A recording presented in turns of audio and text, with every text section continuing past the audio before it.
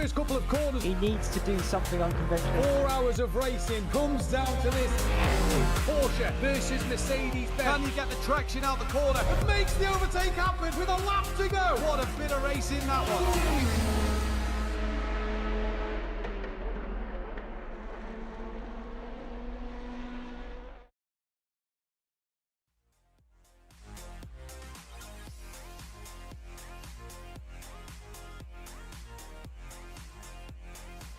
Barcelona sets itself down as one round of the opening of this championship that said, we're going to go absolutely all out and give it what it takes.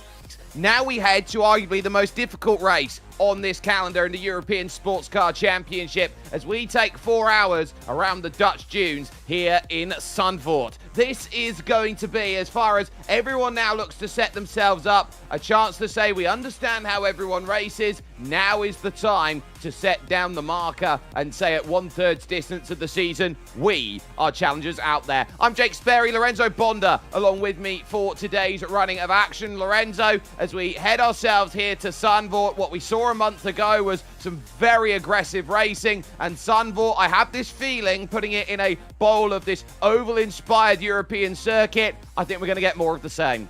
Yeah, I pretty much feel the same thing, Jake. My first question to you is, how are your oxygen levels? I would say put me on the top of a mountain and see how well I breathe. I guess that's the way things all set at the moment. But 4.26 kilometers, then 14 turns around this Zandvoort circuit. You run through the dunes out there, the likes then of Tarzan, the opening corner, the big Hugenhol section at turn 3, over to Skivlak at turn 7, Masters then over at turn 8, and then of course you've got Hans Erst and the Arie Luijendijk corner to finish off the lap and proceedings to create a lap around what is a place where overtaking, I think, is going to come at a premium in LMP2, LMP3 and LMGT3 that we run. And of course LMP2 is split into Pro and Pro-Am as they set themselves up, so that's going to be key. Our highlights though, as far as round 1 goes and the practices moving up into it, it's NOP who find themselves in control. NOP in the LMP2 category. Slowood Racing though have got a good start, strong out there, and Vortex retaining their 2025 form will be a concern for many in LMGT3, Lorenzo. Yeah, absolutely. And talking about keys of the race, while we are recapping, of course, race 1, if traffic wasn't, was a key in Barcelona, Jay, I think this is going to be it. I think this is the track that demands most patience. Everybody needs to have patience, be zen from start to finish. The glares, especially after you go into the back end of the track, I would say around the CM Bocht, that becomes more complicated because it's just in your face. And like it says over here, narrowest track, little rooms of error overtaking. So this is going to be quite complicated to negotiate. Pretty much going on what Barcelona is, Barcelona's wider, but the corners make it more narrow than what it seems to be. And it's worth talking about the fact that we'll be racing here into the dark because in-sim time has just ticked over 6 o'clock, and so we'll be heading to at least 10 o'clock as far as things go, with qualifying then all set and complete. Your Dallara P217 is the car of choice in LMP2. It's the only one that is there and available. It is the class color of blue on our graphics with 600 brake horsepower to 930 kilograms of dry weight, with 1 silver driver required to get into the car out there as you push. And in Pro-Am, the requirement is a bronze driver to be there and available. So the difference is nothing to do with the car, Lorenzo, just the caliber of driver you put inside. Yeah, but there are some really good drivers from the bronzes. If I remember correctly, from race 1, Ryan McIntosh got, well, he wasn't a bronze, but he was silver and got promoted to gold. But I know there are some very fast drivers who can make up the whole deficit of, maybe that pace that potentially a silver, a gold, or a platinum might have. So this is the only thing as we're going into Jeep LMP3s. Yeah, which is the class color of purple, 460 brake horsepower with 950 kilograms of dry weight. The Ligia P38, words there out there, I can't read at the moment, it seems, with one bronze driver available then to go and work. LMP3 will be interesting, as will LMGT3 as they set themselves up. So that's going to be some fun run out there as we'll get ourselves the opportunity to talk about that. The likes of Acuras, Aston Martins, Audis, Beamers, Corvettes, Ferraris, Fords. There's a lot that goes out there. Welcome in Khalid Ramadan here along with us for this one. So Khalid, this is, as we set and get ready for 4 hours, the category I think that's got the most versatility. Yes, hi. I have joined mostly as a fly on the wall, so excuse me if I check out of the comms here, but just massively appreciate what you guys are doing here, and not a problem at all. I'll leave you to it. Yeah.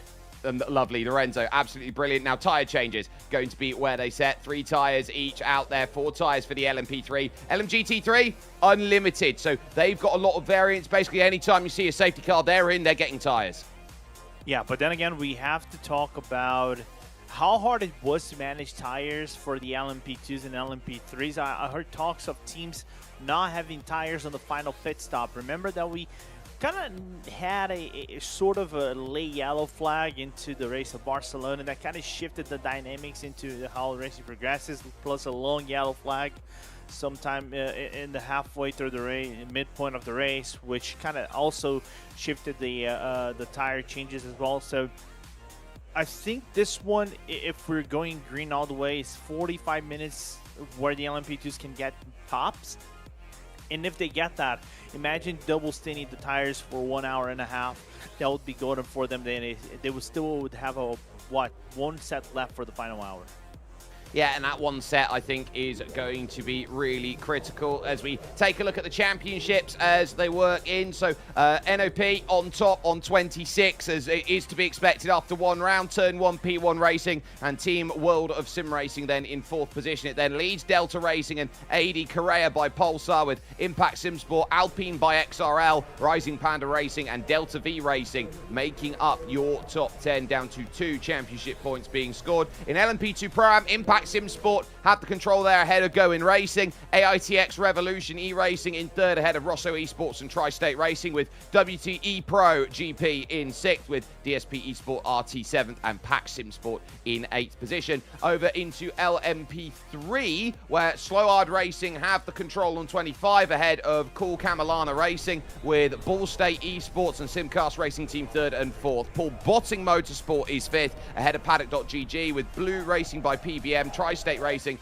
and Sahara XGT Motorsports then on a 0 then through the run through. And finally over to LMGT3, where Vortex have the command at the moment ahead of Project 91 Racing Team. It then leads over to NOP again with Simatox Sensations and Impact Sim Sport. Delta Racing in 6th ahead of DR by TS. Lion GP X Bravo Snow in 8th. And then your top 10 rounded out by Rising Panda Racing and Kitsune Racing Team as they set. There's your balance of performance, Lorenzo. Not much to talk about here. The Ferrari's a little bit heavier, as is the Porsche. Yeah, and it's interesting that BOP, kind of the small changes came in very late of sorts. Basically came late yesterday, so a few additions that putting maybe some weight on the Ferrari and then on the Porsche, which seem to be the better cars during the run. So looking forward to see how that addition of that ballast, you really want to call it, is going to affect the performance of the cars over the long run, and if that is going to do any damage on the tires also on that long run as well. Yeah, and there's going to be a lot to talk about as we go over things. But before we move any place more forward, let's get a chance to chat then with Jordi Vermeulen out there, who's normally in and running about then with the Blue Racing by PBM LMP3. Just a reminder to now, all Jordi, cars, as far as this one sets for you, 4 hours of a race, I know that you do a lot here to help with ACV and putting on the ESCC Championship to go and put forward. But why Zandvoort? Because we don't often get to see Zandvoort in an endurance spec.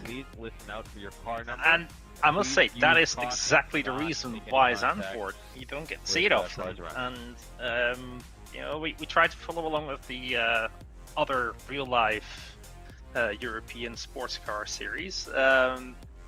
but then obviously a certain French circuit in Paul Ricard is missing in iRacing. So the second round has always traditionally, for a third season in a row, been the round where we can experiment.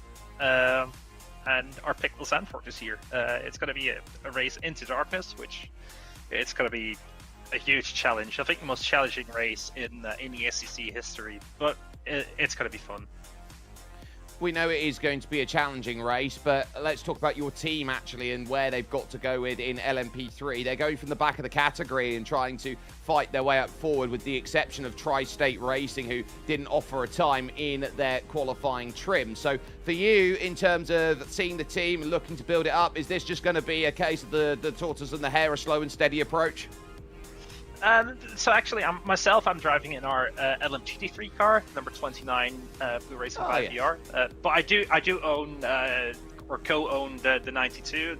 But I think for both cars, the same thing counts. It's just making it to that final hour.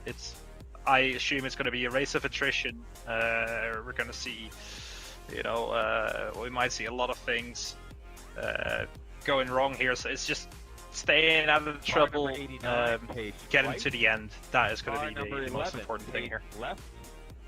And so now as you get set, of course, you've got David Raleigh, you've got Connor Swain, who are there to help you out over the course of the running of this race. So as far as it sets now for your LMGT3, you set yourself personally out there a challenge of saying, right, we're going to be in and about. Again, we're nearer the back of the field looking to charge forward, but there is that propensity of lap one and a lot of oval banking around here. So how are you looking to try and avoid things if, say, the track does in fact bottleneck? Well, what we've told David is to just take it easy, and even if he thinks he's taking it easy enough, then he needs to take it even more easy. There's nothing to gain if we get caught out in someone else's incident on this first lap. We know that we're on the back foot, but we also have it in our team DNA to fight our way back up whenever qualifying is not going the way we want to. So I have full faith that we'll be right up there by the end of the race. Well, let's hope that faith pays off. Jordi Vermeulen there joining us then over from the number 29 Blue Racing by VR LMGT3 effort that sets itself in. Now, pacing has begun out there, and as far as they set, the clock does not start until the green flag drops out there. So a chance to walk through category and see exactly where everyone has lined themselves up. So the NOP LMP2 then got the pole position time on a 125.290, a full 2/10 clear of turn 1 LMP2, piloted at the moment by Ryan McIntosh. Rising Panda actually end up with third with Ryan Ware, as Nathan Walter will be running for a P1 Racing in fourth position. AD Correa is then in fifth by Pulsar LMP2, as Murmica Group ME Sports are sixth, ahead of the two Deltas. Delta Racing with Eric Tadeu Gonçalves, and then Delta V Racing with Damian Viri, then in the 25 machine in eighth. Your top 10 around, or you would see the LMP2 would have Lion X Bravo. They'll go from 10th position here, Lorenzo, as World of Sim Racing Team LMP2 goes 12th. As you get a hand on the likes of Alpine by XRL way down the order, you got a hand on the LMP2 Pro-Ams. Yeah, absolutely. So we got Tri-State Racing in first place, starting from P11 basically, with St. Vaughan in the car. Then it goes to Luis Vasquez in the Revolution e-racing team that goes right behind. Then Impact follows suit. Rosso Esports is in fourth, but he's going to be switching with Pax and Sport as they go through the field. Then DSP Esports, Gowan will be in 6th and 7th respectively. Then I think the last one, just trying to find the ePro G2. Actually, they are in the field as well. It's just I think they are fourth place in the category in the LMP2 Pro-Ams. But I think we're going to get 2 laps. I'll pass it over to you, Jake, over the LMP3s. Yep, we're cool. Camilana Racing LMP3. They've got Zachary Lobold then behind the wheel, who has the control of the division, as Paddock.GG LMP3 and Zhao Tome will be then in second. Ball State Esports LMP3. It's nice to see Ball State represented out there, and of course, for those who understand of Ball State, has a very good connection with iRacing, as it's also the alma mater of Drew Adamson out there, Ball State University. Sloward Racing LMP3 is then in 4th position, as Simcast Racing Team LMP3 starts 5th. Paul Botting Motorsport LMP3 with Connor Botting behind the wheel is then 6th, ahead of Flight Level Racing 73 with Paolo Calvo, and Blue Racing by PBM LMP3 George Watson in the number 92, which leaves just your LMGT3s. Yeah, absolutely. So going to the GT3 is going to be XRL Esports, and then Vortex as well following suit their good performance in Barcelona. Then Project 91 and Delta Racing by Tri-State is going to be the second row. Then we're going to Delta Racing Bravos Noso, all Brazil, third row in the back with Screen Moose Motorsports and JAS Competition following suit in the 4th row. Then we're going to Civitalk and Impact, then to Rising Panda Racing and Kitsune. Then we're going to Blue Racing by VR, Purple Body Motorsport, basically technical partners right there. And then to finalize the rows over here, the final row is going to be NOPLM GT3 and Bolt Esports, Jake, to finalize our GT3 cars. And I do note that Tobias Machka then over at Bolt Esports EV LMGT3 is not out there on circuit, so at this moment in time is at risk of not making it. Tri-State Racing LMP3 with Piers Berry are down on pit lane and will have to start from there as we get ourselves set then for racing action. Do not mind the clock, which has ticked itself over and put 8 minutes down on the clock already. We will get going at the start of this race, and that will set our 4 hours into motion as we look and push on with everything where we go. So now this is going to be, I would say, the most interesting start to this race. How aggressive do they want to be? How much heat can they generate into their tyres at the Dutch dunes? Because in these evening conditions, it's a 27 degrees Celsius track temperature. It's on the cooler side and only is looking to get cooler as things go. A driver in the front is a driver who is no stranger to victories out there. If you understand the Sim Race Sweden Esports League, Marcus Byfeld is a sensation there, and he is lightning fast, and he is looking to try and convert that pace over into a strong strength. But he's got Ryan McIntosh alongside him here for company, who will have the likes of Pedro Marquez and Alyssa Lindahl to go to over the course of this one. Lorenzo, just very quickly, how do you see this one going through in terms of an aggressive start? I think this is going to be more conservative in my point of view than probably Barcelona. I think this probably would be the most conservative race start of all season, because it is easy for you to lose the car. It's so easy. And they have to be mindful basically of the first 3 laps of this race. So we know that one wrong move will rock the apple cart too much, but who will stand themselves on ceremony today, as they know that 4 hours of racing is on the clock? The lights off on top of the BMW M2 iRacing safety car, as it will pull its way as it heads through Ari Luyendijk corner over to pit lane. And so at that regard, the chance is going to be setting itself up into position. Who wants to take this second round of the European SportsCar Championship? Pace car dives itself down onto the lane. Marcus Byfeld will have the control of the category as the green flag drops and we get ourselves underway here, and immediately there's 2 wide and potentially 3 wide through the middle. Radovan Zankel's had a great start there for Murmika, as has Delta V and Damian Viri, who has done very good off of this get-go. They around Tarzan without any worries at all, and all categories together with no separation, which I find incredibly interesting to go through. Already troubles down at the Gerlach corner. We got 2, 3, 5 cars off, and Viri is the first of the big names. Oy, oy, oy. Yeah, we're going to get a virtual safety car over here already. We kind of predicted how this would go, especially with these 2 That's slow on. Yeah, that's slow odds LMP3, Tarek Muich, then who's dropping down and losing time. And so that is a very tough start to this race. A virtual safety car called. You got Zach Sweeney in the Paul Botting Motorsports LMP3 who's had to take the tow back then to pits with damage. But the virtual safety car officially has called itself in. In fact, that would had to have been for a tow. So Eric Tadeu Goncalves involved in this one, as too is the likes of Kitsune and Mattia Crescenzo there that's gone through. And the catalyst of that, in fact, I will argue going in, was AD Correa by Pulsar. Bruno Carrera basically running straight up the back of Damian Viri going in, and then everyone basically scattered in the smoke screen. Yeah, just trying to survive. Look at how it happened, especially as they come into the DT3 field. As they are closer, the smoke is coming down, but it's just crazy how this race start can be. We're going to look now properly on the replay. I think just missed maybe a little bit of the breaking point. Got hit on the back by the Delta LMP2.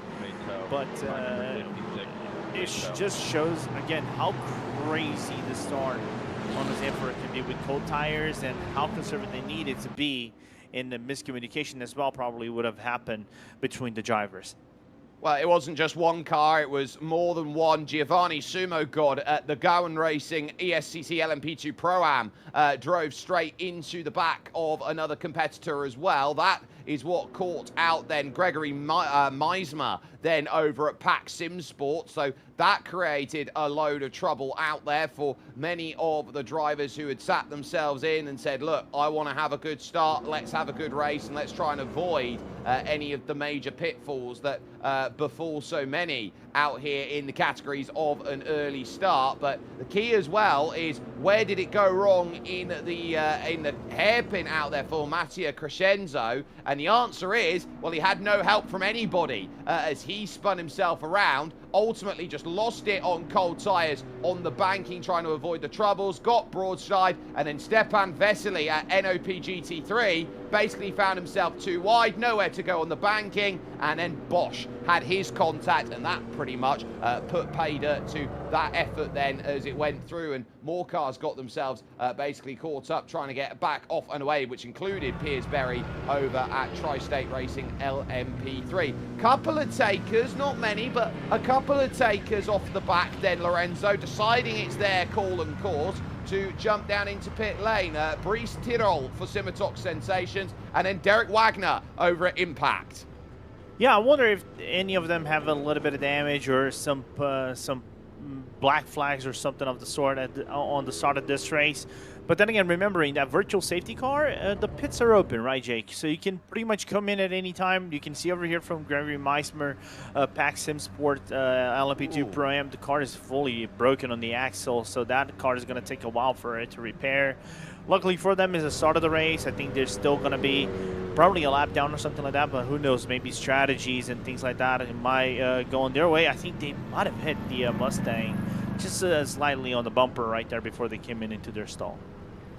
Yeah, so that's going to be no good, and that's going to cause a lot of issue out there over the course of the running of this race. You're trying to avoid as many hits as you can as you always try and run on through, and I am definitely not shocked to understand that there are no fast repairs available. If you break it, you bought it around here, and so if you find yourself in dramas, you will be out OUT, and not one of these where, okay, we'll give you a life and hope you'll have the chance to survive on later on into running. So I think that's going to set itself up, and a chance then for drivers to basically breathe, get a chance then to cover on that speed, and it's really tough when you're going out there and you know you've got to get yourself into a running speed out there, because they have to only travel here at pit limiter speed, which around here at Zandvoort, 60 kilometers an hour.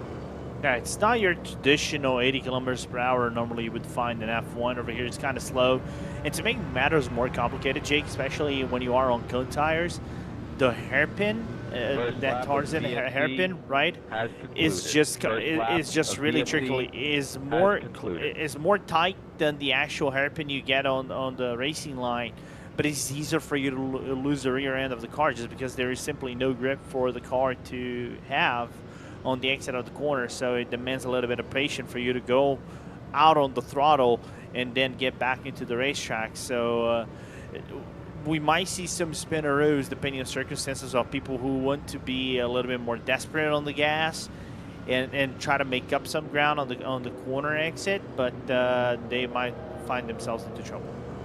Big Declote then currently piloting the Belgian Vortex LMGT3, currently your leader in the category that we just had a look at. We'll have Maiko von Luck to go to, and Joran Ongelen then as the other driver that will sit into the car. Sam Vaughan then currently running around for the Tri-State LMP2 Pro-Am at this moment in time, and he is looking to try and get as much of a good, strong battle out there as possible to say, look, I can be someone who can go out there and really make this push on the virtual safety car. And the understanding here of where Vaughan is sitting, I think they'd be very, very comfortable with the way that they have worked in Pro-Am, seeing as they are directly behind Henry Mantle and the Impact Sim Sport LMP2 Pro-Am. Yeah, doing a really good job so far. Of course, we have to remember that PAX was very close to them, as now I think we're going to get our safety car, and pits will be closed after, since the NOP already gone after the start-finish line. But one thing is a team that was looking for results into this championship, and I think after what happened in Barcelona, they had a little bit of a promise of results, but of course they ran into some problematic issues during the race, and they fell back. Hoping over here they get a good result and propel themselves into the championship and make the LMP2 closer, the LMP2 Pro battle closer as the championship wages on. So full safety car now comes out in this scenario, which means that the field will have the chance to fully bunch itself back up together again. So for Marcus Beifeld, he will know that he will have to do the work all over again to pull himself away in the number 89, with Oliver Vorlin, who's going to be along with him for company in the second half of this race, and he knows that he's got to build a very good margin here to lay over turn 1 and P1, who are there directly behind. The number 10 over at P1 Racing will have Tobias Heckmann to go to as their secondary driver away from Nathan Walter. But they ultimately know and understand that this is a really great chance to talk strategy out there, Lorenzo, and the extension of the stint, knowing that they have only run, I believe, 4 corners in anger. Can you even say four corners properly? I think I would say 3. But then again, what is a 1 corner difference anyway? But yeah, I think this is, like I said before, I think for LMP2s, it will be not just a tire game, but also field game as well. I was doing a few matches when I was running into free practice, free FP2. This car can do from 29 laps on track to 31 laps on track if you are saving fuel, of course, on a green flag run. That the max you can do is approximately about 45 minutes, and it's getting really close. It adds up to the 45 minutes when you get into the stall, Jake. So imagine you can do 45 minutes on a stint and just double stint tires, because these cars, they have to double stint. LMP3s is easier. You can pretty much manage with 4 sets the whole race, as we see the paddock.gg car lead on the pack. So this is something they have to be mindful of moving forward as Jean Thomas is driving them out. Is LMP3s is still hard for them to manage the stint on the long run, because it wears out quite quickly, especially on the under braking. And this is a track that kind of eats up the left fronts quite quickly, much like it was on Barcelona. But the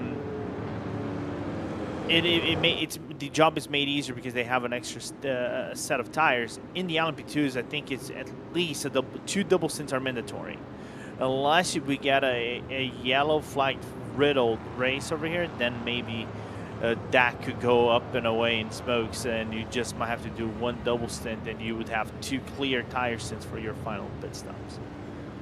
So I know here LMP2 is actually very dispersed. LMP3 LMP3 is what is the most dispersed out there at the moment, with Paddock who lead out there at this moment, Lorenzo, because you've got 5 cars directly in behind, so that will be Simcast Blue, Flight Level there with Paulo Calvo, and then Zachary Leibold there for the number 76. But then everything else after that, Ball State is knocked in behind the LMGT3, slower down towards the back, Tri-State towards the back because of where they started, and because of the misstart for Zach Sweeney, they've had to go right to the very, very back of the number 62. There is Zach out there, who's more fabled for being behind the mic out there with Connor Botting, and that would have been down to the fact that Connor would have had a drop right at the start of the race, and so basically what that says is, right, your turn, Zach, get in, start the car. Yeah, you know what Zach just told me? He just messaged me while you were actually speaking, Jake. Thank God for VSC. That's the only thing he said. It's the only thing you need out there, and I do note a black and orange connection flag technically around Zach Sweeney, so that would have been a cause for concern a little bit earlier on, but has had the ability to address that and continue on with this race to say a virtual safety car can be a way to save you out there in races like these. So ultimately that sets itself up and says, right, we've got ourselves now into position, and I think that they line themselves up, and very IMSA-ish right now, the style of it. And I tell you what, you don't want to be on the back of the train where potentially everyone's running the same speed but wants to have a little jump here, a little jump there, and you get these little crashes where you get that pause and that stop, and basically you've got no way of moving forward, but everyone suddenly seems to want to jam on the brakes and see where the next incident is. Yeah, especially with a start where we're not going to have the classes separated, right? Is everyone together? A good thing is it's going to be a start under single file conditions. That's a good bit, but still everybody's going to be all together. There will be no separation of all. LMP2s are with the LMP2s, LMP3s with the LMP3s, and so forth. They're going to have to manage on their own sweet time how to deal with the traffic. So imagine for Delta, for Zach himself, even Pax, who are now back into the train, how to negotiate the ordeal of, oh, we got LMP3s and GT fields plenty in front of us, and we have to make up some ground. Yeah, there's a lot to try and navigate your way back with, and you're just going to have to be patient, one car at a time, and play the game. The LMP3s and the LMGT3s, their difference, I think, is going to be very interesting to note, because they only have a difference of about 4 seconds, and critically, because we've spent so much time underneath then this period out there, Kitsune Racing Team and Mattia Crescenzo have been able to repair the damage, get back out and away, and they've only lost a lap. Green flag racing this time. Yeah, and I think we're going to get a green flag racing in a little bit, Jake, so back to you. No overtaking. Yeah, not just in a little bit, at the end of this lap. So pace car is going to dive down in. It's pretty much the latest possible availability that they have allowed the pace car then the chance to pull away. So for Marcus Beifeld, take 2 on this start, and he'll be not too worried about turn 1, I would have thought, as he looks to get going with Nathan Walter, Ryan Ware and Radovan Zankel there for Murmaka in 5th position, the Czechian driver that sits there waiting. So now as they get themselves set and wait for the green flag to drop, here we go again, take 2 here at Zandvoort in the European SportsCar Championship. We're back underway.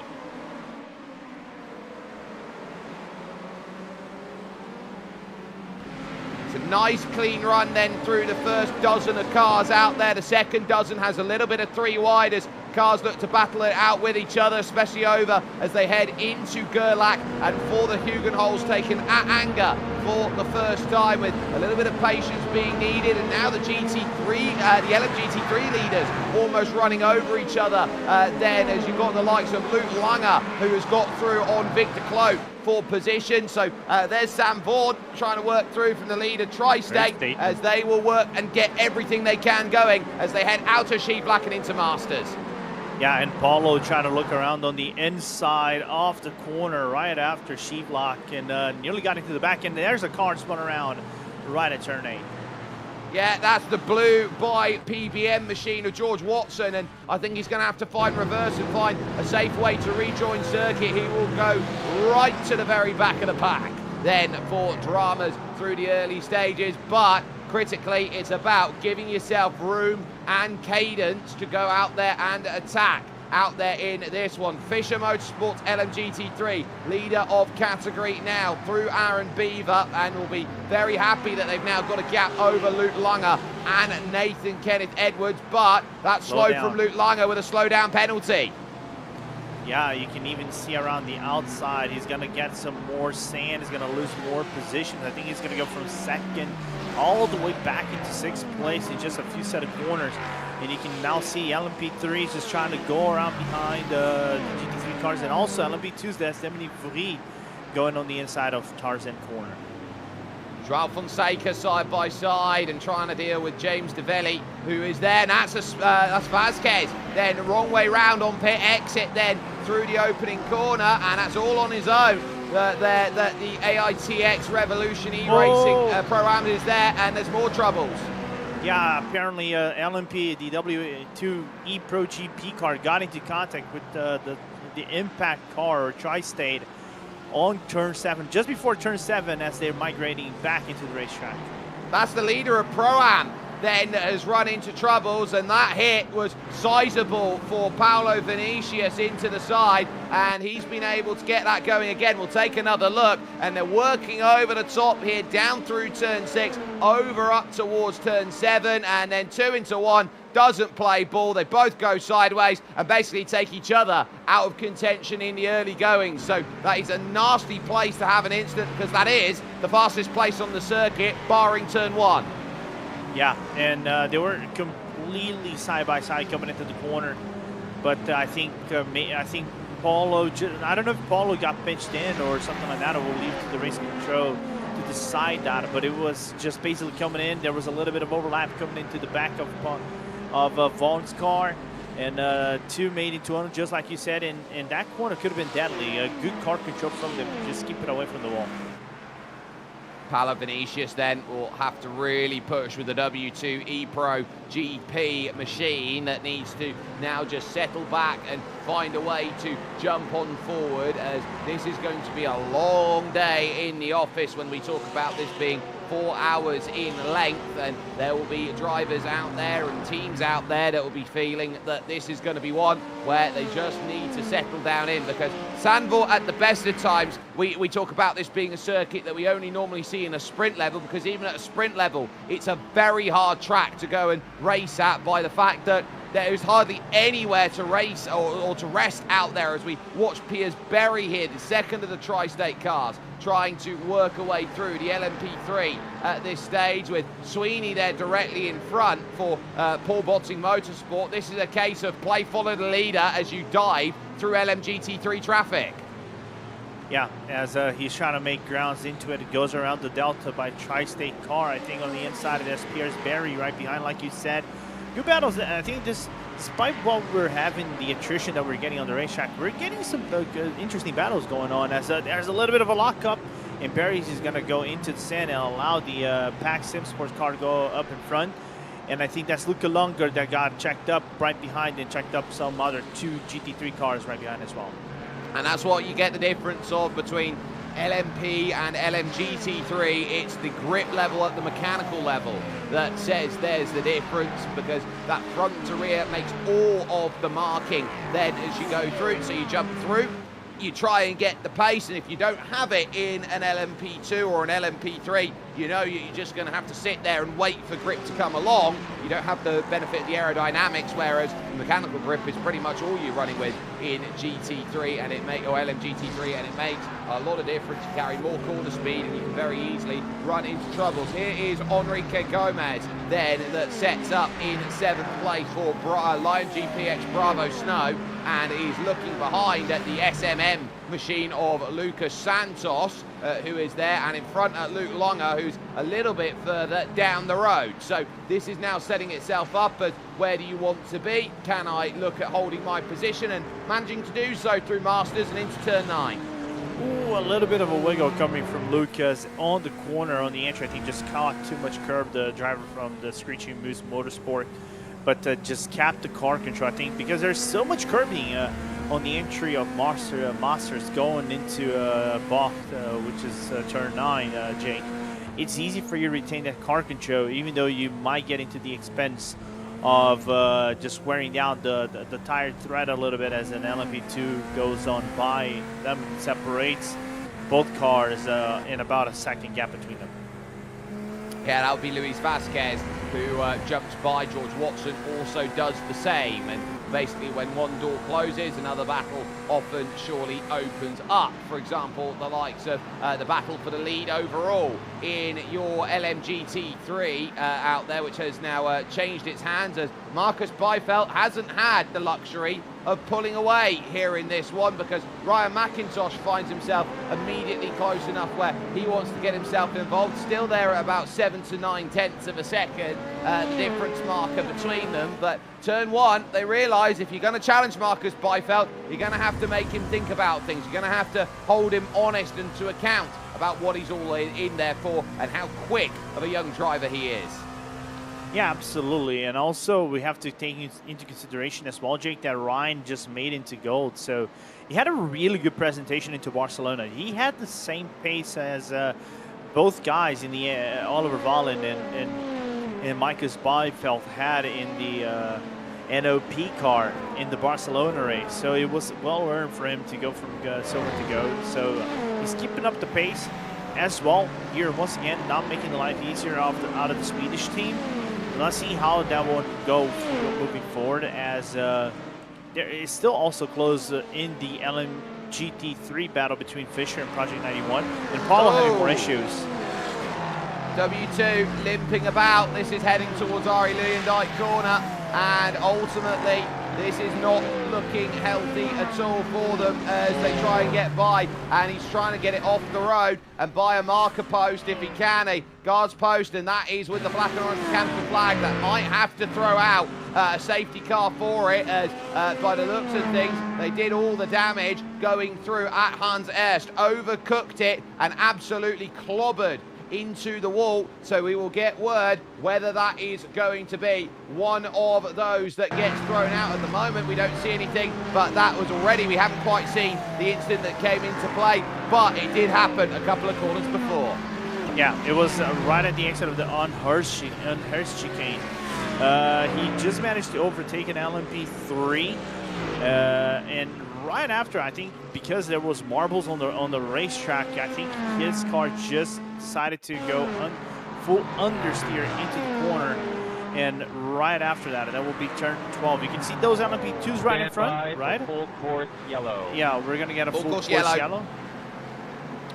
Yep, so let's ride along with this then, because we'll get to the incident in the next couple of corners, but it is, I would say, an aggressive gaggle of LMP3s that are just in front then of the LMP2 Pro-Am that sits itself into position and wants to find a way. So flashes on the light, says I want to get through, then gets down the inside through the first part, and then driving through the right, understeer, understeer, understeer, and just understeer. That is just a bucket load of understeer. Captain Crunch's oops all understeer. Yeah, there was also some damage on I think one of on the other side of the car, just made a little bit more understeer with the front, and I think that's just accrued into bad damage, as Paulo is gonna throw the car back into the pit lane and just make out of the Brazilian team, my team, Jake Sperry, more difficult. And I'll be very honest, I think the boys kind of expected this day to be a little bit difficult. At the moment, it looks a lot bit difficult for your boys out there, Lorenzo. Yeah. I will say that much to a fact, because you're in the pits and you're now having to deal with the damage. Full course yellow has been thrown for it, and so ultimately, once again, the field will then just bring itself into a play of neutralization. We are 25 minutes into running, and ultimately we've got 11 laps into this one, and we'll feel like there is still more to be had under this full course yellow condition. And they will understand that they've just got to keep ticking those laps off. They've just got to keep understanding that cars, when they are close together, will always be in a place where they are looking to try and get anything and everything that they possibly can from the situation that they're in. They'll also keep a note, actually, at the front that Turn 1 LMP2 has a lot of blinking at this moment, Lorenzo, and that will be concerning. It's been going on, I think, since the start of the race of sorts for Turn 1. And I think they had the same thing in the Barcelona race at a certain point, but they didn't get caught into the bad eyes of the race control. They managed to mitigate the damage and thus just kept the car afloat into the racetrack. And eventually, like I said before, you got a solid result at the end of the day, ending up in second place. Yeah, and that solid result, I think, makes a world of difference then when everybody will be trying to say, well, it's a 6-race championship that's long haul all the way in, 1 race a month until the end of the season. You can't always guarantee that everything is going to set itself in play the way that everyone belies and wants it at the moment, but there have been good movers through this field. It's just the question of who is managing out with every single category that is there and in play. As far as the Pro-Ams go, Impact Simsport LMP2 Pro-Am and Henry Mantle still have the mark over Francesco Manuel Arena for DSP, for Giovanni Sumogod for Going Racing ESCC LMP2, as just behind that is the DSP Esport RT LMP2 Pro-Am that sets itself into position and wants to try and move up on the next restart. Paddock.gg then will be happy with where they are with Cool Kamalama and Simcast Racing Team LMP3 then in their division, and then Fisher Motorsport LMGT3 leading their category out over Project 91 Academy and then Vortex LMGT3. So they will now get themselves back going because the full course yellow has now been removed, so back to a green flag situation, and it means that effectively that's more virtual than what we have seen before, and now they can get aggressive on the strategy and say, look, I want to go out there, I want to put more laps in, I want to get more time, and it's preserved the gaps that are there. Ryan Ware is looking around right now. The Rising Panda LMP2 under threat from the Murmaka Group ME Sports LMP2. Radovan Zankel wanting to find a way too. They've also got Gabriel Peckley there for Lion GPX Bravo's LMP2 behind. Yeah, and Murmaka just wanted to get a little bit aggressive on the entry of turn number 9 and then 10 to try to get around, but that didn't happen at all for Ryan Ware. He didn't shook, he didn't get boggled with it, and just kept his composure. And now opening up a little bit of a gap because we know how hard to overtake is on this racetrack, as now the Lion GP by Bravo's no shot LMP2 is now closer. It's actually closer to Zanko, as Zanko is closer to Ryan Ware. Yeah, now have traffic that's come out of the pits in the form of Tobias Machka. So he's made a stop, and there is the one issue that you find here, a unique corner compared to any other, I would argue, in motorsport, which will be the right-hand corner then of turn number 2. Turn 3 out there, the Hugenholz, with it profiled with so much banking through that section, Lorenzo. You do worry that it's not a race to the bottom there, it's a race to the top. Yeah, pretty much. You just have to make... It's kind of funny how you take that corner nowadays compared to the old days, right, Jake? The old days, you would stick to the bottom all the time and then merge yourself back. Right now, it's kind of like dive to the inside and then just run all the way to the top and get all the run you can get in. But it's just how crazy how the layout of this racetrack made the racing more dynamic, as João Fonseca is going to lose the position. The number 67 JS competition having a astounding start of this race so far in the Italian team. Yeah, James Davelli, who's been the one who's been jumping up a place here, a place there. It puts them now +6 on the overall, out there at 4th in class with Victor Cloak. The next one to chase down for Vortex LMGT3. So at least right now, JAS Competition are a team that is on a mission, and that mission is to move and find a position and placement out there. Now, I do note that the reason why Bolt were in there was for a penalty out there, which is labelled as a drive-through for a pit lane start, which has also been put as the reason for car 23, which is TriStar Racing. So imagine that, you couldn't get it up onto the grid, you start from pit lane, which itself is a disadvantage, Lorenzo, you get a drive-through penalty, which again, further disadvantages. Yeah, just, how can you call it? Adding salt to the wound. I think that's the best way for you to call that. Just a little bit unfortunate to see that. I think it might be as well that we're having a little bit of issues out there with the messaging system that is only labelling as a pit lane start. So for the reasons of what they find, I think they'll look around it and say, okay, we've got reason for the instance out there and the hits that they've had and seen. So we'll keep an eye on that as the race progresses around here at Zandvoort. But João Fonseca looking behind now rather than in front.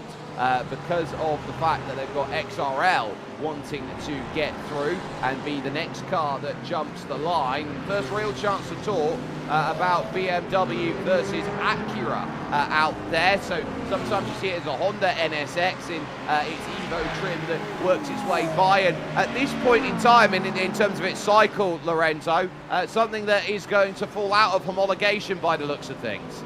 Yeah, just a little bit unfortunate. I like the Honda. I know the Honda Evo was a much needed improvement over the actual car. If I remember, the actual Honda NSX, the first generation before the Evo GT3, was deemed slow.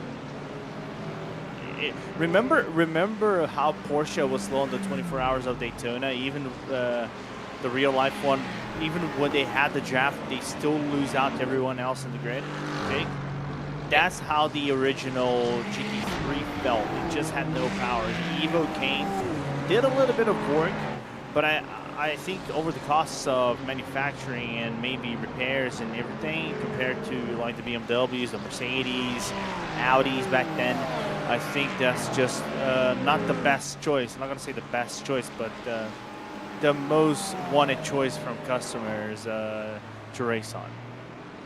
First time that we run through the traffic with your LMP2 field as Marcus Beifeld tries to jump through, and just around that, this is Jesse Molina over at DR by TS, then trying to hold ground in the LMGT3 category over Joseph Akopian. Then at Paul Botting Motorsport, LMGT3 takes the big wide line through, but then he's going to have to be careful on the exit because here comes Rising Panda, and followed in tow by Murmica. That's got to find a way through, and just enough communication. Bang! Contact in the back. Akopian, a massive smash into the wall there, as there was no room given on that one with Radovan Zankel. I agree with that one. Jeez. He's lucky the car didn't get spun around, as that might trigger a full course yellow, just given how damaged the car is, and it might be a risk. We're gonna look on the replay how much of a work Zenko just made him go be pushed off wide. Right line for the LMP2 ahead, wrong line for the LMP2 behind. Patience is the key. Those sweeping S's, you think you can just breeze by. It's the only place really on the lap where you see a marked advantage for being in an LMP rather than a GT. And then you see that level of contact that really puts behind the 8-ball Joseph Akopian. He will not be happy, and neither will his team's Ferrari, as they will both sit, know and understand that today is not going to be what they want, and ultimately not any damage to call black and orange mechanical flag. What they do have is an exposed front left tyre. I'm astounded that car didn't get broken. I think I am as well. I think they have got very, very lucky that they only have minor damage to deal with as far as the stop is going to go. So they've still got a lot more to try and navigate by and deal with, and know that the end of this race is still a good 3.5 hours away at the very least. So there is still a lot to try and uncover as far as they want to get to. But they'll limp around, try and get to their first pit stop, which I don't think is a bad decision at all. Yeah, absolutely. I think just try to mitigate the damage all the way to the end of your stint, and then when you come back in, you just maybe take the optionals while you're doing your own pit stop. Might not be able to do the entire optionals, as I think Rosso is having an issue. That's no good, and that's one of your LMP2 Pro-Ams then that is down in the pit. And they've been connection flagged. Yeah, Fantasi actually had a little bit of a connection issue. Full course yellow. Full course yellow. Okay, so that's going to close the field back again as they all go on through, and sometimes it does happen where a car just drops from it, and I would say right place, right time for many, but Marcus Beifeld, he can't get a gap. Full course yellow call. George Watson there spinning just in front, and now he's going to need to get back into position here as the call is going to be to slow it down, get it onto the binders. 5, 4, 3, 2, 1, and now you will get the call to go down to full course yellow at 60 kilometers an hour. No, you know, as soon as the full course yellow got caught, George, I think, was still speeding. Yeah, they look at that, and if they catch you big, and so that will be a world of hurt. So a full course yellow then that puts itself into play, and so that will now be a case of, okay, calm on the horizon and find yourself with the next few runs, and hopefully it doesn't have to deteriorate further into the like, say, of having to need the safety car out in its entirety. But a full course yellow brings the field back to a place of neutrality out there at this point as they set themselves up. To box for repairs. Car number 13, box for repairs. Oh, so they're gonna pull the 13 in for repairs. So they are going to say there's too much damage on the Paul Botting Motorsport LMGT3. Yeah, I kind of figure because the steering, if you're looking on the cockpit of the car, I think it's not fully straight. Yeah, you can see it's not fully straight, so that is a risk for other drivers in the racetrack of sorts. That's more than a risk. That is very much a case of, can you safely navigate that car about? And there's a lot of sim racers who can, but you don't want to take that risk, and race organisers understanding there is a car that is markedly wounded in terms of its pace. They have neutralised the field and told that car, we want you safely off the racing surface and repairing it before you can get back out and really challenge for what you are capable of. So for Paul Botting Motorsports LMGT3, that's going to be them pretty much fighting on the back foot, and you can really see here how much that tyre is pinned in as it works on with the damage that has been attributed to it. So the key as well will be how much that Ferrari has been smashed up on the back, because as far as I can see as it works through, it looks okay-ish for the time being, but has obviously dealt with a lot trying to deal with the faster LMP2 that has come along and joined the scene and basically left on a hit and run. Yeah. Unfortunately, I'm just trying to look around and see if there's anything going on in terms of protest, because we know that can happen, but for now, apparently nothing is being investigated by the race control at this current moment. But this was clear cut on the broadcast, so I think even race control might be paying attention to this and might be logging in something real soon. They definitely might be, and there is W2. They're back out and away again, and they left under the green flag period last time around, and so they know they've still got a long way to go as they are absolutely stone cold dead last in this 45 car field right now. 2 laps down on the likes of Kitsune and NOP LMGT3. PAX Simsport Pro-Am is their nearest car to chase, but that is a full 4 laps away. Yeah, I was talking to Paulo and Marcos before I jumped in over here on the broadcast booth, And we all agree this would be like kind of like a battle royale. We didn't expect that we would be victims of this battle royale so early on and be dead last, especially when we need points for the championship. So it's a little bit surprising. But anyway, that's just how Zandvoort is. I saw Corbin Lenaway. By the way, I am looking at your comments, Corbin.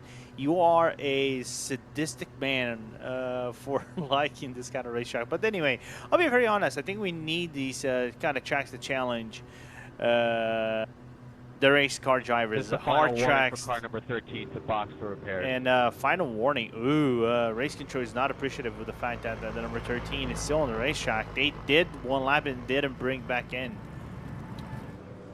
Well, you don't want to start ignoring race control, and if they are going to do so, then they are going to park them as their next port of call. It is, you don't ever want to go to that level, but you do have to listen to what race control says out there for you, and we're going to stay under this full course caution until that becomes the case of reality. So I would argue at this moment in time, right, I need to try and find a way to get through the level and to deal with the scenario that is befalling those in front, and ultimately this is holding up everybody else in the race, taking another 5 minutes out of the equation and leaving everyone with a little bit of concern as to how they go and get about. So they must come down in, they must take their service, and they must do so mandatorily as instructed to by race control. What also is worth keeping in mind is the fact that what it does to LMGT3 is also an interesting moment to say, because Project 91 and Fisher are clear. It's a long gap back to the Vortex LMGT3. Yeah. It's insane if we consider the gaps. 31 seconds is the gap they have to the remainder of the. This is something that boggles my mind, Jake. Is not to the next car. And of course, this is yet to update, but it's just crazy the fact that the rest of the field is 30 seconds away. Yeah, and part of that will be because as they sit in the safety car window, the pace, the average pace, of course, has dropped significantly. And so by that regard, the understanding is that the pace level and the gap looks a little bit larger than it actually is in reality. So I wouldn't call it 30 seconds. I'd call it 30 seconds trundling at this pace, but I wouldn't necessarily call it 30 seconds by the time we get back up to green flag running. Yeah. Of course, this is still yet to update. And looking at the race car, I'm looking at Joseph over here still on the Pole Body Motorsport, since he's on the eyes of the public and everyone else. He's right about to reach Hans chicane, so he's very close to the pit stop. So we have to observe if he's going to come in or not. Because I know there are sometimes, I don't know if it is with you, Jake, that race control might be muted so just by your configurations in iRacing, just for you to focus full on, and you leave to your teammates calling you out. And I don't know what situation right there on the 13. That might be the case for the 13 right now. Very much might be.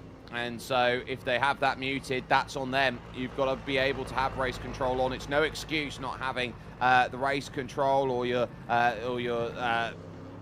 having the in-game communications turned off. That's not an excuse. You need to come in, you need to take the service, and someone will have to get into Joseph Akopian's ears to say, look, you're going to need to take this, and you're going to need to take this PD and Q, as far as our understandings now all set up. So lightning fast is going to have to be this stop. They are the only team that is going to have to come down in and get things sorted. Still pulling over to the left-hand side, and I think now realizing, no, I do need to come in, I do need to take service, and has decided to take it down pit lane this time around. Yellow ending in 10 seconds.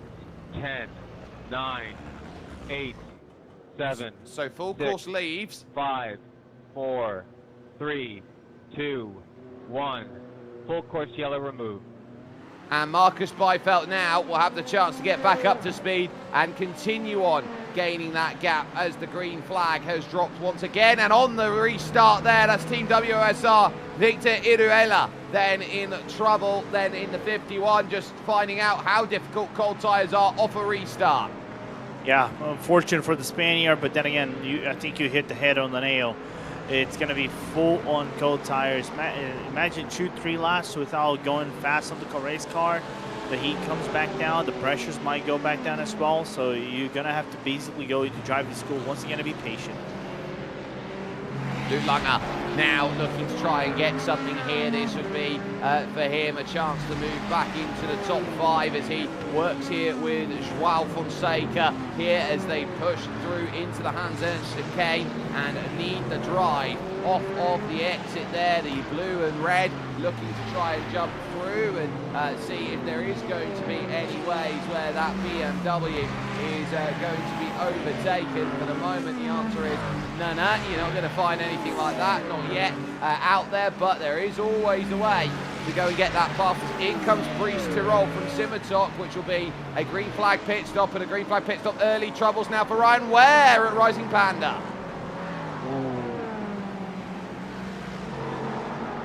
Unfortunate, but we saw Rising Panda having issues back into Barcelona. Let's look on the replay. Is it going to be the same issue we saw Iruela have just a few moments ago? It will be.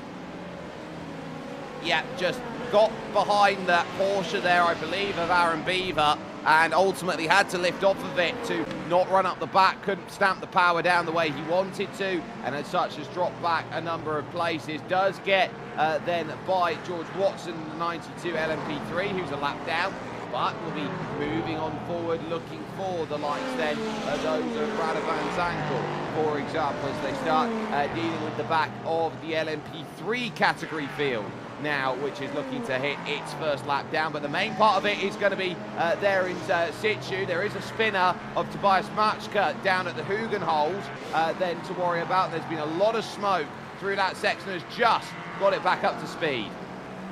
Yeah, it's crazy that this many things happen and we're only 45 minutes in.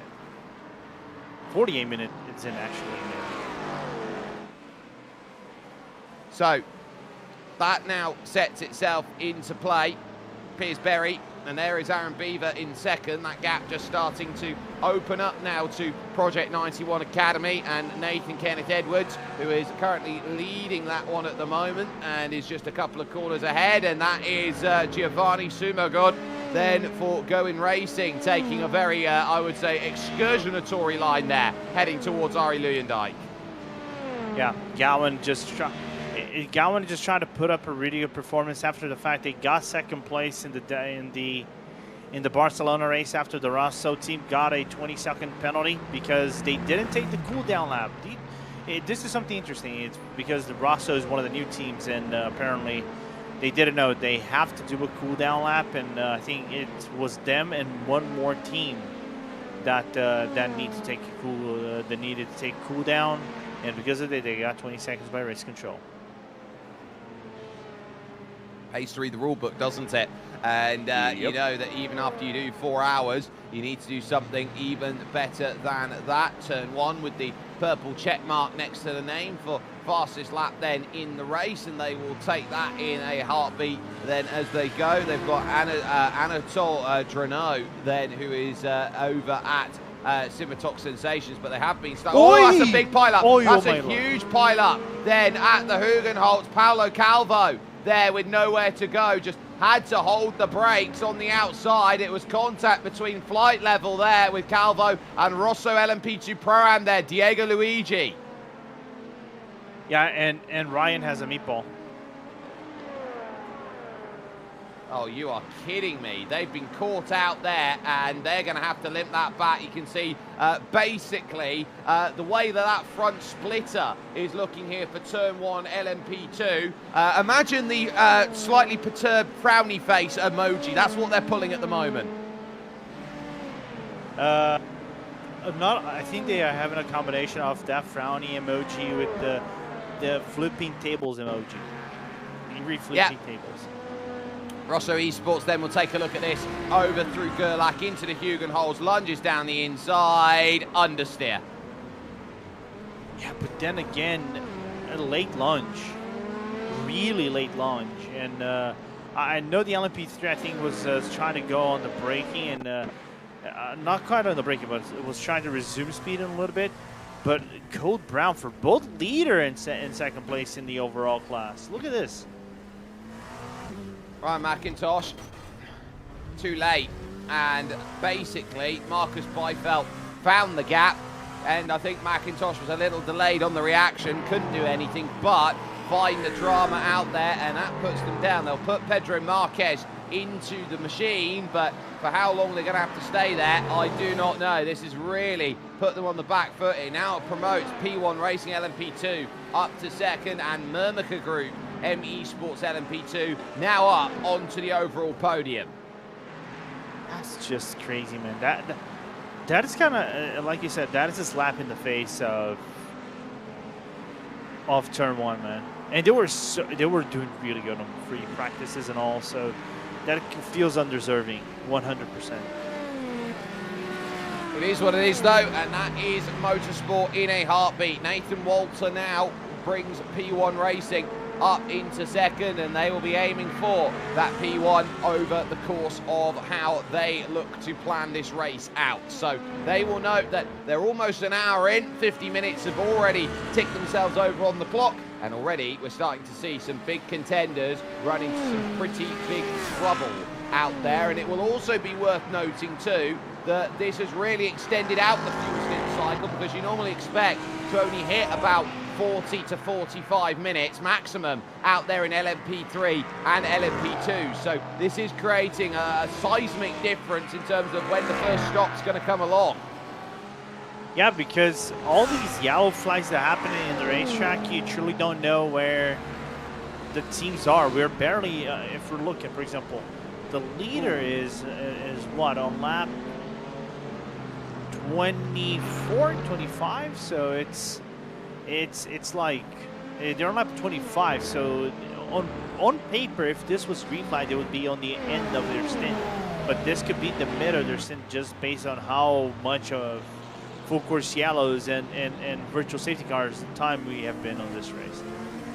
Bruno Carrera then for ADC by Pulsar, looking to just get the jump there on João Fonseca over at Delta LMGT3. Luke Lunger just behind wants to take the place back away, which would be for a top 5 in classes. The battle is on in your LMP2s right now for 9th and 10th, or 8th and 9th in class at this moment in time. So Victor Iruela then and Bruno Carrera continuing on with what they've got, but they're also eyeing up the fact that they've got Damian Viri just in front for Delta V. They know that they've got another car in front that they can focus on, so the emphasis on needing to battle, I think, is lessened. Yeah, but I think more importantly, just try to get safe through the traffic. There's the JAS competition they're going to get in front. Delta V is going to clear themselves out of Vortex. That is P3 in the LMGT3 standings. But this is definitely going to open up the room for Pulsar, ADC by Pulsar, to actually dive down on the inside. Not going to be over here, but definitely going to be at the entry. Maybe not this final corner, but turn one for sure. Or not. Yeah. Not anymore. No, not anymore. So there's the clearance, and ultimately Carrera's going to turn around at this. You've got Victor Iruela then on the left-hand side, just trying to manage and maintain as it goes, and not going to be there to get the pass done. This is going to be a case now of trying to find the angle, not there at Gerlach. You're going to have to go over to turn 3 here, the Hugenholz, get the big run here, use the banking, drive it off the exit, gets very shallow down low, and now gets the run. But up over the hill they go, an instant responsibility, which means that the 18 machine is going to be now dinged with a penalty, and so that'll be going racing LMP2 Pro from second in category. They will have to come down the lane.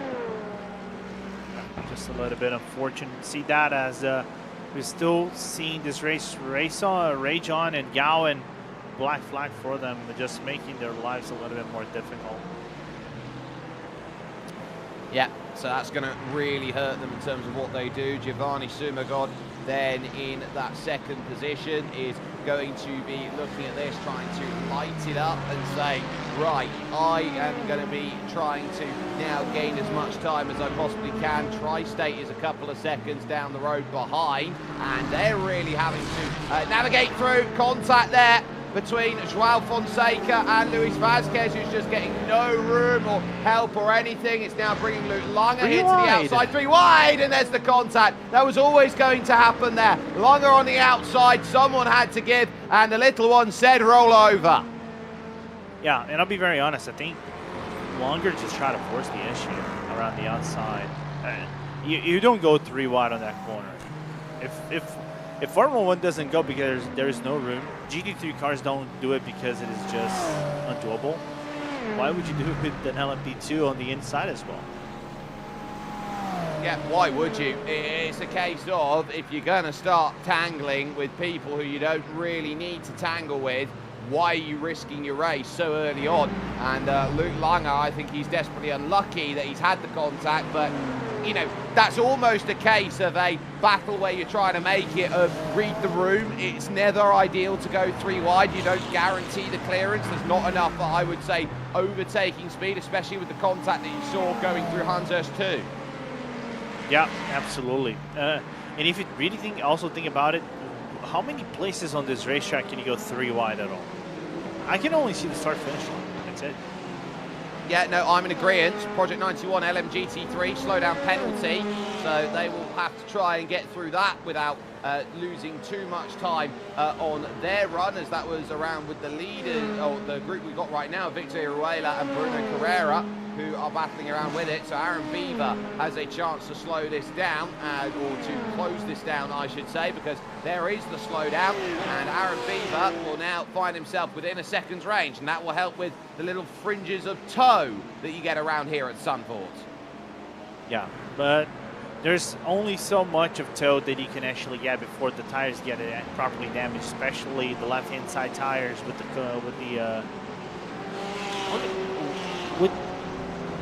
the dirty air that is provided, especially on the fast corners like Schivlach and arguably the Arie Ludendyke if you just ride on the back shaft of someone. But anyway, at least we got a fight going on again in the lead of LMGT3, as we have again now showing the penalty for Gowan properly. Yeah, there it is, top of your screen, instant responsibility. You're going to get dinged for that one, and do not find yourself in a position where you are making troubles known. Flashing the lights then says, please let me through. And there for Tri-State Racing LMP2 Pro, Zandvoort does get the clearance to Luis Vazquez. Then just behind for AITX, trying to follow by and move on up the LMP2 Pro-Am division to get up into second position. And for the moment, they will stay as they are as we tick towards the end of the opening hour. This is your leader then in your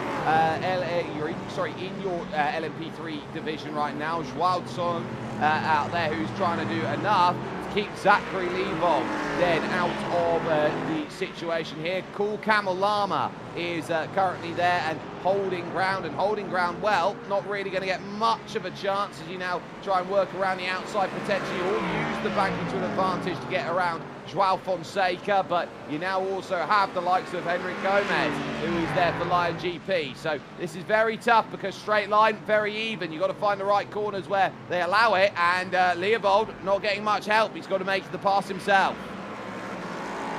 Yeah, just gonna have to work around, find a way to actually do it. I think he's gonna only gonna be able to do it after Hugenholz. You can see him riding wide, trying to get a little bit of acceleration and speed, then bolts himself out of the corner, just makes the overtake on the Mustang. And now he's gonna have to be patient and work around the BMW. Meanwhile, I think the Lion GP by Bravo's No Shot in 38 had a slowdown and just managed to pay that slowdown in due time, but didn't lose any positions whatsoever. Well, they're fortunate that they didn't, but they built the gap, and it's allowed them to serve that penalty, which will cost you about a second or two as you look to get it around. And Zandvoort is a notoriously difficult circuit through some sections because you've got a lot of chicanes where you can pick up an instant point here or an instant point there. You've just got to be very alert to it, as there is De Clos in the Aston Martin, who is going to now see that is JAS competitions through and up a position and into third with that one, and that is not good for Bravo Snow as Lion GP get the spin and a heavy amount of damage then coming off of what looks like Hans Urs. So that is the black and orange mechanical flag, and that I think they're going to try and limp it back, and that's not wise in that position. Fine reverse, yeah, leave them a little line, but I would just leave that there and just take the toe. Yeah, I agree. I agree 100%. I think now they have some overlap. They're going to try to come back into the racetrack, but you can see the car is fully broken. I think this is going to trigger a full No, course they're going to have to park it. Yeah, and race control, I think race ahead. control's going to have to do something about this one here, because look at the level of speed that they've got. This will hurt the likes of Stavros Mouzaitis then for Alpine by XRL Esports, but you know, they've just about got it carrying up to some form of momentum here. We'll pull over to the right-hand side and down into pits it will go, but oh look, can't even get it controlled coming down in. Very nearly catches the attenuator. Sketchy, but at least he managed to make it out on his own 2 feet. That's what's important.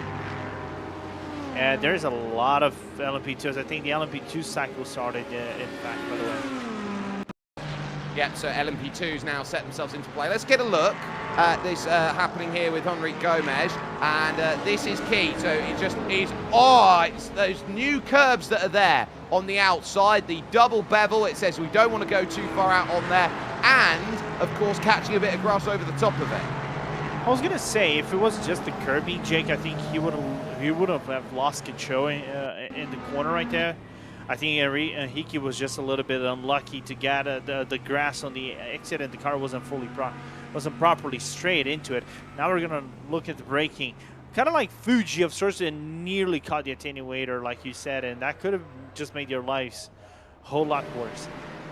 Yeah, it would have been exponentially harder, as we've got some takers down in the lane now for their first stops. Vasquez in at AITX, Ryan Ware at Rising Panda down in the pits. You've got the Paddock.GG LMP3, which is down in there. That Ligier taking their first stop of the race. So we are seeing then the first of the pit stops now cycling themselves through and giving the understanding of where everybody is looking to go and race. There is Damian Viri over at Delta V Racing. They can extend it out a little bit further as we are well into the second hour now starting, as the first hour has scored itself complete. Another car in the background coming into pits, another one driving through the gravel. Henry Mansell at Impact.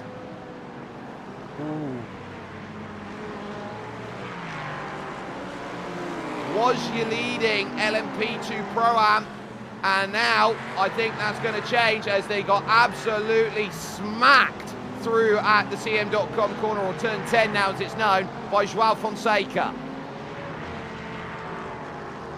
Yeah, looking forward to see what's happened on the replay regarding that issue, and just the impact gauge is going from bad to worse at this current moment. Despite being in third, that's what's important, but that could have been much more complicated. Here's what happened on the replay. So lunges down the inside of 9.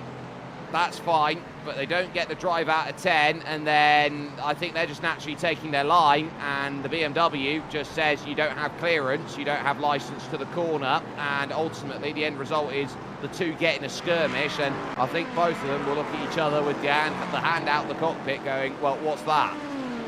Yeah, and he got really lucky that didn't hit the wheel arch.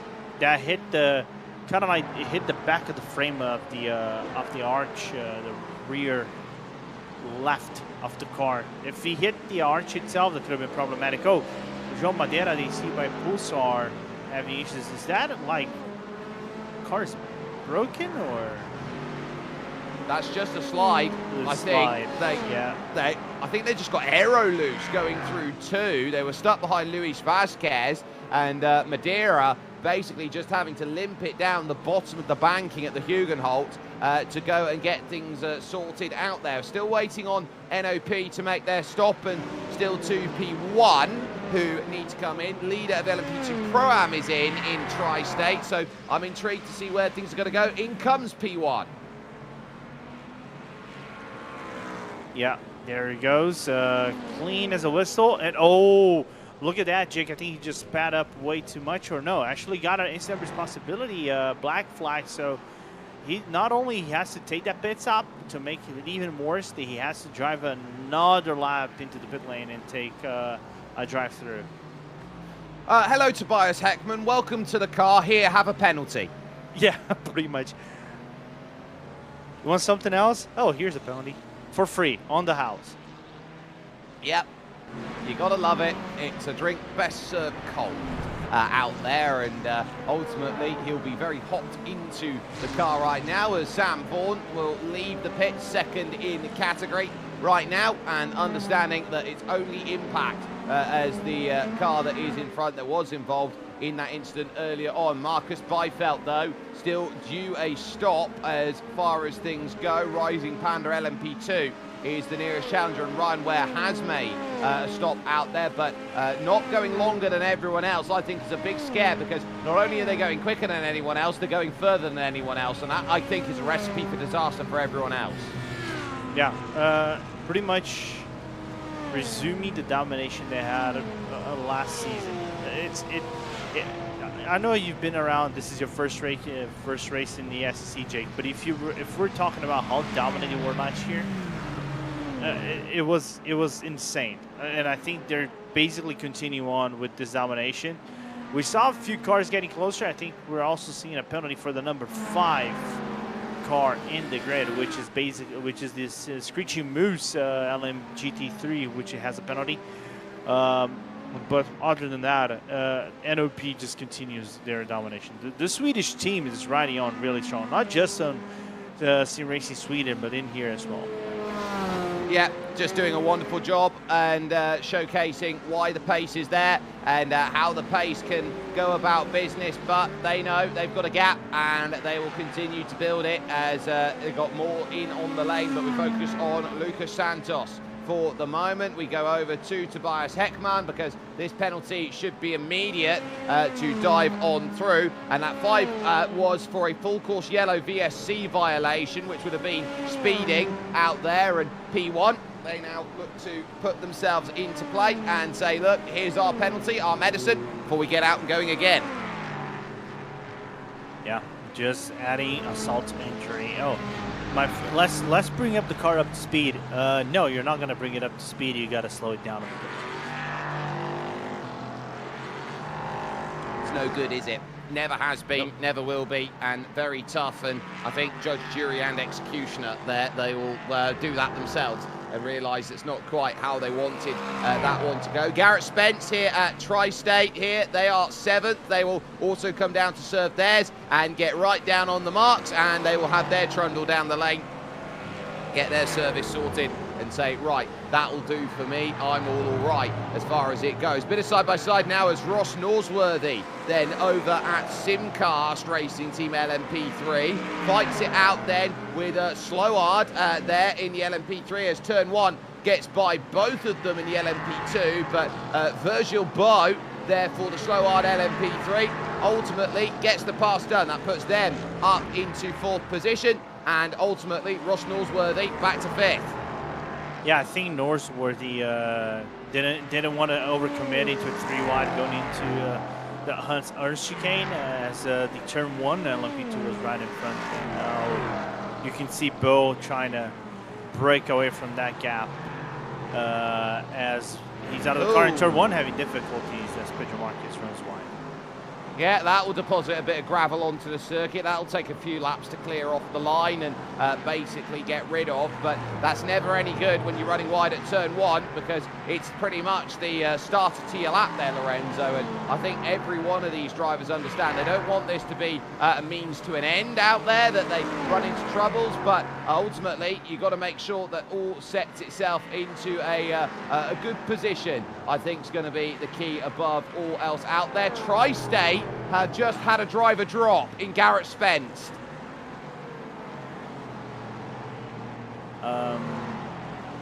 Poor Garrett, man. And that's just That's bad. It just sucks. At least he did it on the pit lane, though. Yep, at least is the key out there, as a warning then for improper procedure is going to be going the way of Rising Panda LMGT3. Oscar Montaigne then behind the wheel, the Thai-based driver then who's currently looking at the progress in the Aston Martin, with Luke Langer down low on the inside. Only place where I look to the inside doesn't work. Yeah, 100%.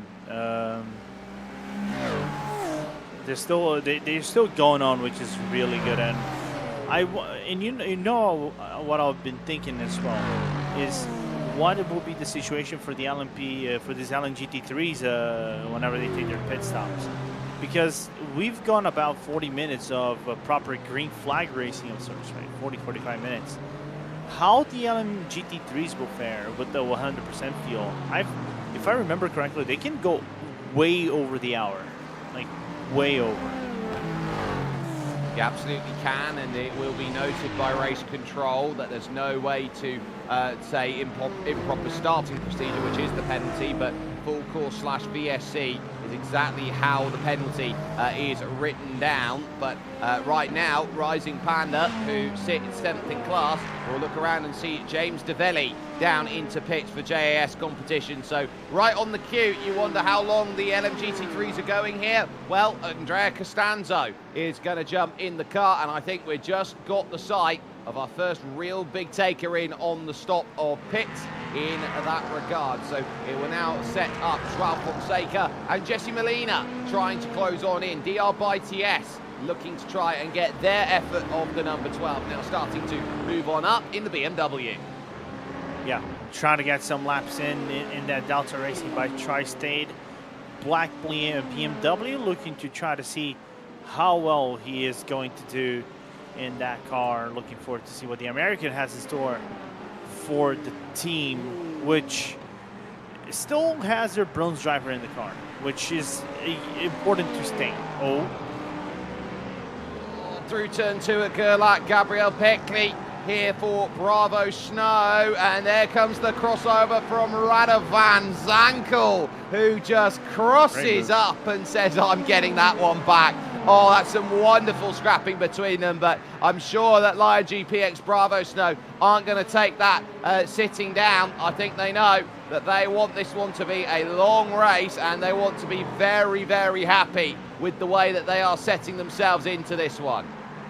Yeah, 100%, but great move from Radovan into the corner right there. Cooked the Brazilian properly. By the way, I think that LMP3 looking really slow, by the way, on the exit of the corner. Which LMP3 is that?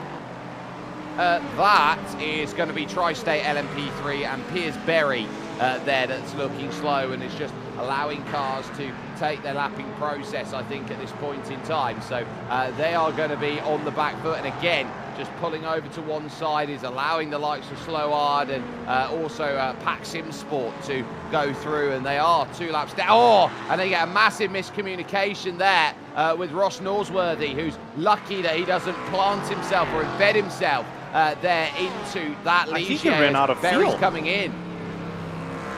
You know what, Jake? I think he was trying to save fuel. He was basically going out of fuel. That definitely could be the answer for it. And now this will be a turn down pit lane. Paolo Calvo having to try and get off the racing line, does so eventually, but that is an awkward place to turn a car around. The inside of turn 10. Oi, and hit the back end of the Ligier into the CM corner.com corner right there. Luckily for him, the wing is still attached to the car. I'd say he is fortunate there, but flight level will realise that the flight level they were going was dangerously low, and as such they now drop a little bit further back down the order, and that wasn't what the doctor would have ordered there, as Blue Racing now continue to stretch their margin in that battle. It now puts this number 76 car in charge, which is the Cool Kamalama Racing LMP3. Mark Innes is currently behind the wheel of that, but they are under immediate threat here from Paddock.gg. So LMP3 I don't think it's going to be one where you can just sit by and let this race go anywhere away. I think this one's going to stay fairly close for at least the next half an hour, because João Tomé is not going to be one who wants to give this one up without a fight, Lorenzo. I agree. This is a great battle that we have in our hands right now. And for Portimão Racing right now, for that, one of the coolest names of a car, that has a great run from João on the outside. Back to you, Jake. And this is going to be tough as they work through Slopemaker and up here to Skivlack corner. This is where you separate wheat from chaff. And João has to go around the outside of here. Now we'll have to go around the outside of Masters to try and secure this pass. Leaves racing room, so there'll be a way to fight back this one here over to turn 9. But Innes keeps it on the inside, and the understeer making itself known. João has a way to look back to turn 10, to lunge this one back, to say, I'm having it, I'll take it, it's mine. Lovely, lovely work. 3 corners around the outside to win the inside, but it's not done yet, because at Hans Hurst it's a battle of the late breakers, and he's very shallow into the corner, and now he confirms it. Yeah, 100%, but great move from the Brazilian right there to move on Mark Innes. I was going to say, right now, Portimão's result of being in P1 would do them huge favors in this championship, considering the fact they are in second place and they're direct rivals in the standings, which is Lord Racing. I'm not going to say they're nowhere close. They're in 4th place despite being 14 seconds back. And this also favors for Zach Sweeney's Pole Body Motorsport team, which sits in 3rd place. That took 1 second away from this. Well, Connor Botting is currently behind the wheel, and he is absolutely motoring a 31.1 on that last lap, but they will go now either side of the traffic, and this is where it gets difficult. It is so low that just almost bottoming out there down on the inside, so that's going to see all that progress gone, and João can now start just running away and saying, look, I've got the clearance, I've got the way. It's the Impact Sim Sport LMGT3 of Richie Chauhan to try and get around.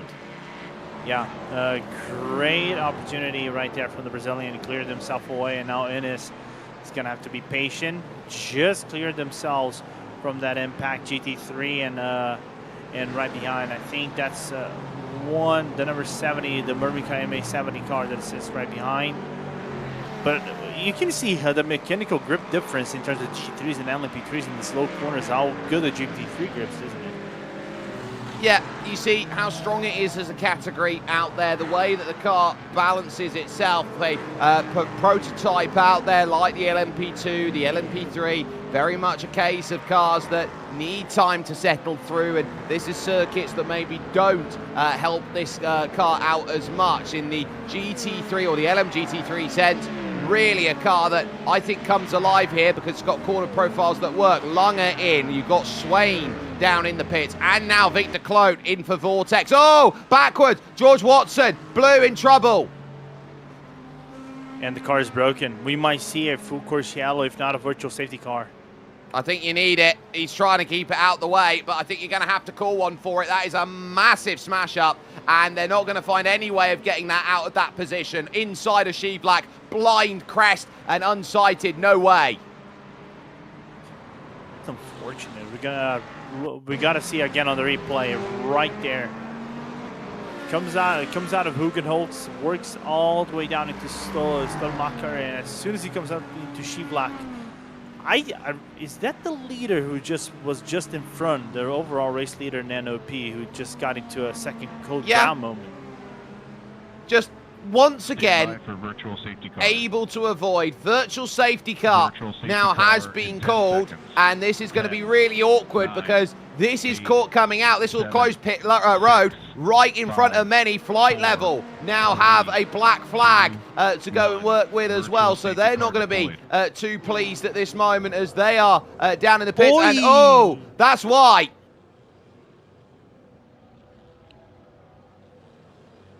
Did flight level make contact with the MA Murmica car? I think they did because they have a black flag in there. Well, Murmica, look at that. I think they just about got away with it. But the question will be on how the black flag ends up with Paulo Calvo out there, which would have been, in my view, a case of them just, I would say, not serving a slowdown penalty, or by the level of the rules say, you only get 20 incident points before you get a drive-through penalty, then every 10 afterwards. So that's going to hurt them. But a full course yellow means everybody is coming in because they haven't declared the pit lane closed. Yeah, but then again, virtual safety car, actually, it is open. It is open on VSC. It's closed during safety car. And there's a GT3 car. Yeah, that's another one. So Richie Chauhan in all sorts of trouble here, and he's going to be looking around at that, thinking, how on earth have I found myself in trouble on the pit X entrance? And I will argue the way that's happened is a wheel failure. Just straight hard lock turn to the right-hand side, to the left-hand side, sorry, and just no way of avoiding that one. Needed a wheel reset before going around again. Yeah, we're going to see that happen in 1, 2, 3. What are you meant to do about that one, Lorenzo? What are you meant to do? There is no way of knowing that your wheel's going to fail like that. The only saving grace for Richie Chauhan, it happened at low speed and not at full speed. Yeah, that is true. But it was an impact, though. But it very much was. And so that puts them in 12th place and will put them damage on the nose, and not really much that Richie Chauhan can do about that one in the number 12 machine. Sorry, not the number 12 machine. I'll correct myself then, as impact of running in the number 16 machine in 12th place. So Derek Wagner and Kevin Maillard are going to look at that and go, yeah, no, not exactly what I was hoping to see out of the running there. Jose Monteagudo then for Project 91, leading the category of GT3 and representing, I believe, the Cuban flag out there at the moment. InSim has America represented at this moment in time, but we'll be ahead now of Delta Racing and DR by TS. So this has absolutely shaken up the field compared to those you have and those you have not. Yeah, absolutely. But it just shows how crazy the strategies can be over here in this race and how it plays out given the circumstances. And then Project 91, one of the best races they have in the entire championship. That's pretty much it. Right, let's get a chance to chat with a driver who's just come out of the car. Zach Sweeney here with us from Paul Botting Motorsport at this moment here. And Zach, quite simply put, how lucky are you off of that start to jump straight into the car straight away with Connor's drop by the looks of things? Yeah, how's it going, lads? Good to see you both. Long time no see. Well, it's not at all. Long time no see. I saw you 2 weeks ago. No, it's going well. Yeah, we were blissfully graced by that full course yellow or VSC at the start of the race. That was insane luck. It was a countdown on the driver swap and the tow to get us back out on the lead lap. That was all we were focused on. We didn't have any damage or anything, thankfully, but yeah, unlucky that Connor had the disconnect. But you know, we were quick to react. You know, kept our cool. I jumped straight in, and I knew from lap 1 of that restart it was going to be okay. Head down and try and regain some ground. It wasn't our initial plan in terms of strategy, but I think we're making it work. So let's talk about now strategy and how difficult it is to really know where your strategy lies and how flexible you need to be, because I think we've had a good green flag period of about 40 minutes, but it definitely looked early on like it was a little bit choppy and a bit stop-starting, and I think it's got elements of it doing exactly the same here as we take this one heading towards about the 3/8 stage of the race. Yeah, I mean, strategy is, you know, typical in in this sense, especially for us. You know, we can take tyres most stops. We do have to double stint a couple of them today, just the way the fuel stints are working, but obviously all these full course yellows and stuff are playing nicely into the hands, provided we're not the ones causing them.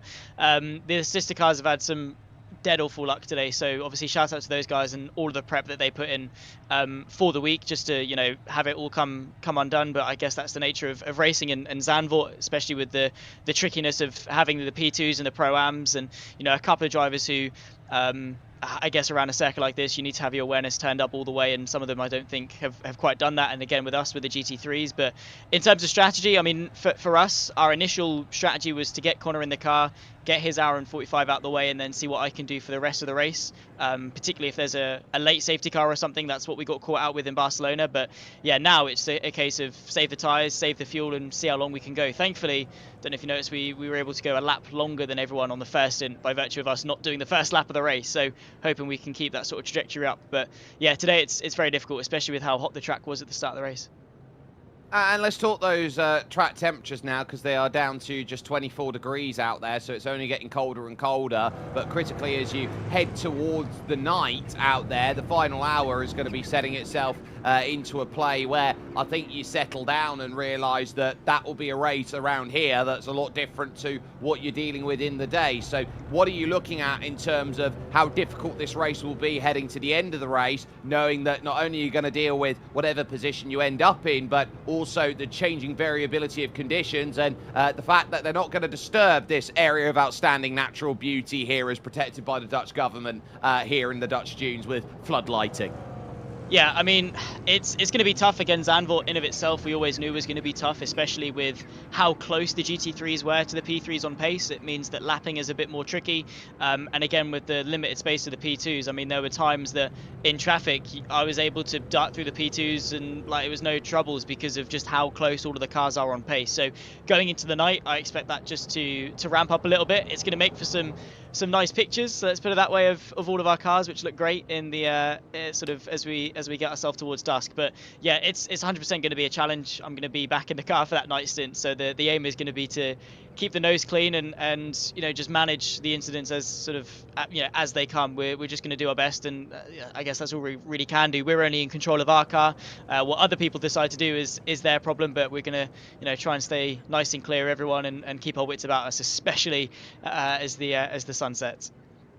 Yeah, and so as far as this sets, as that is going to be where we hope that you find yourself battling near the front over in the late stages. Zach Sweeney there joining us then over from his team, currently running in third position out there overall. And that is going to be very much a case of, right, now is the time, now is the place, now is where you just start seeing the difference makers then under still this long virtual safety car that has brought itself back. The Going Racing LMP2 Pro down in pits right now is Emma Ryu, who is then going through. Full safety car now has been called and will come out then for Oliver Wallin to go and catch. And that is a blown engine for Andrea Costanzo under the safety car.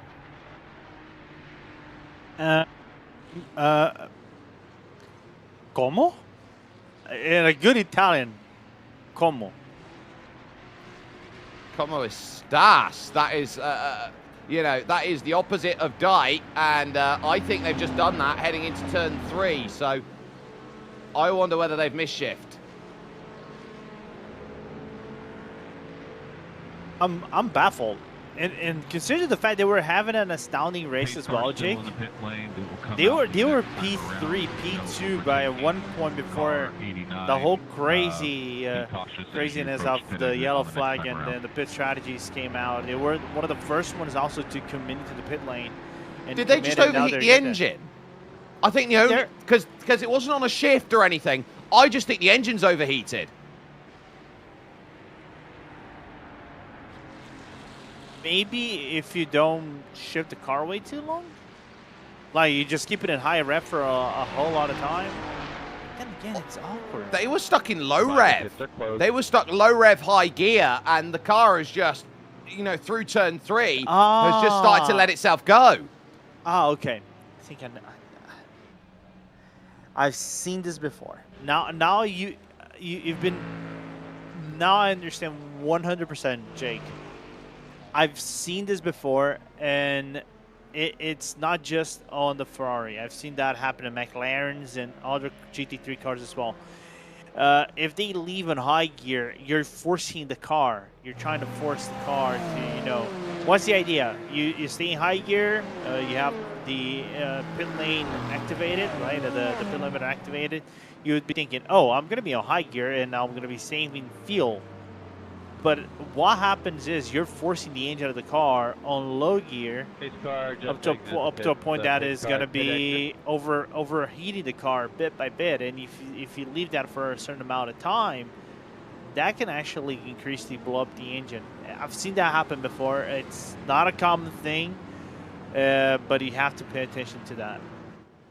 And ultimately, they fall foul of it. And what was looking like a really good run for JAS competition, they'd have had no way of knowing that until it happened to them.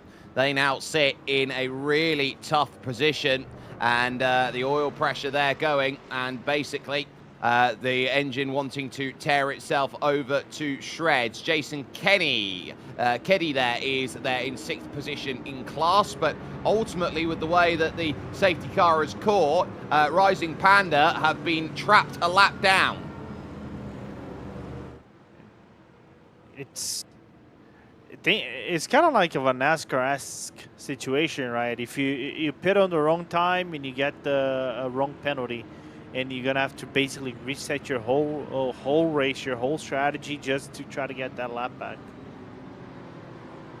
And if you're having to do so in that regard, that is just going to leave you in a really tough position. I think everyone knows and understands this is going to be a difficult day at the office, and many have to go and say, right, where am I going to find my way up? Where am I going to get everything I want out there? So Jose Monteagudo then is going to be looking around and saying, right, I am happy with the position that I am in. You turn around and say that Impact have themselves a very happy LMP2 Pro-Am at the moment, because they are 7th at the moment in their category, and they'll be oh, that's not good there, and that is through Shivlak corner, and they are all stopping because that is Maran Piquet then for Delta V Racing, who on the curb has just gone steaming in through Shivlak, hit the brakes and got ran over by the other Delta Racing car of Daniel Santos Carvalho.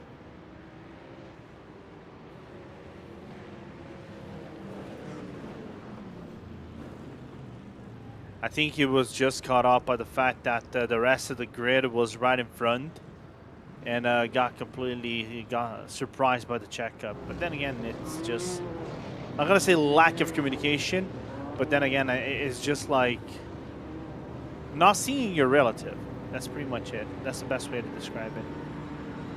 I think it just says it for itself that an incident like that, you are under a safety car condition, you are supposed to be in a safe place. There should be, quote unquote, Lorenzo, no excuse for making contact with anyone else. Yeah, no, not at all. I know you're still trying to catch up to the rest of the grid, right? Don't get me wrong, that is completely fine. But there's a certain portion of the racetrack where you're going to be catching them up, where you're going to be seeing the relative come down quick, and you're thinking, oh, all right, I'm catching them up. I think I'm going to slow down a little bit and calm down. I think Delta V did that, and everybody else behind just didn't see that coming and completely back-ended the Delta V car. That's definitely not good in terms of where they set. So that's now got them down the order a little bit as we look at where Stavros Mouzidis is for Alpine by XRL. Currently piloting around in 6th position in class, but look at the differences that there are between those in category fighting. Rising Panda LMP2, Maxime Linard currently in 2nd, the Belgian behind the wheel. 5 seconds it was over the line, then a long gap to Murmika, who sit in 3rd at 17, and P1 at 25. So I would look around at it and say, well, what do gaps look like as they are pushing around on circuit? I think there is a lot of traffic here that is setting itself up for this restart. They're not going to move any traffic in and around. If you're on the wrong side of it, those are the brakes, but it is making life really tough to run through and get back to your position. I think everyone has to understand this is going to be one very difficult restart with everyone interspersed. Yeah, and again, remembering that they do not have class separation. Everybody just runs in together. So imagine you have a GT3 car in front of you and you really want to try to get yourself cleared out on Tarzan corner. That will be the case, I think, for the car. The NOP is in the front, but I think there's a GT3 car right behind them and another LMP2. Imagine you find yourself in a situation like that and you really want to clear yourself out really out of the gates. There you go, right on screen. There is the NOP car. There's a few, there's one LMP2 behind, which is not going to be turn 1. I think that is one of the Pro WAM cars. I really want to see that that's the DSP Esport LMP2. No, that is actually Revolution. But other than that, there's 2 GT3s and then another prototype. Then it just shows how crazy it can get on those starts. I don't think we're gonna get any wave rounds on this one because the leading car is the NOP. So it's pretty much just finding themselves room to try to get away and restart this race. It's just gonna be how calm those guys behind those 3 GT3s in the field will be.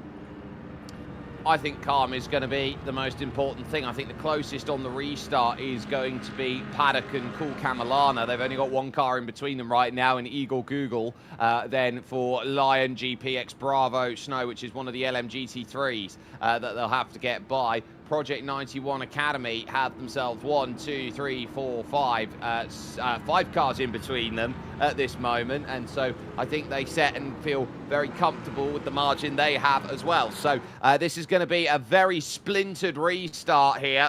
And the gaps, I think, is going to make a difference. And that is troubles then for Google and Fantozzi, then, who both get connection flagged at exactly the same time. So that's going to be a nightmare to go and deal with as they run about. So they couldn't really afford to see that. That will drop them back to pits. And ultimately, on the run towards the halfway stage of the race, they are now going to be on the back foot by a very, very large margin. And I think on top of that, they're getting another lap here behind the iRacing BMW M2 safety car, which is possibly the prettiest of all the safety cars, Lorenzo, with the lights that flash along on it that absolutely showcase the variances and changes that we have seen over the safety cars over the years, which started, of course, with a Ford Mustang. Yeah. But you know what's cooler than everything else on that M2 car? Not my room. No. Is the fact that we don't have the hideous grille on the front. Well, some people like it and some people don't like it, but that is a very muted grille compared to, say, the BMW M8 GTE, for example. Yeah, or the M3 GT, the GT3 car, or actually the M4 car. They run nowadays. Like Jesse Molina's, which is on screen right now. It's basically got the quadrant out there that sets itself into play, and I would say that's one way to get the air into the car out there. Of course, that's why you see all these grills on these machines. It's to get the cooling sorted, to basically run those channels through to make sure that the engine is getting the required air intake that is responsible. And that's why you also see the air manifolds then at the back, just in front of the rear wheel arches. Again, it's to get the air intake in to help with cooling. Yeah, but you know, it's kind of fun to talk about this, right, Jake? The evolution of aerodynamics into cars, isn't it? That you not only consider that into the effects of the aerodynamics, but also into car cooling and everything else. And to think that the GT3s and the GT cars back in the old days, like in the IMSA GT of the 70s and 80s, right? You didn't have anything much of that. You just have pretty much stock cars with probably a winglet in there, running 250 kph in some of the craziest tracks in the same racetracks we're racing around the world. We're in Spa, Sebring, Daytona, and with only a roll cage maybe and a wing, and the rest is pretty much stock. You didn't have like the diffusers we have, the back end diffusers we have on the cars, the front end grills were the big ones for you to suck that air in and everything, and the side pods to cool down the tires and everything. So it's good. It's cool that we're seeing these evolutions going each and every day more and more on the not only GT3 cars but also GT4s as well. GT2s, despite not being a popular category nowadays, still have that. So yeah.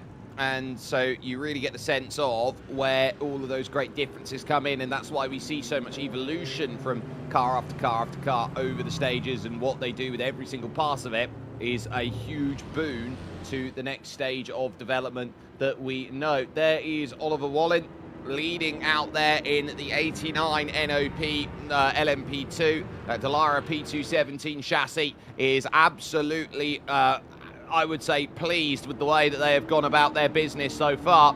They can't really complain with the way that this race has set itself off into precedent for them. They will know that they want this clearance, and they want this clearance quick, to say, I don't want to be dealing with any battling at the end of this race, with 11 cars still on the lead lap, heading towards the halfway stage with 2 hours, 20 minutes and 15 seconds remaining then on the clock. Rising Panda second, Murmica Group M in third, then it's P1 Racing and Lion GPX Bravo Snow in fifth position. Alpine by XRL is in sixth, and then your leading Pro-Am is Impact SimSport LMP2 Pro-Am. The number 7 effectively in 7th. Now, I think they're trying to get Rosso Esports back onto the rear here in the form of Diego Luigi. So they've obviously come out of the pits. They're now rushing to try and join the back of the train, and they're going to get there pretty quickly by my count. They're only going to lose about a third of a lap, and Eagle Google is, by comparison, only running 60 kilometers an hour and has been given the license to go, okay, yeah, we can catch the back of the train. yeah. I was wondering what is happening in Brazil, man. Both Igor and Bruno racing from Brazil right there. I don't know if you're from the same region of Brazil, though. But both of them with connection issues. Not the first time it happened to Bruno, though. It's the second time it has happened to the bronze driver of the Rosso Esports. And this is important, right? Given the fact that Diego is driving the car, he can only drive up to 2 hours. The rest of the whole race, the other half of the race, has to be done by Bruno. And I don't think, of course, I'm sure at this point of the race, Bruno is not even close to the minimum.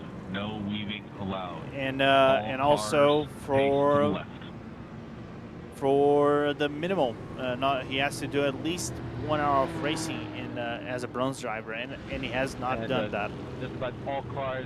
Not yet, but ultimately it's going to need a connection to allow it. But critically, they are now going to initiate the wave around process, which will now see those cars which are interspersed with each other. Oh, no, not like that. Brice Triol, then, as they were working up through, has had a bit of a miscommunication there, and that has knocked Simitok with an incident point limit penalty, as they weren't expecting here to run into the back of Aaron Beaver. It was a complete shut-up stop by Mattia Crescenzo out there, and that is put a huge amount of trouble in. Look at that.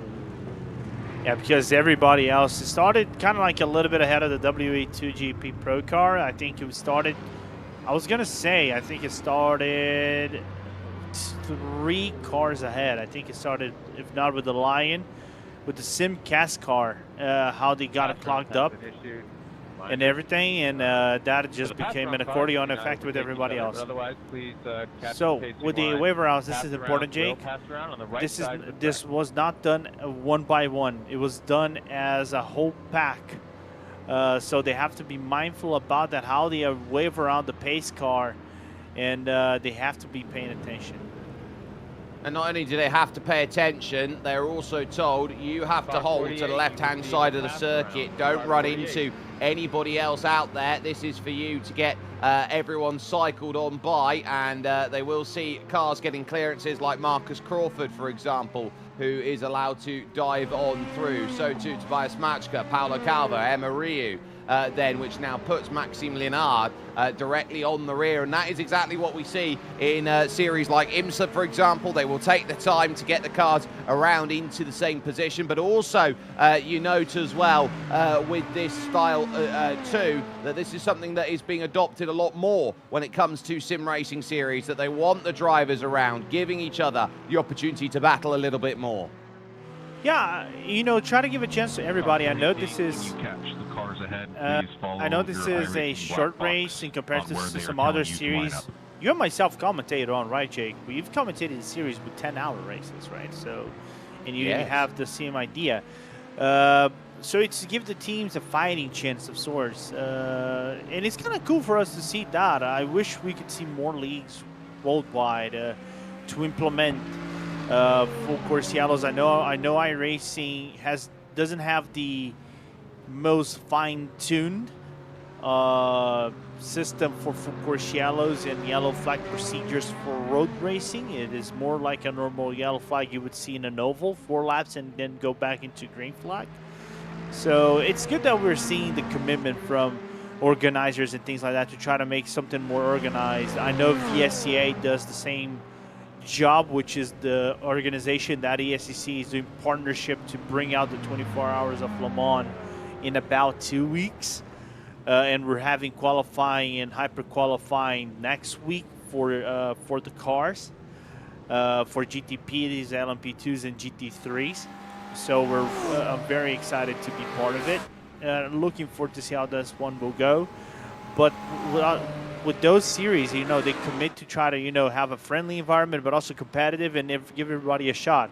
Surely you might be 5, 4, 3 laps to 1 lap back, and you might still have a chance because the rules will try to be fair to everyone on a long yellow flag like this.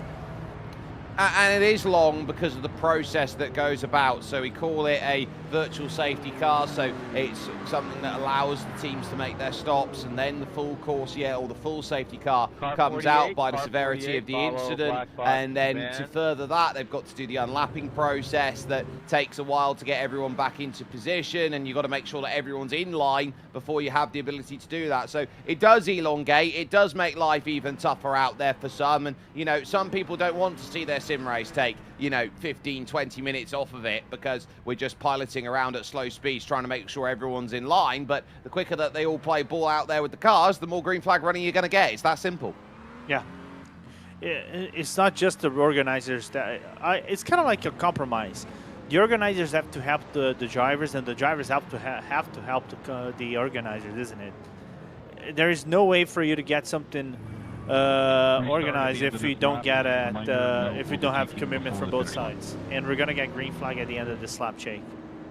We absolutely are. So this will now mean we'll get a restart here with an NOP LMP2 and Rising Panda Racing then directly with each other, and this will be an aggressive restart, you'd feel, as we tick towards the halfway stage with 2 hours 13 left on the clock. So they look to set themselves out into play. They know that they've got to be now thinking about this in the sense of, well, we're halfway and we've had a number of stops that have already put pay dirt to it. How much more aggressive are you going to have to be between now and the end of running? That's going to be the next port of call that gets asked out in a race like this one. But when you've led for so long, the question will be, how do you maintain it and how do you stay there? Maxime Lienard is going to be the one who wants to try and put an end to that, and knows that he's just got to be uberly switched on here on this restart. And there is the jump. Waited a very long time there, did NOP, looking to get the clearance. Green flag is going to come out in the air, and is this going to be just about on the right stage then for it on that restart? The answer to that one is that it's not going to be ideal, but we know that both Blue and Simitok Sensations will have penalties that they've got to come down in and serve. They've both got black flags, but restart perfect then as they work through. 2 wides then throughout your field as they work in towards this section. 3 wide there for Henry Mantle, having to deal with Maran Piquet there, and that is trouble for João Madeira. Yeah, at Hugenholtz of all places. And everyone wants to run that high line, and nobody is going to have the bravery to be able to do so now. There's no point going up there because that car has to wait for everybody to go through to get by and around, and has managed so, as there is Virgil Bow trying to keep this one close. Out there, finally hits reverse and gets the chance to go for it. Joao Tome there for Paddock.gg in what is now third position, has lost off on this start to both Virgil Bow and by the looks of things as well, Mark Innes, who has gone off at a rate of knots at the front. Yeah, and I also see, I think I saw at one point one of the cars spun around in turn number 7, that's the number 13 as well. And now him and the 73 got a contact, and the 13 is broken, apparently, at turn 8. Yeah, this will be why. Straight on goes Sam Spinale, and I don't quite know how to say it. It was not quite a spin for Spinale, but it is a case of trying to just gently get back onto circuit here, avoid any big major pitfall then that goes by, and just avoid the contact, and I think just about was able to manage it before running in, and then Spinale by name and then by nature. Yeah, and hit the back of the car right there, and full course yellow. Well, that didn't take long, as they now set with those full course yellows that sit themselves in play. Brice Tirol had just got into the pitch to serve the penalty, so it's going to get away with one there, and also in his DSP, just as they are looking to set themselves up then. So now full course yellow is thrown. I wouldn't expect this to take long, but they now look at that and say, right, that's all set itself off, so chance to breathe again, and this is what we talk about. You get a long yellow flag, drivers are eager to get back going again, the tyres cool down, and drivers have that understanding of, I need to make moves like yesterday. Yeah. You know, when you try to move up the field, that's opened up a little bit of a room for you to make, and I'm going to say desperate moves, but, you know, how can I say, how would be the best wording? Unwarranted moves. I think that's the best way for you to call it. And unfortunately, that might have been the case for some drivers in the field, and try to move up the field, get a little bit desperate, put themselves in the wrong place with the car, and find themselves into the wrong end of the stick, and that's pretty much it. Especially with restarts, where you kind of have to be calm and just let the crazy flow of restarts let you take you through all from start to finish of the lap. I'd call it a percentage move out there. Those who don't make the correct percentage move end up in a world of trouble. But if you get it right, you get it right, and you look like a genius. And I think that's the key in. But they're now getting the call that they can go back to running here. And so they've got to be really switched on this restart. And Maxime Linard, I think, is going to be looking at this one as they now will get the clearance to go. And look at Tobias Machka. He was switched on. Look at that. Yoink, still one.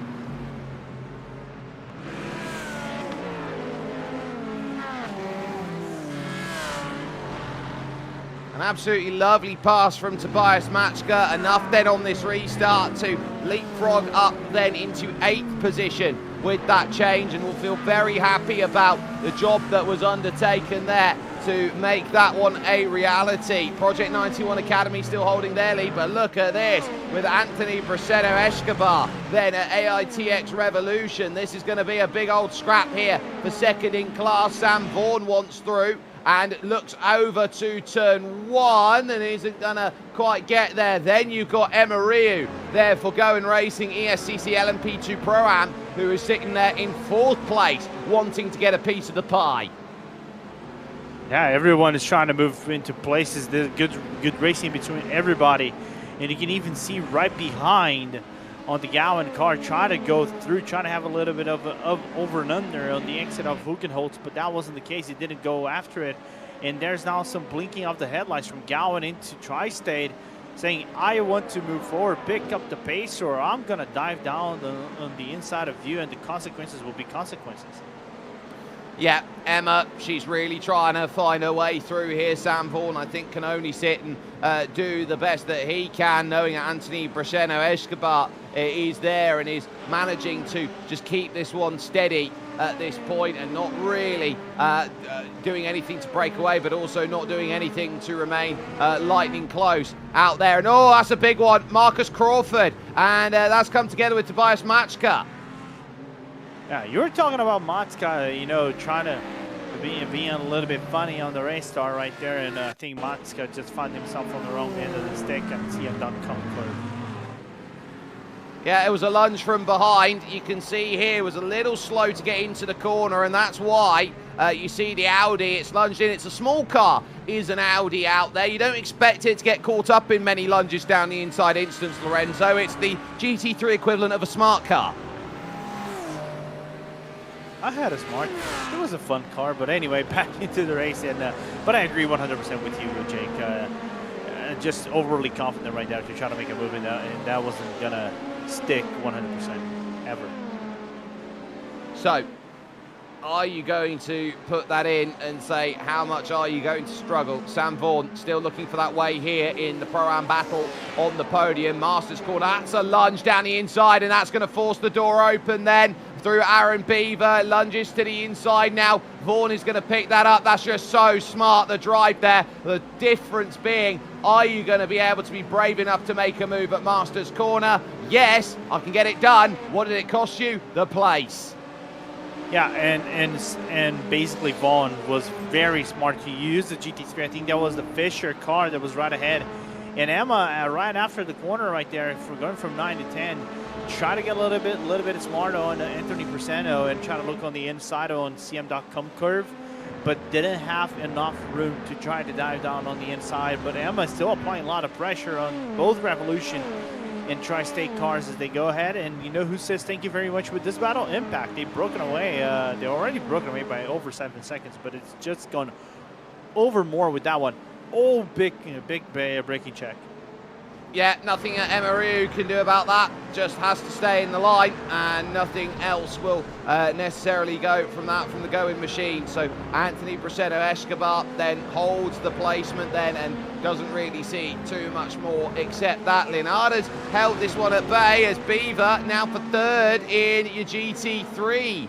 Your LM GT3 class here is just going to get the steal over Jesse Molina. That one off the exit of the Hugenholz says thank you very much, but only for a moment, because in LM GT3 they're going to see a full course yellow violation out there, or a start violation, and they are going to have to come down the lane. Yeah, just having a little bit more of a problematic day for them. But then again, I kind of saw that one. I saw Fisher for a quick glimpse of a second on my side, and I kind of saw them jump. I'm not going to say jump. I think jump is not the best way.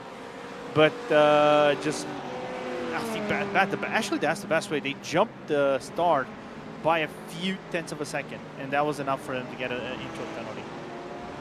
Well, a few tenths or even a thousandth of a second is a jump, is a jump, is a jump. So, you know, you can't just jump it. If you go for it, you are going to be picked up on it. And now side by side again, they will go in front. Here comes Emery to the inside. AITX, I think, are going to understand. Yeah, nothing I can do about that. Going Racing, ESCC makes the pass and comfortably dispatches of that to move back into what will be for them in LMP2 Pro-Am, third in class. And I wouldn't be surprised if Emma actually catches up to the Tri-State car right ahead of them. As, oh, nearly made contact. Is that the leader that nearly made contact? I think Cass has a black flag as well, incident for responsibility. Yeah, and then from fifth, they are going to drop down the order. Ross Norsworthy, then the driver behind the wheel at the moment, as he notes that he's going to have a tough day at the office to go and navigate now, that they are going to sacrifice the top five and the top 5 points that are there to be had and won, and that there will be more that they're going to have to do later on over the course of this season to say, I've got to try and gather those back. And you're always wanting to try, Lorenzo, to build your championship early, but the key is if you can't do that, how do you respond? You just put so much more pressure on yourself to go and get a result. Yeah, especially with races that are going to be quite tricky for you to deal with. if we're already on a tricky race with Zandvoort, as also. Oh, look at the leaders! Look at the leaders! Massive hold up for Oliver Wallin, and this has brought Maxime Linard, who was a second and a half back, right into play. They were stuck behind the Kitsune Racing Team car. The look at turn 9 is not going to get it done here for Maxime Linard. But what is going to be getting done right now is that Swedish-based team are going to be put in a place where they are not happy that one piece of traffic erases all their work. Yeah, but then again, it's that thing. Traffic gives, traffic takes, and that was just the case for NOP right there. But good for Wallin to remain calm under pressure and not allow Leonard to have a room and try to go in and have a dive down on the inside. Don't know if he actually caught some sand on the exit of the corner, but still, now we have a battle for the overall lead of this race. Let's go. Let's go indeed, and it's a battle for the overall lead at exactly, well, in a minute's time, exactly halfway here in this one. They've been able to do 57 full laps worth of running, and if it continues at this rate, as Murmaka now in your LMP2 field pick up a penalty, and that will be for incident. Yeah, incident responsibility for them. So they will get into the wrong guys off the stewards and will get a black flag because there's apparently there's more. It's not only them. No, it will be more, and it will be a long time before they get themselves to the end of that, because it's been punishing and grueling the way they've had to deal with. So for Radovan Zankel, this is going to be a sting from third place, which will mean that P1, who are directly behind them and trying to find a way through, Tobias Heckman. If I was Tobias, I'm not going for this move. I'm waiting until they dive. Yeah, I agree 100%. Just be patient. There's no way in hell that you really want to try to be overly aggressive and go for a move that might be low percentage, like you said, the percentage movement, and also you're gonna lose time in the process. So just let them go in and have all the race to yourself and try to get back that deficit that you have to NOP and Rising Panda. In comes Radovan Zankel then to hit the marks. It's 60 down the lane, and just make sure that you can find the clearance then to say, okay, penalty will be served by just driving through, and there's no worries. Vaughan now down here for Tri-State is going to be trying to make something of this here, as this is a battle still continuing on in the Pro-Am division, and now it's going to get busy on the outside. As shuffled out then is Victor Iruela. Then for World of Sim Racing, Team LMP2 has been swallowed up by second, third and fourth in class, and maybe even by Pack Sim Sport, who are a lap down. So they look around at it and they realise we are going exactly the wrong way in this massive gaggle of LMP2s. Yeah. And everybody's kind of like driving a little bit aggressive on this 4-car pack. I was looking for a quick second. I think Uriela nearly had a spin coming out of the second to last corner as they come out of turn 13 right there, and nearly got himself around because of how aggressive the other LMP2s were around him. And that aggressiveness, I think, is making all the cause a difference here, because there's those who can take the place that they want. There's those who definitely can't out there. And I think that it is very much showing who has the ability to make it work and who doesn't then at this point. Sam Vaughan, I think, is one of those drivers who wants to look around and say, right, I need clearance, and I need clearance like yesterday. That's the Ball State Esports LMP3 that they're having to dive by of Nick Henley, and that's a little bit of a kick up through the gravel then as well, which will be doing zero favours out there for the underside of the car and the wheels and the tyres and all of the rest of that. So Sam Vaughan, he's got the clearance, now he's got to try and build a gap, but here comes Ryu then in tow with Anthony Braceno Escobar, who will also be looking around at this thinking, podium still very much on. And right behind Pax, diving down on the inside of the World of Sim Racing as Paulo Calvo, another incident again for flight level. Yeah, and the 25 is going to get dinged now on penalty, and that is going to be no good then for PK, yeah, Maran PK, the number 25 in 7th position in class. So Delta V Racing will find themselves down the end of the field with another penalty that will take them a further 20 seconds racing a grid. That's where your class battles all look at this moment in time, with Mark Innes leading for Cool Camelana, but for how much longer, with Virgil Bowe there just behind, looking to try and get in as we now hit the twilight zone. Yeah, and we're slowly approaching into dark in this race, as in sim time right now, it's going to be, just confirmed, it's going to be right about 8:45, 9:13 p.m. in sim. So a little bit longer, I would say 30 more minutes, and I think we're going to be properly in the dark in this race. Outside line for the lead, Virgil Bowe looking to get this one for slow at LMP3. They've been paying their time, trying to get to this point, and finally they manage it here through Gerlach. They get this one confirmed. Now you've got the Alpine trying to get through then, and as well Paddock.gg, who are sat there thinking, that's the race lead, I want to be there, I want to start throwing some moves. Yeah, saying I want my piece of the pie. As a great move right there from Bo on the inside of Mark Innes, but Innes trying to go back at him, and João, and I was gonna say that Paddock .gg and João Tomat really wants that position from them. If any of them make a mistake, it's just hectic racing right now with that LMP2 from Alpine sitting right behind, waiting any time whatsoever to make a move. So, with that in mind, Mark Innes here in your LMP3 category is now going to be dropping back down the order in that second place, but not by too much. He knows that he's got work to do, and the first bit is to get by Tobias Maschka, and not having any ease to work around the Audi here. Is going to dive to the inside then through the penultimate corner, and is also going to see a car very slow on the right, which is Ryan Gill in the NOP GT3, which has just come back from a spin by the looks of things through that penultimate corner. So everyone is going to jump on through and say, look, we're clear, and this is where it gets busy, because different cars are different speeds, are different categories. Often is the perfect cake mix out there to make a crash cake. Yeah, and I think one of the LMP2s, you can see, I think, a blinking of the headlights coming from the GT3. I think that was on Rosso for the aggressive overlap I think they've done on the GT3.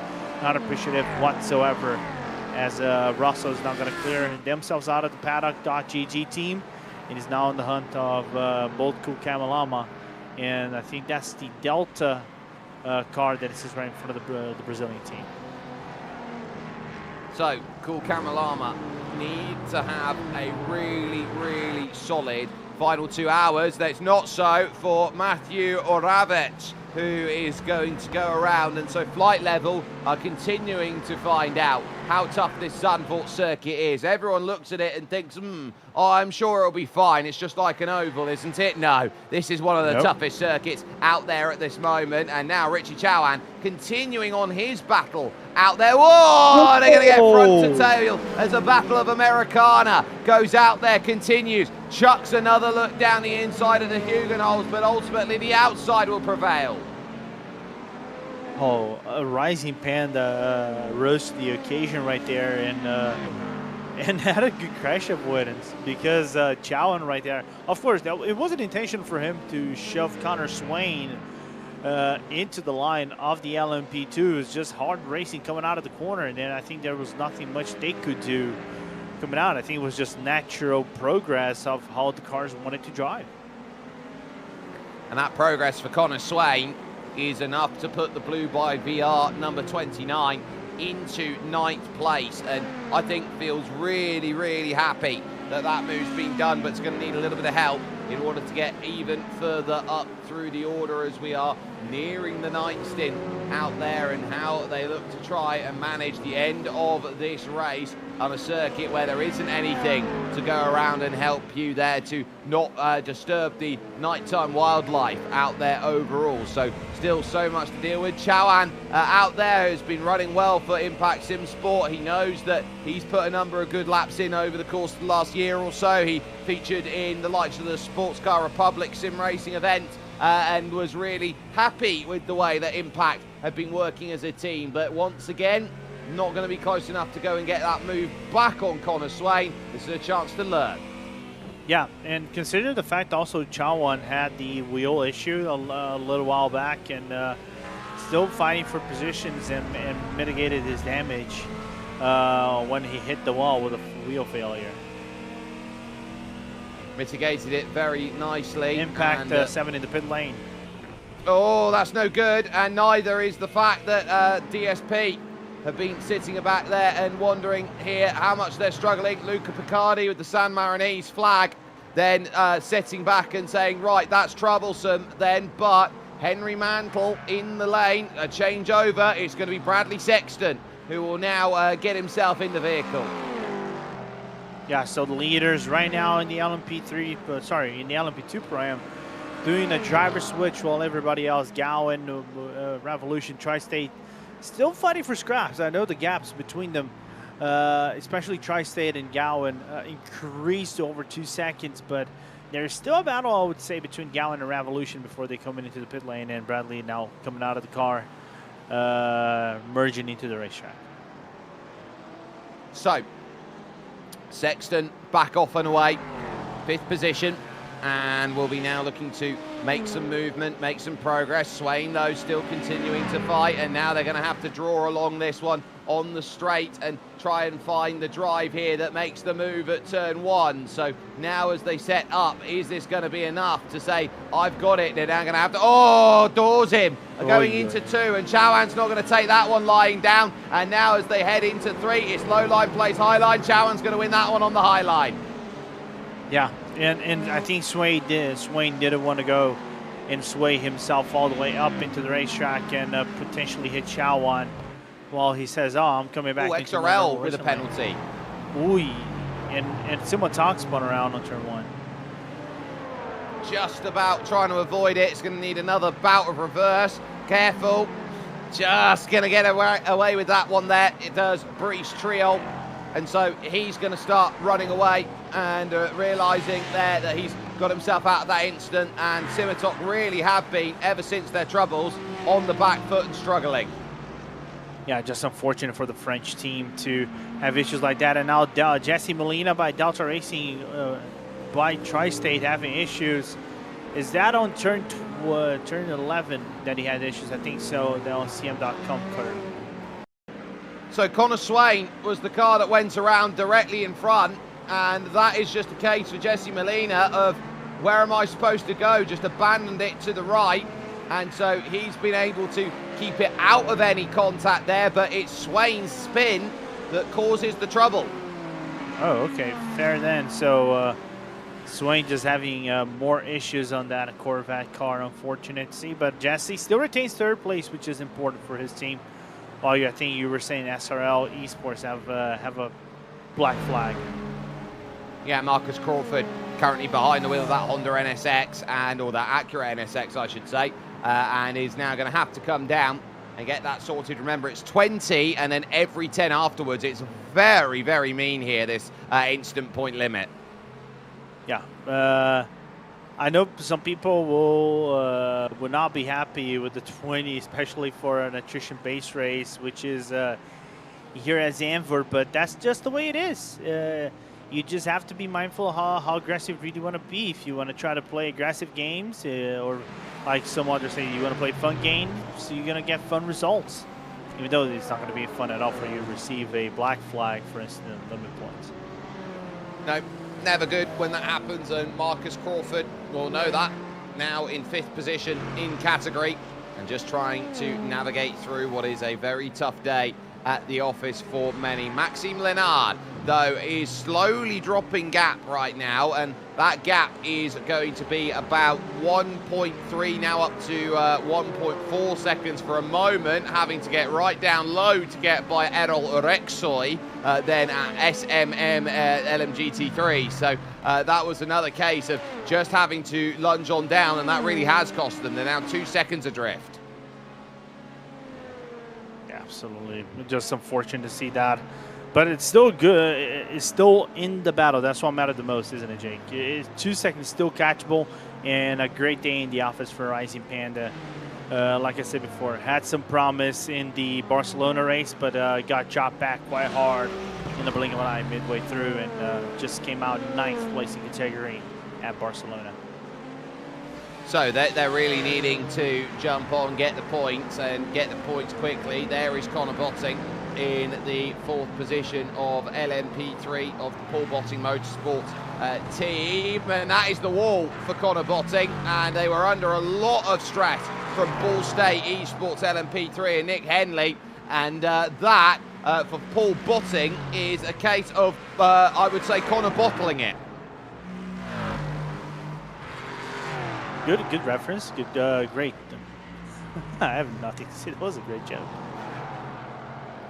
Well, I'm sure they'll have nothing to say on the matter, except, look, we're going to need to get that place back, and we are going to need it soon, as they set warnings in for restarts and blocking then for cars 2 and 3 out there, which will be Vortex LMGT3 and Tri-State LMP2 Pro-Am, who both understand that their races now sit in a very different place, and we're starting to see the lights then making all of that run and gleam across here, as they are now going to set through light bar in play then for the Aston Martin of Jason Keddy, who is there in the number 47, and this is going to be to make the clearance and managing so, and that is getting another penalty then out there. So they're going to be really kicking themselves. They've got another one then that they've got to serve and go down the lane for.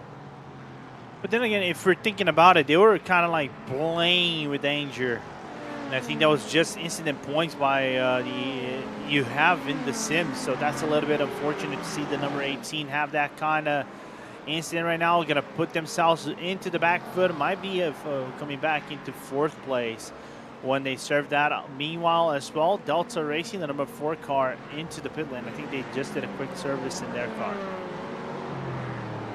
Yeah, so they're out and away again, and they'll be looking to try and just make sure that they run into the twilight without any real worries at all out there at Delta. And it's been a tougher day for them compared to everyone else, but we focus here with Emma Reid, formerly has run about some races with the Project 91 Academy team, and with that regard now taking this championship over with the Gowan team and looking to try and go down into the pits. That is Marco Di Costanzo, and a big flash of the lights compared to the Kitsune. Doesn't car seem broken to you?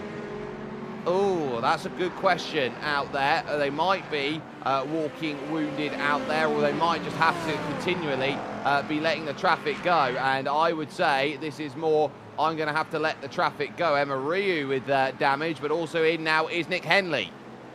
Yeah, I think we opened up for sure the pit stop window for the LMP2 cars. So I saw some other cars come in as well in the LMP2s and LMP3. So prototypes are coming in fast and in numbers, as the Ball State is also coming out, I think, as well. And also I saw SRT coming out of the pit lane as well.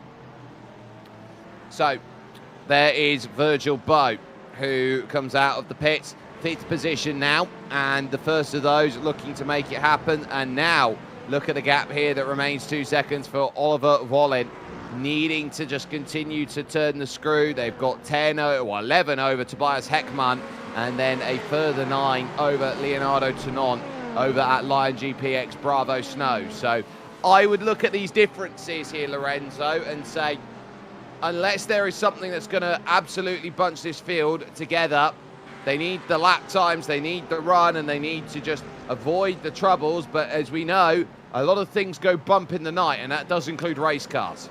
Yeah, not at all.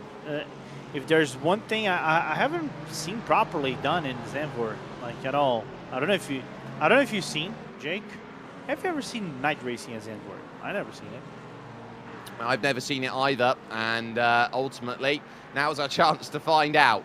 here at this point. So that is why they are all looking to run out there, as they have gone so at this point in time, as our graphics show fastest class out there overall, and not necessarily the order of where they are overall. So LMP2 Pro-Am are not ahead of the LMP2 division as a whole. It is the understanding, Lorenzo, that an LMP2 Pro-Am has set the fastest lap of the race, and that is Rosso Esports.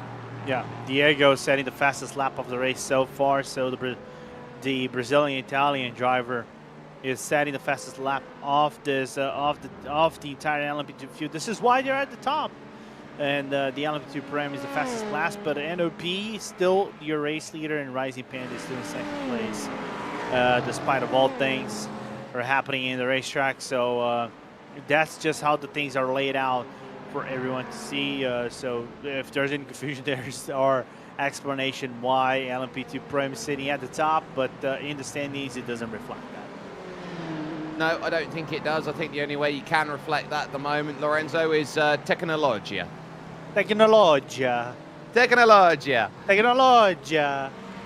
Oh, dear me. Oliver Wallin, 3 seconds now to the good, and slowly just turning the screw and saying nobody can keep up with us at this point in time, as they settle and sidle down into what is their day. That's tough for Norworthy, as Norworthy has a slowdown. It served, and that is a, I would say, sub-optimal line there going through Hans Hurst.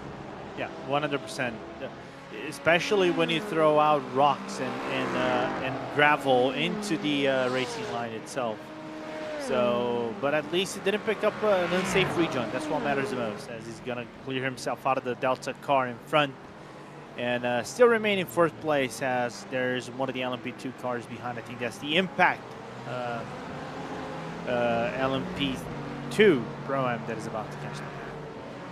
Yeah, so that is going to be strong, as Bradley Sexton then is trying to get into play here and launch up the order. They're fifth in the LMP2 Pro-Am, and they want to be leapfrogging up, jumping up, saying, look, we are also going to be a threat, as is, actually, I want to point this out, Rising Panda are second in 2 categories, because they're also second in LMGT3 at this moment, and they're only a second off here with Jason Kenny from the back of Nathan Kenneth Edwards. Yeah, just so the Rising Panda team is having a great day so far. So I would say no complaints at all in anyone's book so far for the Austrian team that sits in LMP2s in 9th place. And do you want to guess where they are sitting in LMGT3s? Is it 9th place? Correcto. Well, at least they're consistent across their cars. 2 ninths in round 1, 2 seconds in round 2 currently. Yeah, precisely. You know, sometimes when you get some of these games and it says, oh, do you want to raise this stat level, but you can also bind it to another one. It's like, do you want to raise both? And it's like, the answer is, yes, we'll do the same for both. And then go through it. It's basically what they're doing at the moment here for Rising Panda. And I think they can be very proud of the way that they've driven today in both of their cars. No, I agree, 100%. And I'll go even more. I saw them being quite okay, very good on free practice. I didn't see free practice 1, but free practice 2. They had some good pace in their car, especially race pace. So I thought, okay, maybe they could surprise everyone in this grid and make something happen, make some sparkles happen. But I didn't put up in my best of expectations they would be sitting in P2 in the LMP2s. I thought, oh, maybe I'm not going to say P1 Racing, the Murmica, of course, other teams would come into the fray. Turn 1, of course, they had the issue earlier on in the race, and it's quite unfortunate, but still, they are truly deserving that position they are. Second place. There you go. Turn 11 in, respectively 11th place in front of them. It's good of them, but they have very nearly turn 1, completely thrown that race all away. They are currently sitting at 5 laps down on the overall leaders, and they've just had a massive wiggle there around Jason Keddy. Ross Norsworthy then for Simcast is also going to try and get by the LMP3. and is going to manage so along the front stretch then as they now move on into Tarzan Bocht turn number 1. And really, Tarzan Bocht is the understanding of a turn 1 that said, right, we want to build this circuit with as much Americanized influence as you possibly can, and I think that influence is shown through the fact that, you know, the Dutch racing scene, for a country that is so small, does punch well above its weight out there with the talents that constantly are brought to the foreground. And a premier racing circuit like this one, the amount of money and investment that has been put into this track, I think is a prime example of that. Yeah, 100%. Don't forget that Aston is coming in as well, right? Aston, I think is not coming in this next build, but it's right doing great progress. So I would say there are 2 premier tracks will be in iRacing, and I'll be very honest, Jake. I love Aston. I love Aston as a racetrack. I think it's one of the most underrated racetracks in the whole world. Just has some great flow into it. I think it's underused in terms of race cars. Of course, it's more used for MotoGP and moto categories overall than Tin Tops itself, but still great racetrack nevertheless for drivers to use.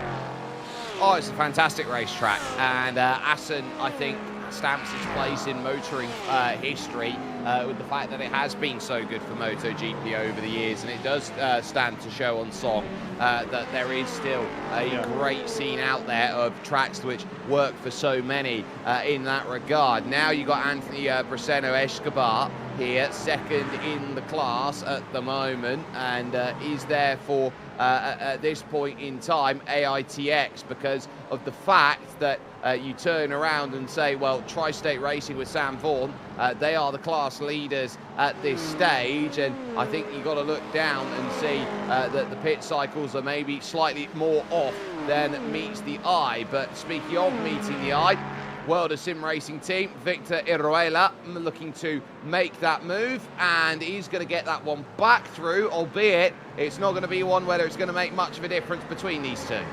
Yeah, it was for position. Oh, the Revolution spun around. Well, that'll do that. That I think, as far as it goes for Anthony Braceno Escobar, that's a moment that turns the unicorns back to horses. Yeah, 100%. And he hit hard the wall. No, he didn't hit the wall. He got lucky. He barely managed to make it avoided the wall. But when he emerged back into the racetrack, nearly bottomed out on the inside of Hugenholtz. And what he was going to hit was Tech Pro barrier, which effectively is made to move, but here in iRacing, it don't move. Yeah. It is as static as water. Oh, that's a penalty. That's a speeding penalty for Bravo Snow. Leonardo Tonon behind the wheel. They might be sitting there for an extra 40 seconds, Lorenzo. Yeah, that's a no-no. Take a look. Purple light on, which is the indication that the night light's there. So through the mark's fine, but watch this. Third, second. Oh, not even close. I wonder if Leo thought this was Fuji for a second. Yeah, there is a chance that you can be temporarily blinded. They are very similar in that. Fabian Elbers then takes over one of the cars out there for Alpine by XRL. JD Daniel at PAC Simsport LMP2 Pro-Am. Peter Hermok now behind the wheel of Murmaka, and this will be a long old stay then before getting back on for what will be, for many, a very, very long run in then. And AITX also with a black flag. Now, I was trying to wonder for a quick second what happened there. Oh, don't tell me. Oh, no. They stayed about 10 seconds on the wrong stall, and they didn't even realize. Oh, no. Can't do that. And that's going to really sting for them as they set themselves in. So there's AITX Revolution, and they are going to be there for a while. in the box, and they will be looking to set that back into play. Let's take a look at them as they work through out of the final corner. Of Ari Luyendijk looking to try and get that in. Third, second, first. It's a long way.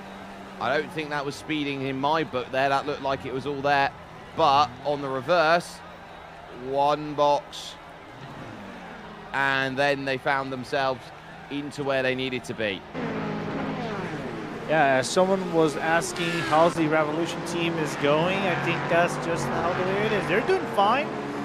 They're in 5th place in LMP2 Pro-Am, but they could have been better after everything that transpired in the pit lane. Linard dives in for Rising Panda, so that will set in motion LMP2 pit stops overall. We know that NOP have been the best at making the marks and getting themselves in and making the stops count. And what they'll also know is track's getting colder and colder. A change then as Christian Kampreger is going to get into the machine as Marcos Eberhardt then for W2 now takes command of the car, then currently sits right now 29th overall here, Lorenzo. Yeah, not the brightest day in the garage of the boys, as now Braceno Escobar, more issues coming out of the pit lane, I think, with cold tires. That's at Hans Ernst, and Hans Ernst corner has been seeing a lot of them run wide, but they do have the marks now on the road through that section, Lorenzo, to say that's what a safe rejoin from that section looks like. Yeah, 100%. That's good.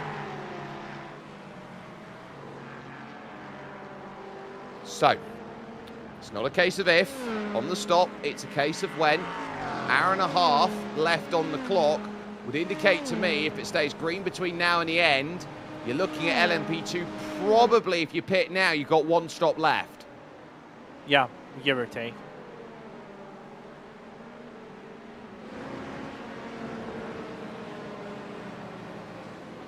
If Volan does one more lap, Jake, I would be very, then I can say with certainty, if he goes 1 or 2 more laps, he doesn't even need to save fuel anymore.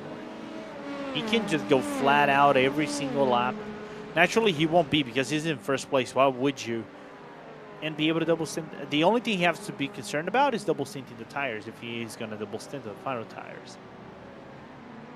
Yeah, and of course they are limited on their tyres, so it's a question of, do you want to actually save a set for the end of the race? And I think the answer to that would be, oh yes, and that is Rising Panda and Christian Kampreger, who had come out of the pit, and he's found himself turned backwards then as he's gone through into Hans Ernst. So Rising Panda finding their own issues, no contact, just cold tyres, caught the sausage curb. Yeah, and another one. Unfortunate to see Christian Krempega, or as I like to call him, Baby Yoshi, having some issues on his outlap. Never ideal, but I'll tell you more on those who are starting to close in. Paddock.gg on Cool Camellana Racing in the LMP3 category as in comes your overall race leader. Yeah. Another dominating outing from NOP. Some would say surprisingly, some others would say unsurprisingly, as they are definitely going to double stint their tires one final time, I think. Next to no clearance there for Tobias Heckman, trying to work a way through in 2nd place out there right now. That is Alistair Hamilton that he's stuck behind in the blue, racing by PBM LMP3. They managed by Marcus Crawford's XRL Esports LMGT3. And there's the lunge down at turn 10 to say, look, I get it. You don't want to let me go easy, but I'm going to get you now. And soon it will be Matthew Oravec that will be the next one to try and get on through on the road as far as it goes. Not for position, but just for on track where they sit themselves out. Hour 28 remaining here. And there goes Oliver Vollin out of the pits. And this should be up to speed without really any argument. And once again, with a gap, and that has been the story of this race. They just are able to run at a level where everyone else has to be flawless or go over the top, above and beyond, and they have a gap. Yeah, they're simply, there's simply no response to their charge in this race. And I'll be very honest. This was a race when we came into the championship, Jake. Like I said before, there were no sets. Like for example, you have your racing schools, right? Your Apexes, your VRS, your GNG P1 Docs, or there's so many set shops nowadays in iRacing. I lack the number of fingers to enumerate them on. There are no setups for Zandvoort in LMP2. They had to make their own or use another racetrack as their own. So it's crazy that basically they've been able to find this kind of setup, and they are doing so much impact in this race. They are leading up with such great distance from now on everybody else, as they are now 17 seconds away from P1. Of course, that's going to decrease. Meanwhile, we have a battle still between Paddock.gg and Rodrigo Claro and Cool Camelama Racing for now.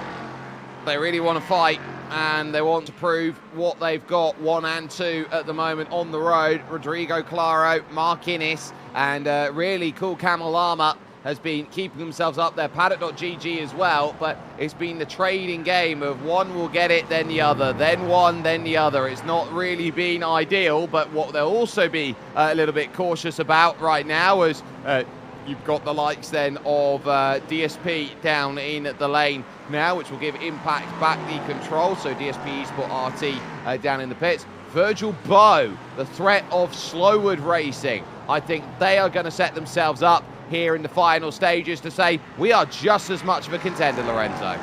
Yeah, and also I've been getting some conversation, Jake. There's potential talks of a splash and dash for the top 3 at the end of the race. Yeah, there absolutely is, and so that splash and dash, just enlighten the audience then on what they're looking at and the levels that they're going to have to be hitting. Yeah, so basically right now there is talks of maybe a one lap, 2 lap splash and dash between the Cool Camelama Racing, Paddock.gg, and also SRT in whole conditions that could bring Pro Bottom at the end of the race. It's still uncertain how the conditions are going to be. There you go. There's Virgil Bow in the 3rd car in the top 3. That it's about 1.8 seconds back from the leader in LMP3. So there's still on this a little bit of indecisiveness on how this one is gonna play out between everybody, and we'll be looking forward to see how the remainder of this race will go on from them. Looking forward to see that, as also I'm looking at potential battle between P1 Racing and Rising Panda in LMP2s, as Rising I think Maxime Leonard caught up to the P1 Racing car that is actually being driven right now by Tobias Ekman. So P2 battle should happen in a little bit, but I think I was gonna say traffic might have played out at the end of turn number 7 going into Shivlak, so that got in the way of Christian Krempega as he's got out of the corner, but the gap is very close between them, but they're still far from NOP Racing up in front.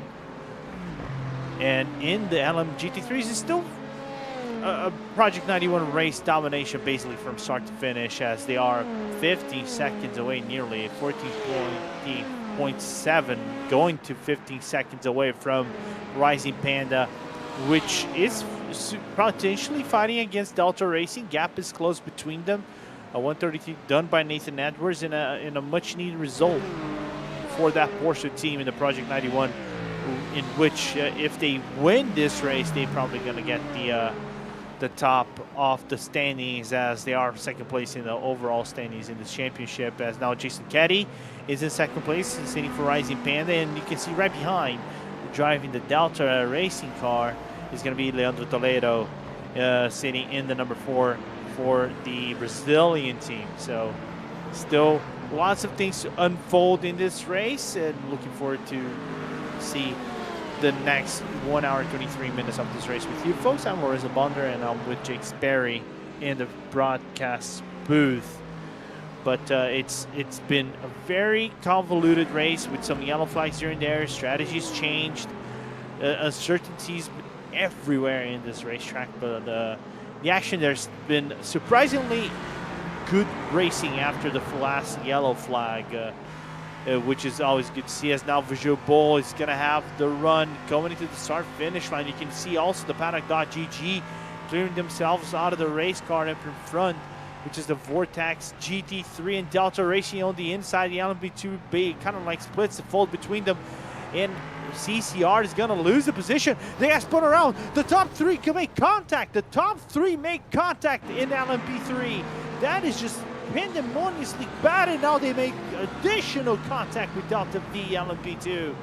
And that is basically going to throw everybody out of the contention, basically, potentially for the top three in LMP3. And we're going to get a virtual safety car in the racetrack.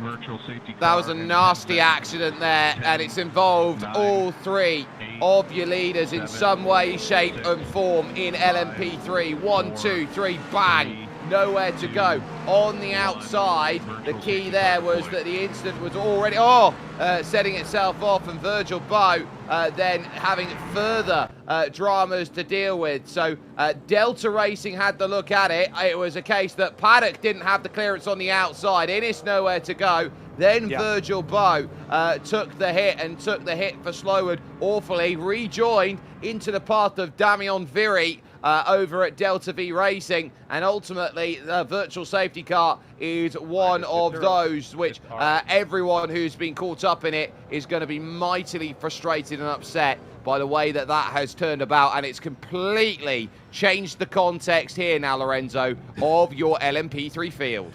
I'm baffled.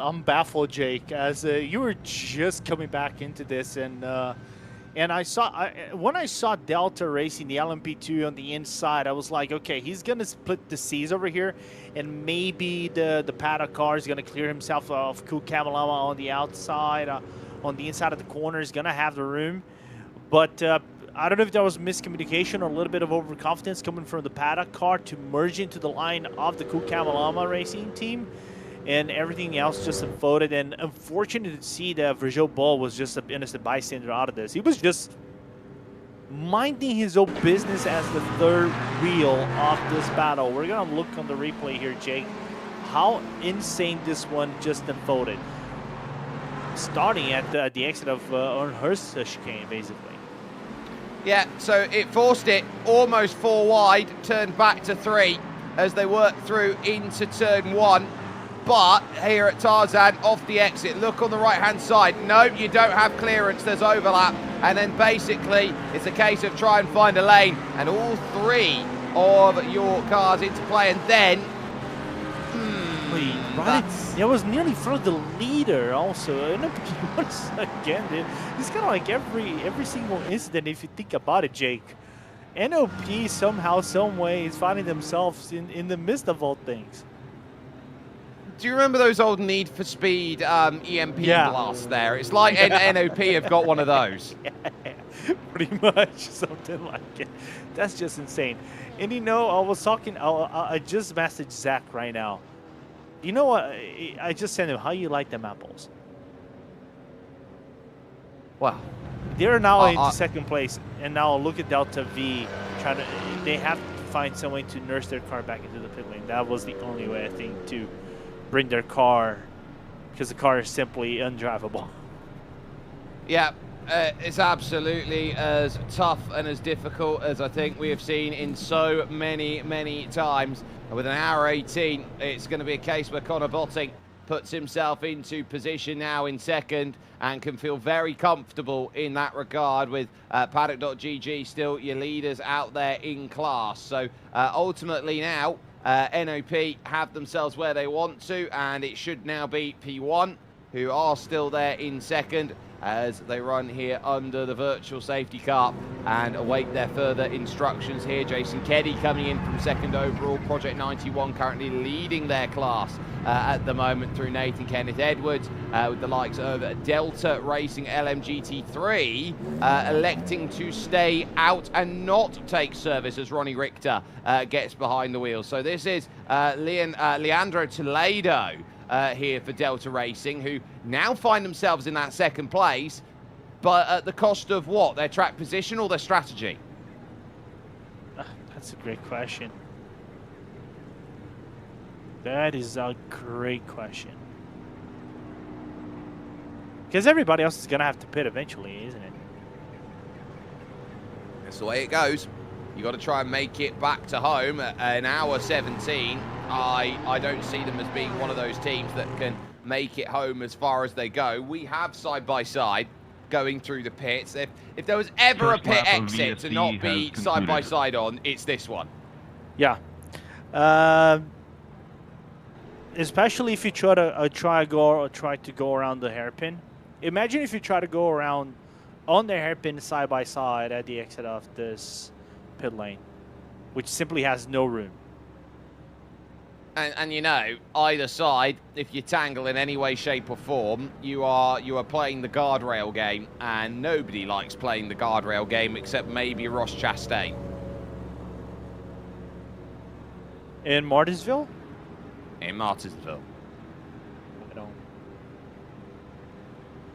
So, a chance for this field to reset under the virtual safety car. They've had a lot to try and uncover through the LMP3 field, getting decimated. It should now move Ball State, up into third. Austin Edwards now is going to get the drive away for Fisher, which should now give the chance to say the number 84 now has a license to go and make something of it. Early morning for an Aussie out there, which will make life very, very difficult out there to try and do this stint. Yeah. I'm wondering how this race is now gonna go, especially for those in the mix of the GT3s, because of course Project 91 is driving their own its own race, but I would still say it's open ground for the top three. It's just based on maybe some, I would say, pit stops here and there, but I don't know how the incident points are for some of the teams. But it's just insane how this one is progressing. As now you can see Benny, good old Benny, man, he left on a hurry out of the pit lane. All cars catch the pace car. Well, he needed to, because he's got to hurry up to get in front of Oliver Wallen out there. So a full safety car then calls itself out into play, which will neutralize the field and bring it back together. This will give a free wave around to various drivers out there, likes of Gino Visa out there, for example, also for Joran Ongelen, who can go by, but it will also give Rodrigo Claro there in the paddock.gg machine a wave around, which is going to be interesting now, because they're going to have to wave the entire LMP3 field around now at this point to get back into line, because they're all stuck behind Oliver Wallen. Yeah. Oh boy, this race has turned on its head somehow. And sometimes that's just the way it goes. You get a race like this where you think, oh, okay, this is how the race is going to go. We think this is going to be easy. It's going to be like this, this, this, and this. And then suddenly someone goes, right, a spanner. Yeah, 100%. But then again, let's think about it, right, Jake? What was your expectation level for attrition and confusion in this racetrack from 1 to 10? I think going in, I was expecting to see, if you had a field size of 45, to be finishing with maybe less Car than 62, 30. please catch the pacing line. Okay. I think from the announcement, looking at you, Jordy, by the way. Not his fault though, because I know iRacing didn't bring Paul Ricard. We know that is eventually due to come, but we don't know when. But I knew from the get-go this was going to be like a 9.5 in terms of like this is like the this would be the Russian roulette version of a race. Oh, car off in the background, and I believe it is Rosso, LMP2 Pro-Am, who has had to take evasive action against Peter Hermok, of Murmaka. And this would be why, heading through turn 10 on the exit, drives it in. Are we going to go? Are we going to stamp our foot down? Yeah. No. Oh, did they get a hit from behind? That's a great question. I think they got a hit from behind. And we'll see a look at this. And I believe it's going to be João Madeira. Oh, João Madeira from the top rope. Yeah, that's a big sprint board plank, or whatever you want to call it, the wrestling move on Daniel Molina right there. But I was looking into another thing from Molina's side, okay, which caught my eye. I know Molina's in the race car, right? Now they find themselves in a bit of a pickle. Because as far as I know, looking from the laps, Molina has been in the car from lap 76 on their laps. Of course, they're 2 laps behind the leader, right? But I'm looking at Bruno's lap times as well. He's nowhere. I don't think he's close to the 1 hour. I would have to compute that into my calculator, but I don't think he's clear of the 1 hour minimum. He's close, but he's not in it. Close, but not yet enough. And I think if they are working out the fair share hours for it, and every league has a way of working out what fair share is different to everyone else, that could be a case of Rosso needing to come in and put him in for the final stop, and they wouldn't have been helped by what they've got. Now, from that hit of João Madeira, Lorenzo, worst time to possibly have this penalty take over, because you can't necessarily serve your penalty while the safety car is out. Nope. You have to take that while you're doing that in a green flag running. It is what it is. We didn't make up those rules, Jake. No, and if the safety car doesn't get around for, say, 3-4 laps and they keep running round, this car could get disqualified. It could. Hope it doesn't come to that. It shouldn't come to that, but ultimately it is still a very critical and important part of the way that this race is setting itself into play. 7 seconds the margin between Impact and Tri-State as it currently stands right now. They are currently running as Pro-Ams here in LMP2, Lorenzo, and I think this is really impressive. 5th and 7th. Yeah, that's a great day from Impact so far. It shows how much of an experience this team has as a whole. One of the premier teams here in the ESCC.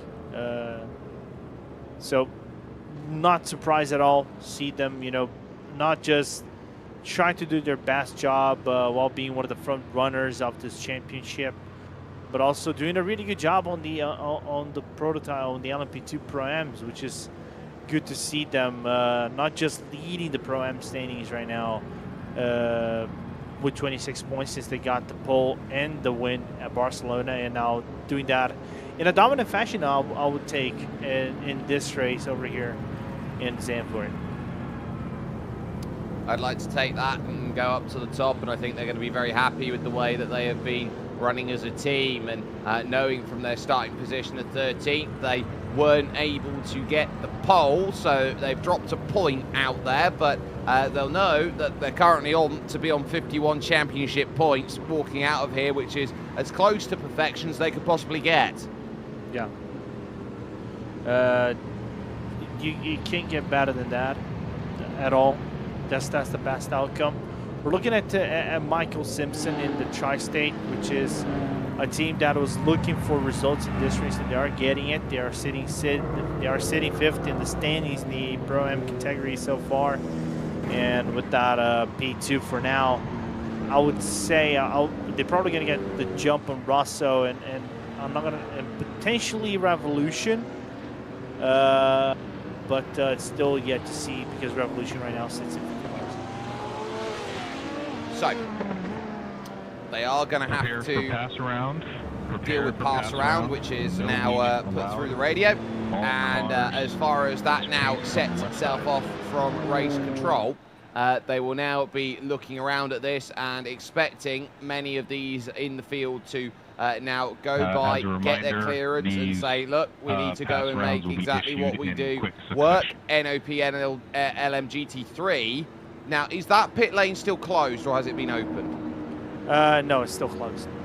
So Ryan Gill's entering a closed pit. Yeah, pretty much. That's going to be at least an end of line. Yeah. Most likely. Busted. But it might be a scenario here, Lorenzo, where I literally don't have enough fuel, or I have to make the change to get my other driver in. Look, it's Bart Mattia who will now jump in the pole, then in the number 68, currently 11th position. So I think that might be a must make. They had to pit. Yeah, pretty much. It is the drive time topic, right?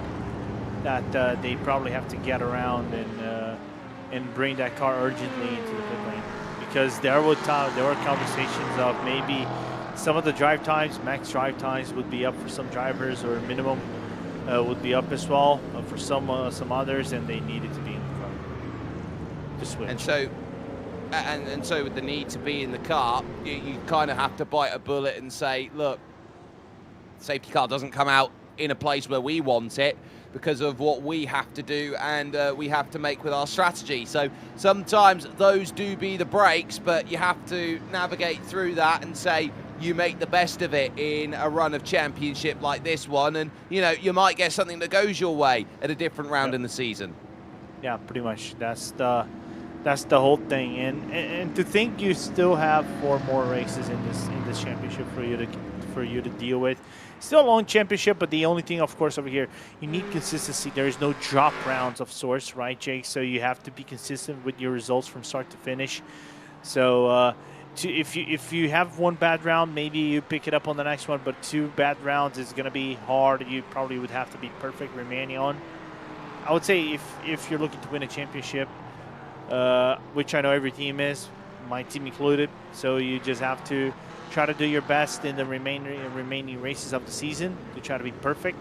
And most importantly, of course, we're thinking about right, Jake, of attrition-based races. We go from here to Imola, and I know Imola was last season, I would say, the most weird race, the weirdest race I ever had the chance to commentate in this championship. It was a great race, but it was crazy how it played out from start to finish.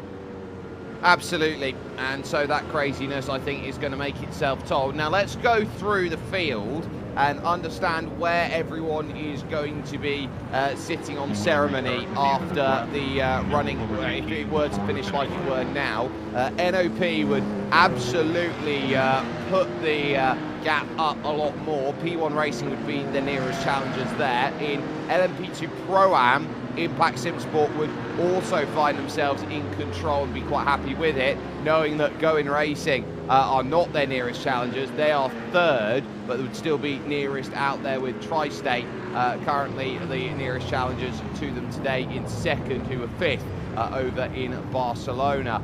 With your LMP3 teams out there, Slow Hard with damage, Cool Kamalama with damage, so Ball State Esports will probably be the biggest gainers out there as we get the green flag, and we say this one very certainly back underway and running here at this moment in time, with Wallin getting the clearance needed, and Tobias Heckman had 1 car in between to try and get that back, so that was a must-make restart. Yeah, just a crazy, just kind of like low preparation of sorts, and just a hectic restart for you to contend with.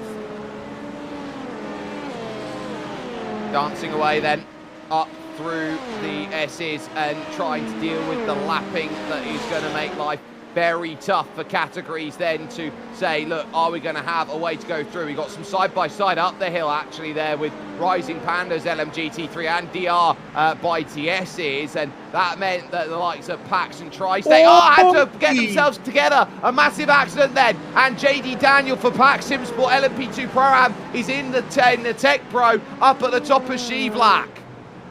Yeah, I saw some of those cars coming in together, and I was like, okay, this is going to be quite problematic. They're going to be finding themselves in the wrong end of the stick.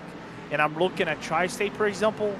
Michael Simpson has damage. he has damage on a team that been doing so good in this race so far, and now just a complete disaster. They were like P2 in the Pro-Am standings, and their races now all evaporated.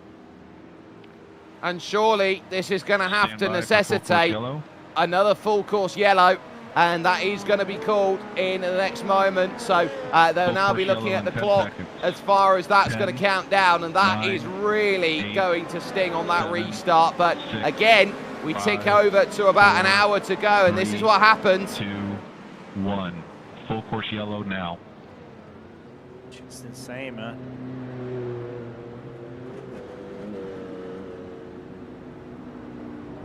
I'm gutted for Tri-State, I'm not gonna lie. Car 66, you can Oh, blue.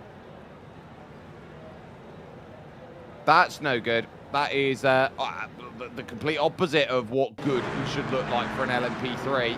This is going through then the final corner of Ari Luyendijk and getting the call of you got to stop. But whenever you brake on a bank section, you got to hope that you've got the wheels stead up, and that I think is just a case of locking up the rears and it just snapping about and saying, look, I don't want to be tyres right now. I'm deciding I'm going to be dragging my feet in the mud, so to speak. Yeah. And there was nothing much they could do right there on the bankings, and I think I just saw the Tri-State LMP2 Pro-Am just hit the pit lane, so we might go into green flag in a little bit. Full course Yeah, so yellow I don't ending think in this 10 will take seconds. too long as 10, far as they are looking 9, to set themselves 8, out. Now, I was 7, saying that this was 6, Ball State Esports 5, is to go and 4, get here. They are 3, third at the 2, moment. Paddock.gg still full course lead. They yellow were removed. sixth, so ultimately they're going to keep themselves close. And then PBM then are going to be the next team that jumps up. They're fifth in the championship, currently second at the moment, so they'll also be happy for it, but they'll get the rejoin back away again and feel very comfortable then with the way that this restart now sets itself out. They didn't need to take long. There wasn't too much to move away off of the circuit, so Oliver Wallen now will be looking to continue to build on that 2.5 second gap. There is Leonardo Tonon. This is going to be big here into Hans Ersch. This is for fifth position with the number 38 machine at Lion GP X Bravo Snow, and ultimately they are going to hold against Alpine by XRL Esports. That's Fabian Elbers, who is then looking to try and move to a top 5 placement. Yeah, and Tonon and Elbers was going to get a little bit aggressive on the entry of the Hans Ersch chicane. Now you can see Elbers on the inside. Tonon lost a lot of time, but I think that's the project. It's zonted 100%. Absolutely zonted, and a wiggle off the exit though is going to cause a little cause of concern, but ultimately Fabian Elbers, that is an opportunistic move, and it all comes about from Leonardo Tonon just not catching the Project 91 Academy GT3 leading LMGT3 in the right place at the right time. Yeah, wrong place at the wrong time, and the traffic took away real big that top 5 spot away from us, as we see Rodrigo Claro lead away the LMP3 pack. But you can see the Connor body right behind, sitting for the Pole Body Motorsport team. As Connor's, I know his time is up, and that blue by PBM car has a black flag as well, as we have more issues with both. Yeah, Gino Visa in trouble, and that is going to be a tough one for the 69 as a pill to swallow, as they know they are 7th, and another time they have gone off the road. But Ball State with a penalty now, so they will have to come down the lane there, and that's Jake Dick. That's less than I'm gonna say that is less than optimal on this. And oh, this is real big. That's Paddock. Yeah, Kohlmeyer, I think, is the cause, and that is going to put your leading LMP3 in trouble, and a lot of your LMP2 Pro-Ams now are hitting black and orange mechanical flag damage. Kohlmeyer saw a car in front, which was the slower LMP3 of Tarek Muic, run wide. They malfunction at the junction, and ultimately it's a case of where are you meant to go? This final hour is shaping up to be completely bonkers. That's was just two LMP2s two prototypes came in together. It hit the paddock. Botting couldn't avoid the Reclaro on the Ligier in front. It hit the car, maybe damaged the splitter a little bit, but now he's in the lead. And paddock GG has a penalty. And I think another LMP3 had a black flag as well to serve besides Bolt Stay. And we stay green. That's insane, dude.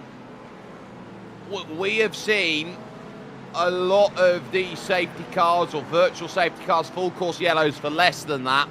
And to see that one go green, I think is a little bit of a staggering moment out there, as number 63 will get dinged for a penalty. That's DSP then for a speed violation out there that they've dealt with. And they are second in Pro-Am currently, so they are going to lose out in that regard. So suddenly it's all change in the world of Pro-Am as Impact Sim Sport lead, but their main rivals behind are going to get a penalty, so Going are going to be the ones who then next move up. NOP, P1, Rising Panda, your top three split by 3 seconds at the moment at the front of your LMP2 field. LMP3 now, PBM, they've got the control of it, but Simcast Racing Team in second. Ball State in the pit serving their penalty right now, they were in serving their penalty. They have done now their third, but 29 seconds down the road. And meanwhile, Project 91 having a stroll now all of a sudden with the big gap they've got over Fisher and SMM. Yeah, right now, if we're thinking about it, Nathan Edwards is just eating a waffle, and some other Dutch delicacies, and probably driving from Zandvoort all the way back to Amsterdam to catch a plane. A virtual. Why not? Why not?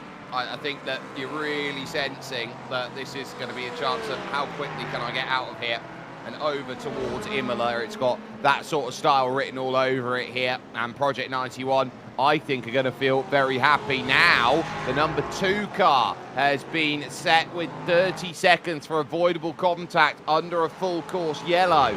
So that is going to be no good then for Vortex LMGT3.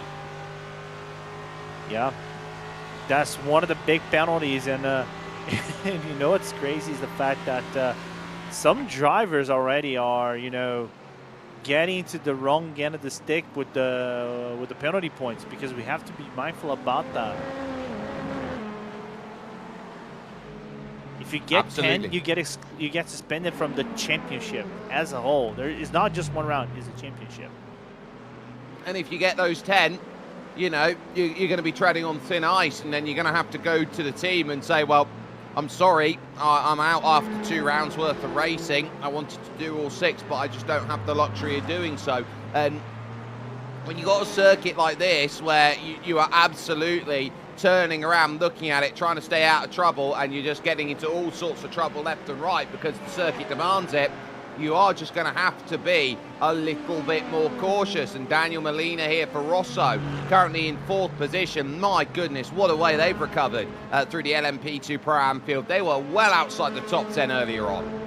Yeah, it's just crazy. And you know what's the craziest thing about this? Even though they have the incident points, they're still going to remain in 4th place because they're 2 laps ahead of Revolution. Only 3 cars are now in the lead lap. In LMP2 Pro-Am. That's insane. So it is insane. They'll take their penalty now and know that they are 4th, and they'll be happy with where they are in 4th. There's Maiko von Luck in for Vortex to serve their penalty out there that is set for them. Delta Racing now pick up a penalty out there, and it's the number 31 then that is getting that for avoidable contact under a full course yellow / virtual safety car.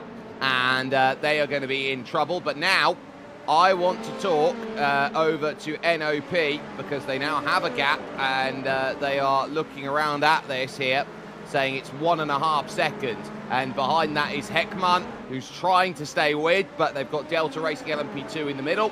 And then Rising Panda, Christian Kampreger, is not going to sit back here, the Austrian, and say, oh, I'm just here for the free food and the drink and the... sit back here, Lorenzo, and go, well, I'll happily be invited to the tea party. He very much wants to be ringleader of what they do at the Teddy Bears picnic here tonight.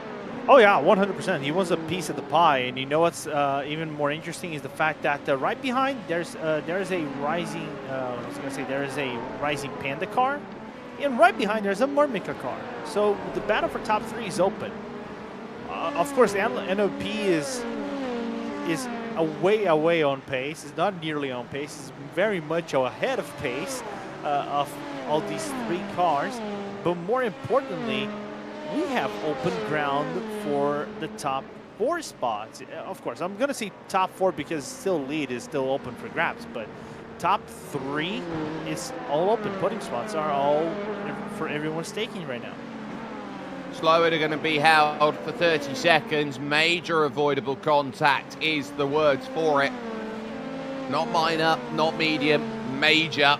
And so that is going to be a case of they are going to absolutely hurt. A drive-through then is going to go through for the 68. And that I am not shocked about for NOP LMGT3. Yeah. They needed to make that stop, and ultimately it will cost them a drive-through as the penalty trouble for it, as we watch Peter Hermok then for Myrmica staying close. And there is the not GT LMGT3 that is going to be due that AMG Mercedes down to pits. Yeah, a little bit unfortunate to see that, but anyway, we knew way ahead of the road that they were going to get a penalty, and it is what it is. So it's just how things are. Can't do much about that. It hurts, but that's just how racing it is sometimes. Yeah, it's the way the cookie crumbles. Sometimes you just end up on penalty avenue, and this is Christian Kamperger now trying to really drive this one up the hill here in third, because Peter Hermok wants that way through. Eric Tadeu Gonçalves then cleared. They now run through Masters Corner, which is one of, if not the most committed corner in all of motorsport. Oh, easily. And it's so easy for you to mistake the entry of that corner, especially side by side. Oh, skid for the Rising Panda LMP, and that I was not going to open up the room for Hermok to go in, but going wide into the curbing right there might. So it's still open hunt between Rising Panda and Myrmica, and I think the battle for the lead is soon rising up to be a challenge between NOP and P1 Racing. Yep, that's 0.6 of a second between them, and the traffic certainly playing its factor in how that one is opening and closing. And Peter Hermok might want Myrmica to be up there in that scrap for it as well with Rising Panda. They all know how critical it is to get by and out of the pit. Oh, that's horrible for Tobias Heckman. Look at that. It's side by side between two GTs. There's one turned around there. That's Marcus Crawford then, who's gone there. Now look on the exit. Where are you going to go? Either side, they're going to start running up. And then crossover. What a pass. That's the pass of the race. I don't know what you think, Jake. This is the pass of the race. That's just insane, race? Dude. Pass of the season so far. Yeah. Pass of the season, yeah. 100%. Easily. What a lovely pass by Peter Hermok to move up the Czechian now, and Myrmica Group M Esports LMP2 to third place. It takes commitment. You have carnage everywhere. A car spun on the inside. You got, and that's going to be more trouble. Marcos Adami, and then spun down there is still Crawford trying to get back up and going again. And they have a black flag as well. Nightmare. Just a pure nightmare for them. Flight level with a penalty. XRL desperately trying to get that one back out and going again. If they can't, they're going to throw a caution for it. Yeah. And race control nearly called it out.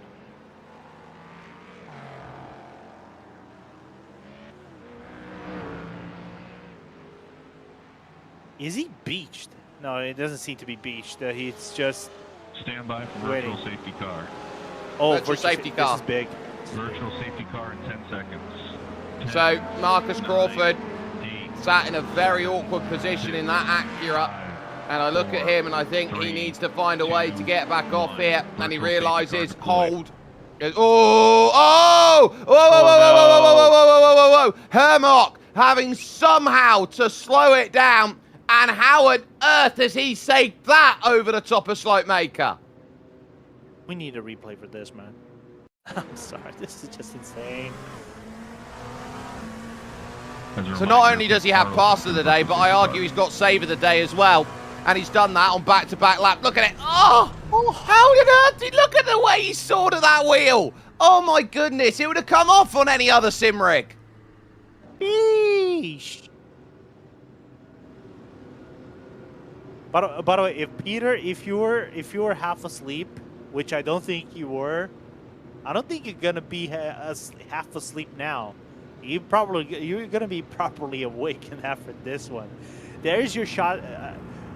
This would be equivalent of what? 5 liters of coffee? 5 liters of double shot espresso coffee. You know, the real strong stuff. Yeah. Wow. Goodness gracious. And here's the onboard of the pass. Hemmerrock, seeing it too wide, sees the slow, goes to the right-hand side and needs to just commit here. To the left. Boom. Look at that. You just need confidence to then drive by the next level of traffic and go, okay, that's the next car down the road in front of me. I'm going to absolutely lace it to try and get on by. That puts him in third because he has to be behind P1 Racing because that's when the virtual safety car came out. NOP won't mind. 8 seconds now they've got of a gap, and they've got a lovely launch to go with it. And PBM then are making their final stop, and this will be a cheap pit stop. Yeah, this is just to play Zach in the car because Connor time was up, and Zach was meant to take over. So I already told Zach, don't bottle this one up. Well, he'll hope not to. In a position of the race lead with 45 minutes to go, some teams absolutely dream of that. Yeah, that's true. It's crazy how this one has gone out, as now Franek Sikorsky is also coming in, and I'm loving this race, man. Go ahead. Yeah, and it's nice to see Franek out there. He races very well in the European Championship in the Radicals. And another driver who just absolutely gets racing at a strong level. Sweeney out of the pits then, with Correa directly behind, and Leader in then under this virtual safety car. So Oliver Wallin now is going to make that pit stop, along with Tobias Heckman. I think this has just set this race up now for a pure sprint to the finish. Yeah, totally. Because you get two laps of virtual safety car. You get, what, 2-3 laps of green flag racing? Sorry, maximum 2 to 3 laps of safety car. Maybe even a little bit more. I don't know how this one is going to play out. But right now, man, we got a proper race in our hands. Oh, it is absolutely a proper race. This is going to go down to an old school, I would say, old corral shootout here between them. And Hermock has gone out ahead. Oh, that's going to be interesting then. Oliver Wallin, who is there in third position, I would turn around and say that might have been a tyre swap. First lap of the virtual safety car. I was thinking about this. I'm going to see if I can actually get the pit stop from NOP when they were in the pit lane and see if they actually put tires. They did put tires in the car. I think, and from what it looks like, Murmica didn't put any tires. Oh, they did put tires in the car. So maybe we're looking at fuel potentially as the difference maker? Could be. I think Murmica underfueled. I think they might be banking here, track position for fuel save, if they're going to get maybe a couple more safety cars out there. They'll be praying for a couple more incidents in the back. It could be a thing, or I'm trying to think of this way. You underfuel. We gotta give or take about 10 to 12 more minutes of safety car. Okay, give or take. I'm not being overly correct over here. I'm just wild guessing, right, Jake?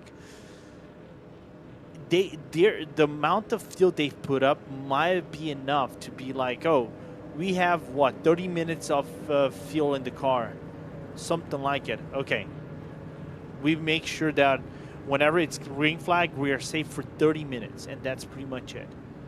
They went for a now allowed risk move on P1 and the NOP, and basically leave the entire pressure to NOP to hold, sorry, to P1 Racing and hold NOP, and try to break away.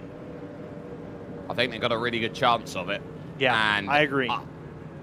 It is just this race which has stuttered into a safety car, a safety car, a safety car, a virtual safety car, a caution that's out there. There's no real easy way to get around just how aggro it's had to be for the longest time. And I think you're turning around and saying, well, who now stands up? Because you've got Simcast and Paul Botting, who are very much together. Big gap back over to Ball State, who are third in their category at the moment in LMP3. Project 91 of 16 seconds over Fisher, but Fisher need a little bit of help if they are going to want to go and win this one. I think Austin Edwards has got to deal with a very quick Franek Sikorsky. Zach Sweeney, I think he's going to understand this race. Under the cosh now, he's going to have some very quick drivers in and around, and he's going to have to try and build gap around in a race stint, Lorenzo, that I think you've got to be quite honest and look at here. You are not going to establish rhythm. This is going to be one where you're just going to have to take the laps as lumps and bumps. Yeah, pretty much. You got to take what you're gonna get in each and every lap, because the traffic is dictating how this race is going, how aggressive really you want to be. And you're not going to be able to set up quality laps over here. Pits are closed. Pits are now closed, officially closed. Yeah. So that'll be a full All caution, cars, full safety pace car. No pit speed limit is required. So what happens, Jake? Right now this becomes a race of who has the better nerves. Not just pace. Of course, pace is a very important thing, right? We always talk about pace. But who has the better nerves to hold not just the pressure of having to weave through traffic as fast as they have to be, but at the same time, how well you negotiate with the pressure of maybe being in a battle or a victory. Tell me this, I haven't seen all race long Murmica leading. At this point, I didn't see them leading a single lap. I turn around, I look at you, Lorenzo, I say, you don't need to lead any laps except the last one. Yeah, that's insane, man. The important, you just have to lead one lap and win this. And right now we could be in that situation. Near domination from an OP. Car 31, you should be but you should see a different winner. Looking forward to see that. You might see a different winner, because NOP could find a way to jump through. They might have filled conservatively to get to the end of the race, but it gives them all of the luxury now, Lorenzo, to attack to the end of the race. And I don't think you can say Murmica can do that by comparison. I don't think you can say P1 can. No, I think they're going to be right. They might have a safe one-lap cushion, I would say, give or take. Right, you have one lap, but it's not going to be a one lap where you're going to be burning miles and miles of fuel. You're going to have to be knowledgeable how to approach this. Like I said, we might see this green flag with 30 minutes to go. A full-on straight shootout like you would see in the IMSA officials without the pit stop. Right? Not counting the pit stop. That's just how this race will be. So looking forward to see that unfold right before our eyes. And so if it does unfold in that way, how is it going to affect those who say, I am going to throw what I can at the wall and hope that I end up with victory, a podium, whatever it be, the end goal result that is there for so many to try and prove themselves with at this stage. I'd also argue that LMGT3 is not done in this regard, with the likes of Austin Edwards up against up against Franek Sikorsky, then, for example. I don't think we're in a position where we can say that Nathan Walter's not a factor, that Oliver Wallin's not a factor here to Petter Hermark. You've got the likes then of Ball State, who are third, who are actually trapped the lap behind Ross Norsworthy and in Simcast Racing Team LMP3, and Paul Botting Motorsports then with Zach Sweeney. So that puts them a lap down almost on the 8 ball, and they need the help to go through. I wonder whether they're actually going to get that help then through the unlapping process, which we still need to expect will happen then at this one, to give them an opportunity to see the field cycle back together as it needs to. 10 on the leading lap still, and we'll still feel very happy about the way that things have been going. But again, we talk about the fact that traditionally around here, under the safety car that they have around here, Lorenzo, this is one of the statistically slowest safety cars in all of iRacing. It is notorious for how slow it is. Yeah. I'm looking at laps here. 3 minutes and 16, the whole grid, right? And it's short track. This is, like you said at the start of the broadcast, this is only has 4.28 kilometers on a 1 minute and 26 lap for the LMP2s. We're getting the double the time, we're getting double the time basically, nearly 2.5 times more in one lap. So it's surprisingly slow for a track like this. I agree 100%. It very much is, and you know, the position that they're going to sit in, if they're doing here lap times 2.5 times slower than they want to under full bore conditions, if they're sitting around, they're doing 3:16. So Lorenzo, their tires are going to be stone cold. Yeah, it's going to be the same as we saw pretty much on everything else. This is why they have to weave now, because once the wave arounds start, right, they cannot weave. They are not. They are obligated to hold their line on the left-hand side of the track and let everybody else go by. So it's just gonna decrease the pressure and the tire temperature. So you got to do what you can right now before race control dictates the wave around, and then they get ready for a green flag one more time, potentially for the final time of this 4-hour race. We don't quite know that yet, but 35 minutes remain here on this clock. We race to the timer, and we do not race to a lap count. They've only done 102 laps worth of racing here today. And this team, how disappointed would you be, Lorenzo, if you have dominated 3.5 hours worth of running and you find yourself third and you can't make the passes at the end of the race? I would be very disappointed. You still would come up with a very big result in the championship, right? Let us not be wrong about that. You're dominating the championship, in your direct rival in turn 1 is at turn -0 in this race in comparison, right? In terms of placing in the grid. But they're still in the grid. Don't take me wrongly. But P1. Right? P1 is sitting right in front of them right now. All cars to pace on the left side. So there's still a battle for top 3. As a reminder, P1 is P3 in the pass championship. rounds will be issued in quick succession. They very much do.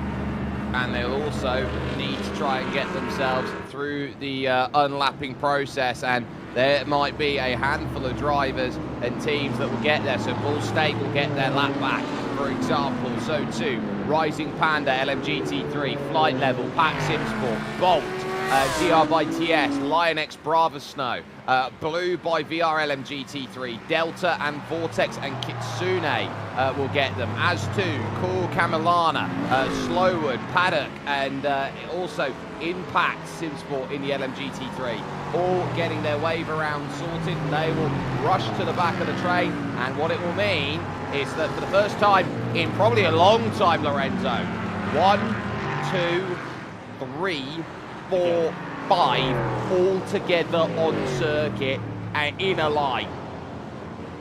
Yeah, looking forward to this. And hold up, Claro, don't do that. You don't want to be doing that on your wave around.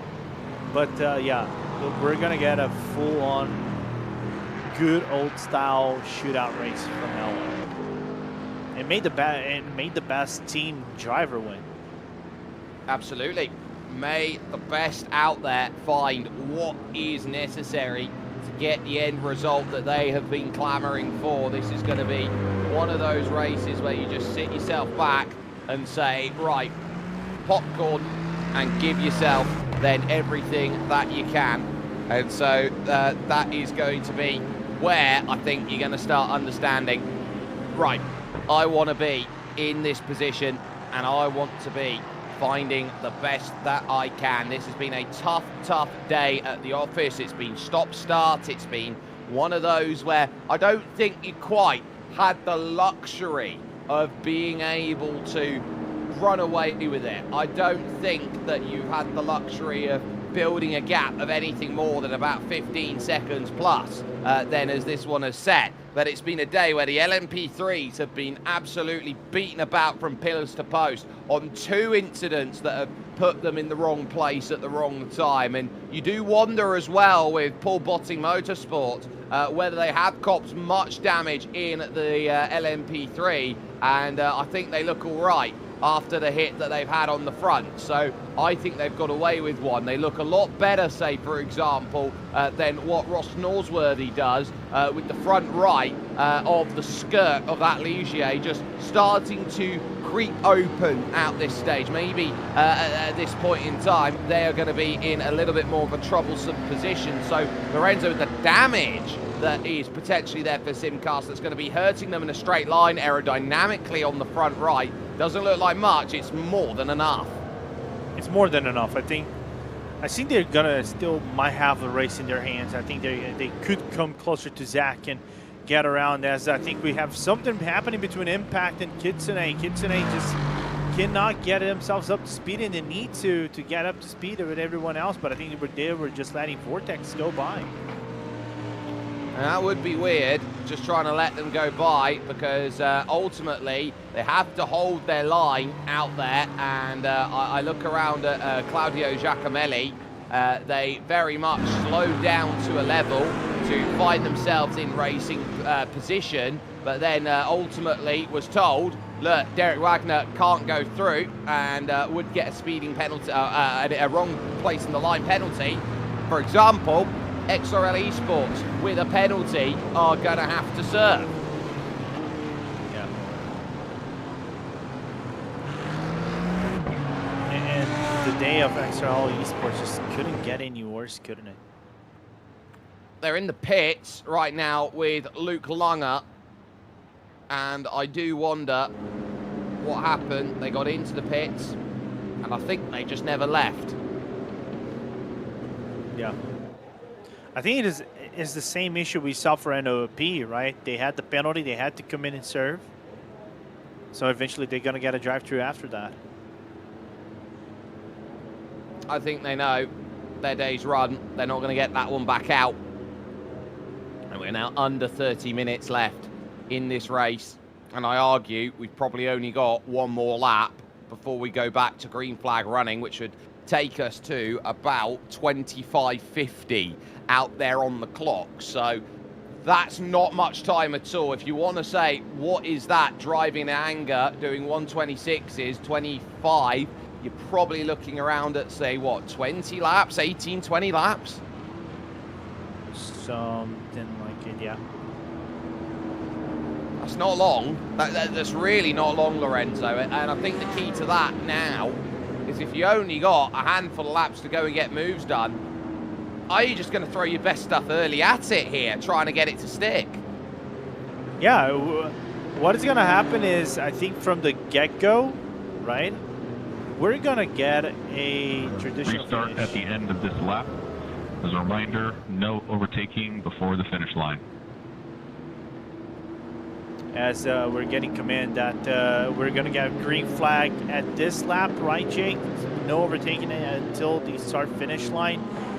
And I'll say this, as soon as this race is underway, I don't doubt we're going to get these guys up in the front nearly 3 wide. Not overtaking, but battling for track position coming into Tarzan or something like it, or something of the sort, to try to get ahead of each other. This is going to be full-on mental games and pure pace and see who had the better tires and the better setup and everything. I think this is going to set itself as a day where many will be looking at this and realising it's my opportunity. Murmaka, who for the first time in this one have the race lead, know that they've got to run away and run away quickly. PBM, understanding Paul Botting Motorsport, they've got a chance in LMP3. Alpine by XRL will look at Impact, who are the LMP2 Pro-Am leaders here, who have a big gap over Going Racing ESCC that they want to continue on. It's the biggest gap in the field of about 6 seconds that they have to navigate through. All they've got to do is think about this, but imagine an overall victory then from a Pro-Am team. It is very much possible at this point with where they stack themselves up, and they would love that as far as end result is going to put itself into play. They do know and understand, though, Lorenzo, whatever happens between now and the end, this is all out, and I think no one's going to give a quarter.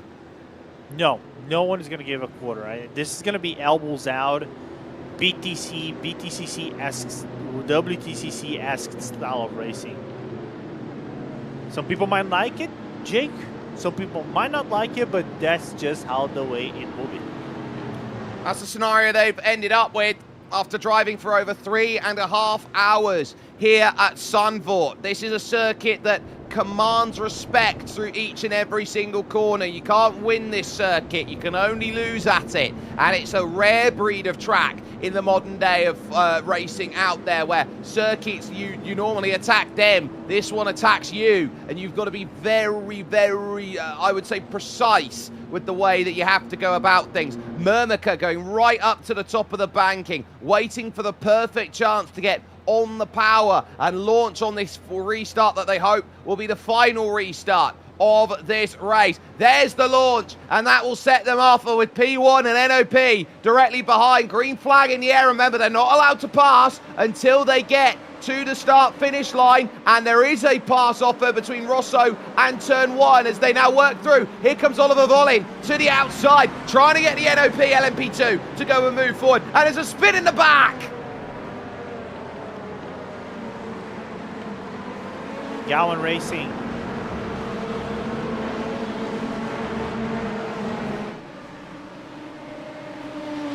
Wow.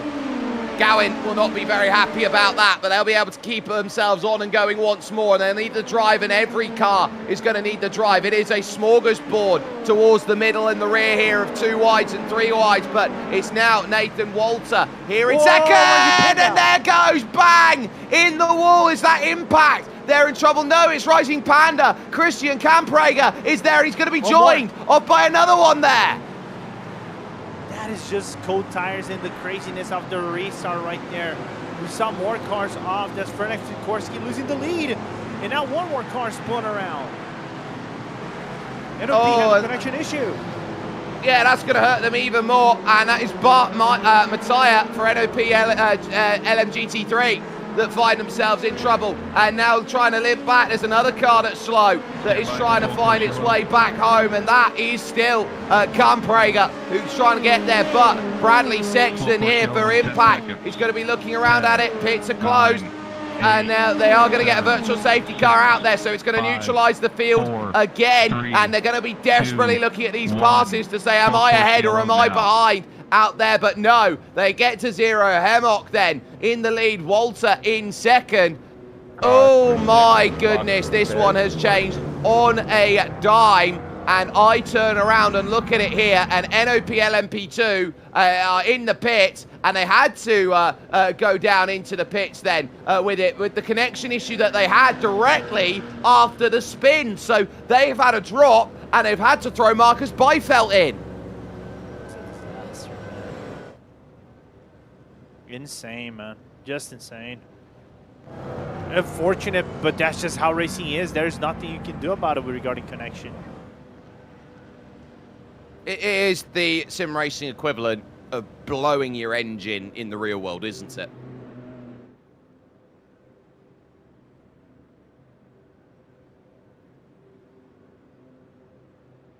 He won't mind this guy too much. Yellow ending He'll in know 10 that. seconds. Full 10, course yellow 9, is going to be thrown. 8, It will 7, end in 10 seconds. 6, and so 5, for Peter 4, Hemmock, 3, he will get the jump 2, over 1. Nathan Walter. Full It is course now yellow removed. Alpine who are up into third, Impact fourth, and Lion GP side by side. And on the restart, they're going to get leapfrogged by World of Sim Racing team here, who moved themselves into the top 5 then as they try and go. Tri-State want to get themselves in. Oh, on the back there. That could have been turn 1, and Ryan McIntosh in all sorts of trouble out there and finding out how tough it is. And there's contact for your LMP2 Pro leaders. 1, 2, 3, 4 going around then at that section. Oh my word. It is just a domino effect. Basically, this is just insane. Cold tyres, very aggressive restart. Marcos Eberhardt is caught in that in W2E Pro GP as they now look set. There's a massive smash up. Rico Kohlmeier. By for full course yellow. Again. Another full course yellow, man. Full Again. course yellow in 10 seconds. 10, 9. So they're going to 8, full course yellows. 7, It was all started as we had many offs there on the restart. We had Zach Leopold then off as well. And ultimately it came down to the fact that as they were looking to make their move around, it was Nico Loikkanen at DR who got loose, ultimately tried to avoid the contact then that went through, came back across the circuit in the middle, and does he get run over? Oh, absolutely he does by Maiko von Luck at Vortex, the championship leaders. That forced Thiago Melo off for Lion GP Bravo, and then Kohlmeier had nowhere to go for AITX. So that was them having a really nasty time of it, but I turn around at this and say, have we just reached this point where everyone just wants to go and nobody has any confidence to even manage that at this point? That is a great question. I have no clue. We knew this would be all elbows out in the restart of this race. We nearly started with a half. We were near spin from turn 1, ending in 10 seconds. and now Rosso has a drive-through 9, 8, due to incident 7, points after the contact 6, they did on the 5, number 11, and 4, also on the W2 3, car they made contact 2, with. 1. Full Here course we yellow go. removed. Yellow removed, and they're allowed to go back up now to speed and continue on with it. And I'd keep an eye as well on Zach Sweeney, as that's a lovely jump there from the likes there of Daniel Molina, who needs to get it then through Masters Corner. Sexton is there. You've got McIntosh, who's got the jump now, and Impact are now back in control of the LMP2 Pro-Am division. As things stand, it's 10 seconds here for Murmika as they set themselves up into play, and there's some light flashing around everywhere as they now look around and hope that they are not going to be drivers who get themselves caught up into any form of troubles late. And speaking of them, that's Sikorsky, and that will now put to the race lead Fisher then and Austin Edwards. So that is going to be a huge one. Car 96 is going to get a 30-second stop and hold. Just this end of the race, man, it just spun itself on its own head, as now Bolt has spun around after going into third place. Jan-Philipp Raber then goes around, and that is going to hurt. So suddenly this now is going to promote even more up there. SMM currently in second right now, and I think that's Rising Panda who will now get themselves the way to jump up. There is SMM and Errol Ureksoy who will be looking around at this going, how am I here and how am I dealing with it? The 50 then in for a late stop and having to get through. That's Tarek Mucic then who's there. Derek Wagner coming in, and there's going to be a number of cars then that's going to be lining the pit out there. And there's a full course drive through then for the 52 as well that comes on into play. Yeah, penalties are coming left, up, right, and down, and there's nothing much that race control can do. The only thing that we know is that Mermica is leading away with 4 seconds. B1 is just trying to hold their best against Alpine and the fierce attacks coming from Fabian Albers. But more than that, basically the lead gaps in all 4 categories have broken off pretty much by all these incidents going through. Ball State currently 4th in their class right now. They find themselves down on pit lane with Kale Davidson. And I think they know that they've not got anything to go and fight with if they want it. And they'll also pick up penalty to go along with it too for incident responsibility. And this steward's log at the end of this one, Lorenzo, they are going to go deep into the night here at Zandvoort to try and get themselves fixed. Bradley Sexton here for Impact is going to be looking around at this in 4th place. And directly behind them, where has DSP Esport been all day and how are they 2nd in Pro-Am? I have no clue. This is the level of insanity this race has gone by. To be, I was talking to myself because, of course, I'm not being biased. My team is in 5th after being dead last at the start of the race, but just show how crazy this race can be, man.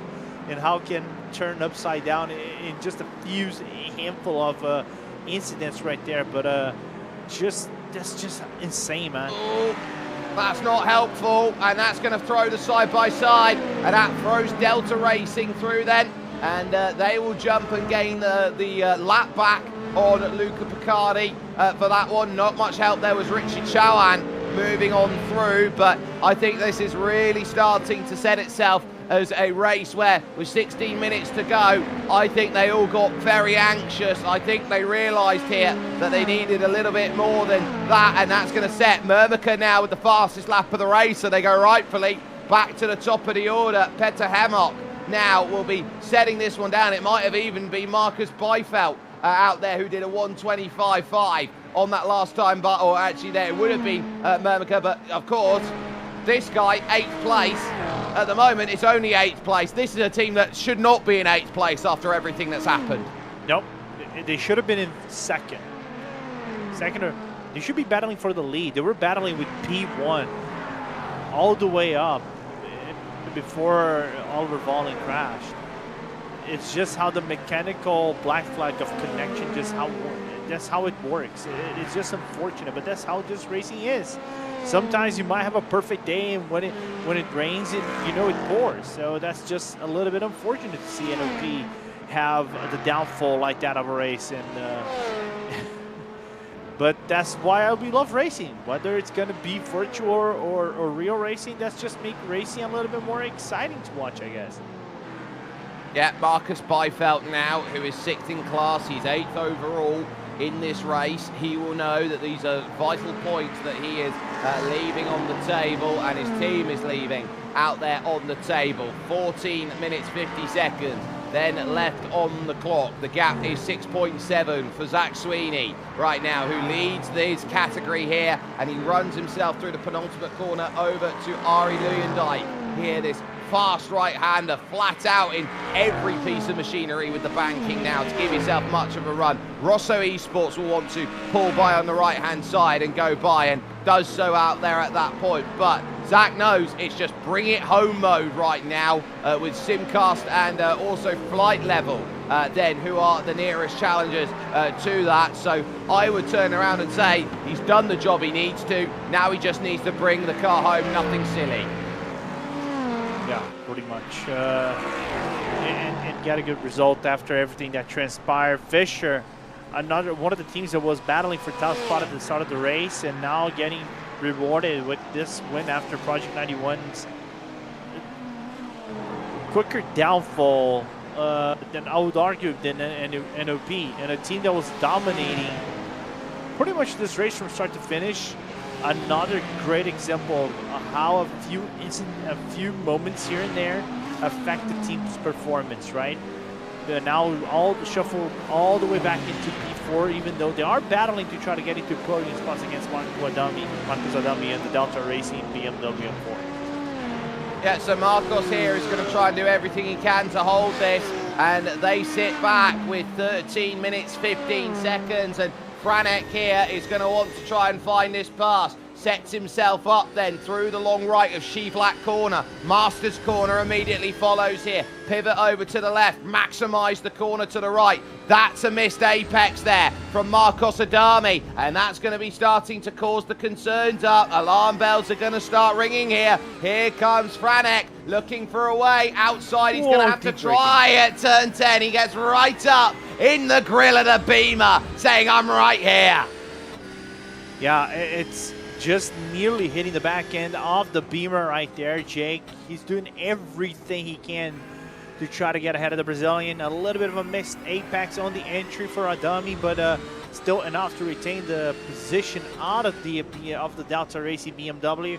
Now here we go. This is the main thing. A little bit of a braking from Adami to try to avoid the understeer. This opens up the door for the Project 91 to go on the outside and go for an overtake opportunity.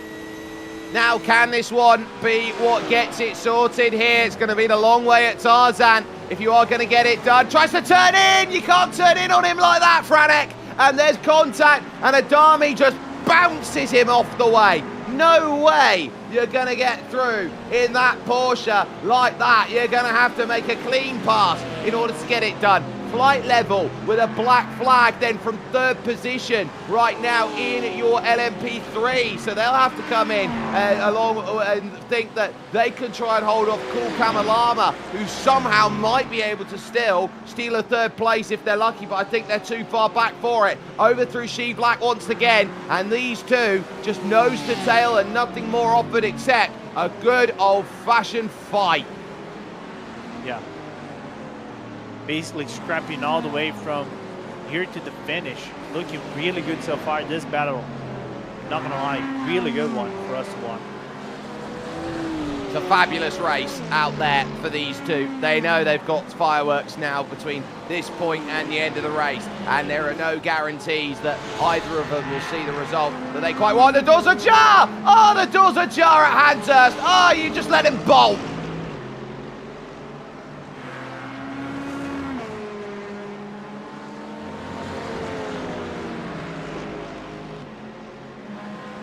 That is so opportunistic from Franek Sikorsky, and that sort of mindset is what makes him a very, very good sim racer.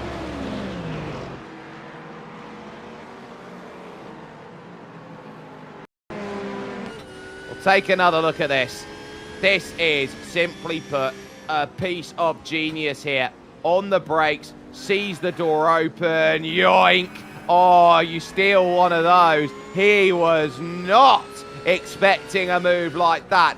That was, simply put, a magnificent pass as we go over to Blue by Pierre. Oi! That could have been disastrous there running on through. You do not want to be caught wrong side of the road there, Alistair Hamilton, against Richie Chauhan. That could have been the end of his race. Yeah, that could have been disastrous right there for Alistair, but managed to get it done at the end of things. Now it's on the inside of Richie. He's going to clear himself away, and everybody's just going to retain positions for now. Marcos Pereira through at Shivlak for fourth in class.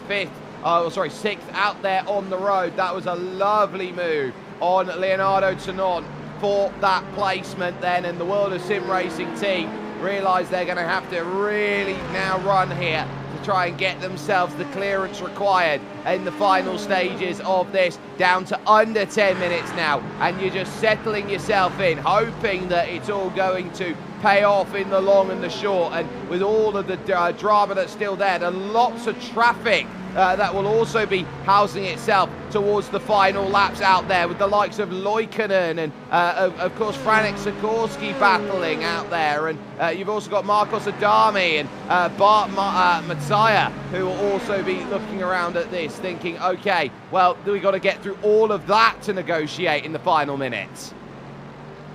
Yeah, absolutely. Just really good now. Thinking about how you're gonna manage the end of this race, even though there's still a lot, there's a big gap between everybody. Pereira running wide, and now might not open the room for Tonon to go around, because he had to go around the Rising Panda GT3. But still, there is a battle for that fourth spot as the Brazilians hunting down the Spaniard then with 10, I would say give or take 7 laps to go. 7 or 6 laps to go. Either or.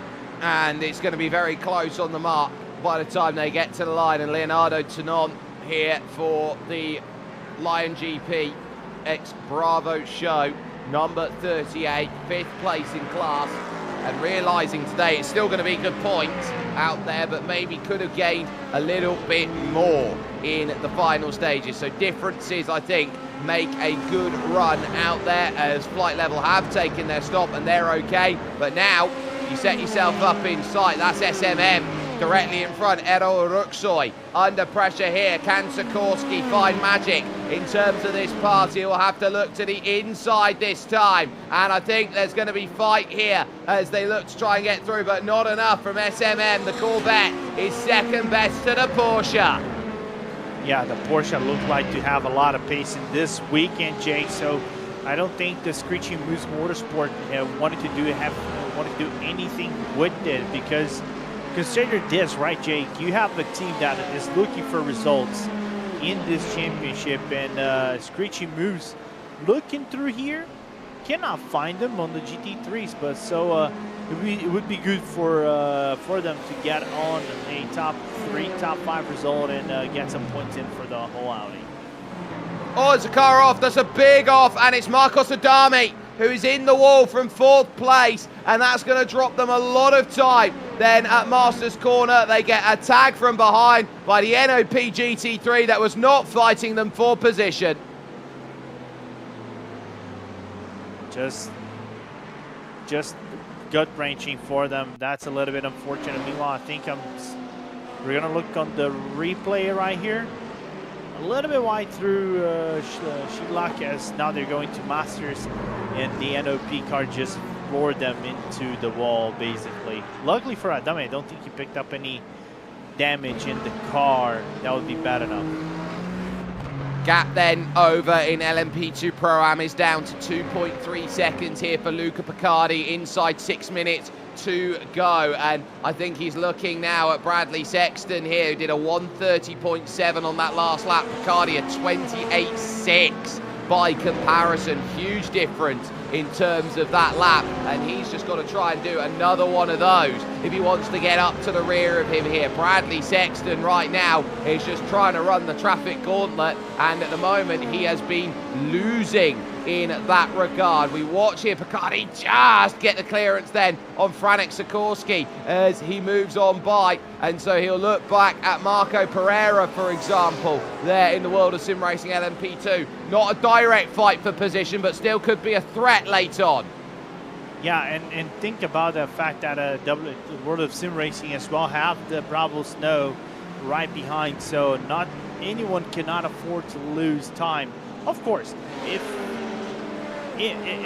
basically the driver in front loses that position, loses the gap and everything, right, in the DSP car, it won't matter because they're not fighting for overall points. They're just fighting for the track position itself. But then other than that, of course, they want to make a showcase for everybody that despite being a Pro-Am team, they have pace and they are willing to fight everybody.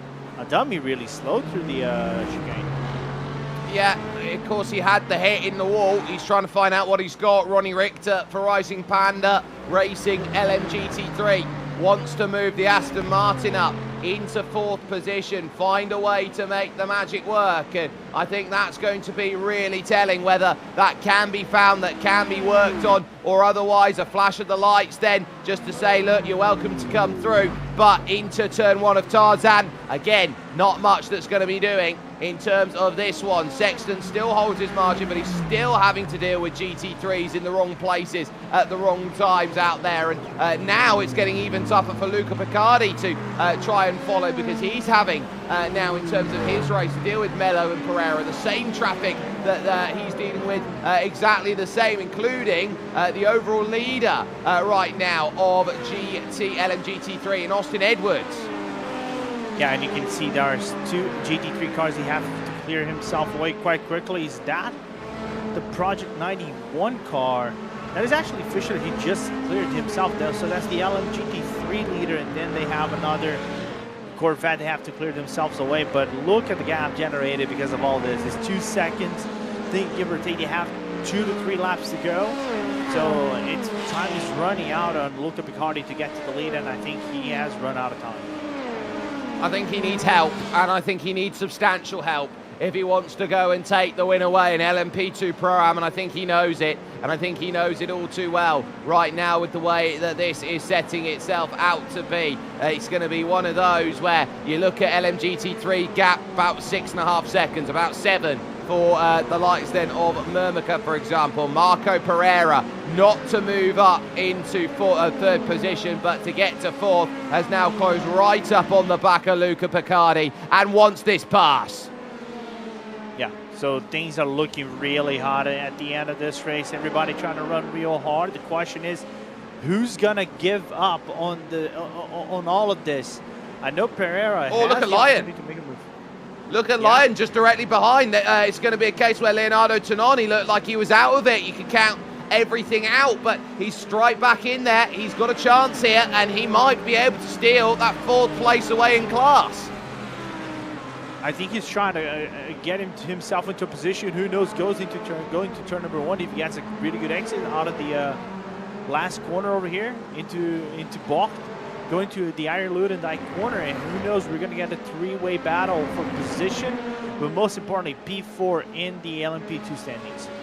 And with 2 laps to make it happen, this one could go very, very much to a place of I have got to give it what I can. Here comes the move then from Marco Pereira, and nothing Luca Picardi can do about it. Has to try and slot it into line. Leonardo Tonon is not going to get a run here through Gerlach, and so that is going to mark a pass in the dying embers of this race. And so that is going to be pretty much a case of, can I run away if I am Marco Pereira, with Leonardo Tonon now going to have to try and desperately find a way by Luca Picardi, and he's not seeing the ultimate end goal of it, which is I could go and take the race lead. Yeah, none at all. I think he has one opportunity. His dive over here. There you go. There's Bingo. the dive from Tonon right there. That was quick, clear execution. Yeah, lovely execution. Now he's got to just go set. He knows what he wants, which is a top 5 fit or top 4 finish, technically out there. Well, yeah, it is still there to try and get, but he knows he's got to try and navigate it. White flag out for Mermica Group ME Sports, and a lead gap of 6.7 as things stand between them and P1 Racing LMP2. This has been an almightily difficult day at the office for almost everybody out there. Bradley Sexton looking to come and see the final lap as well. He now looks to cross it here with a gap that still remains now at 3.8 as he will cross the line. So he knows he just needs to do something simple, which is just do 1 lap of Zandvoort. Sounds so easy on paper, but this is the toughest lap you have to go and deal with here as you work on through. PBM with a massive gap then of about 23 seconds now at this point. Zach Sweeney will be incredibly happy as he works his way then over through Ari Ludendyke corner, and then you've got Fisher Motorsports who are already going through turn 2. They have the gap they want of 3.3 over Project 91, and they are setting themselves up for what has been a brilliant day out there, a tough day, a testing day. The tempers have flared, but now with 2 corners to go, we've got to go to Peter Hermok right now, because Mermica are going to be the team that at the right time were in the right place and are going to get the biggest result yet. A win here at Zandvoort in the European SportsCar Championship. A magical result. It's going to be 2nd for P1, and then over to 3rd. It is going to be the hold that we wait for Alpine by XRL, who started today 17th on the grid. That's just insane, as Impact is going to come across the line, making 2 in a row for the Pro-Am team. Bradley Sexton basically showing Impact why they are the front runners in this championship, but also a great drive from Henry Mental in the car. And now also back to you with Austin Edwards and Fisher.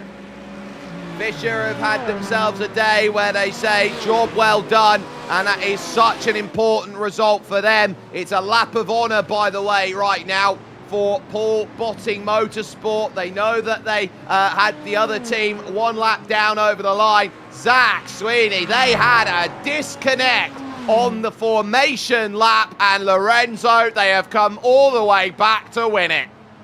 Yeah, just a crazy day in the office for Zach and Connor, but what a day for them. Of course, aided with arguably the craziest wreck of the whole championship, with the top three getting involved, but doesn't take away that doesn't take away the merit they have in the result, as Marcos Adami is going to cross the line in first place ahead of Bolt in a drag to the finish line and basically wrap this up. And Bolt has actually a black flag. Yeah, that's going to be added on at the end of the race, an extra 35 seconds, and that is going to drop them, I would say, probably down to about 7th by the time that they get themselves over the line. So that for Bolt will be really frustrating, and Jan-Philipp Rabert there is not going to be very pleased about that. Let's get confirmation, though, of results here with the Automobile Club Virtual and your second round of the European SportsCar Championship, because the number 70 is on top of the world. 4 hours and 54 seconds. They win by 9 over P1 Racing, with Alpine by XRL finding themselves in third. It's then Team WOSR fourth in class ahead of Bravo, and NOP, who's dropped late on in the race, absolutely scuppered their hopes of a result. Delta Racing would be a lap down, 3 for ADC by Pulsar, and then turn 1 at 4.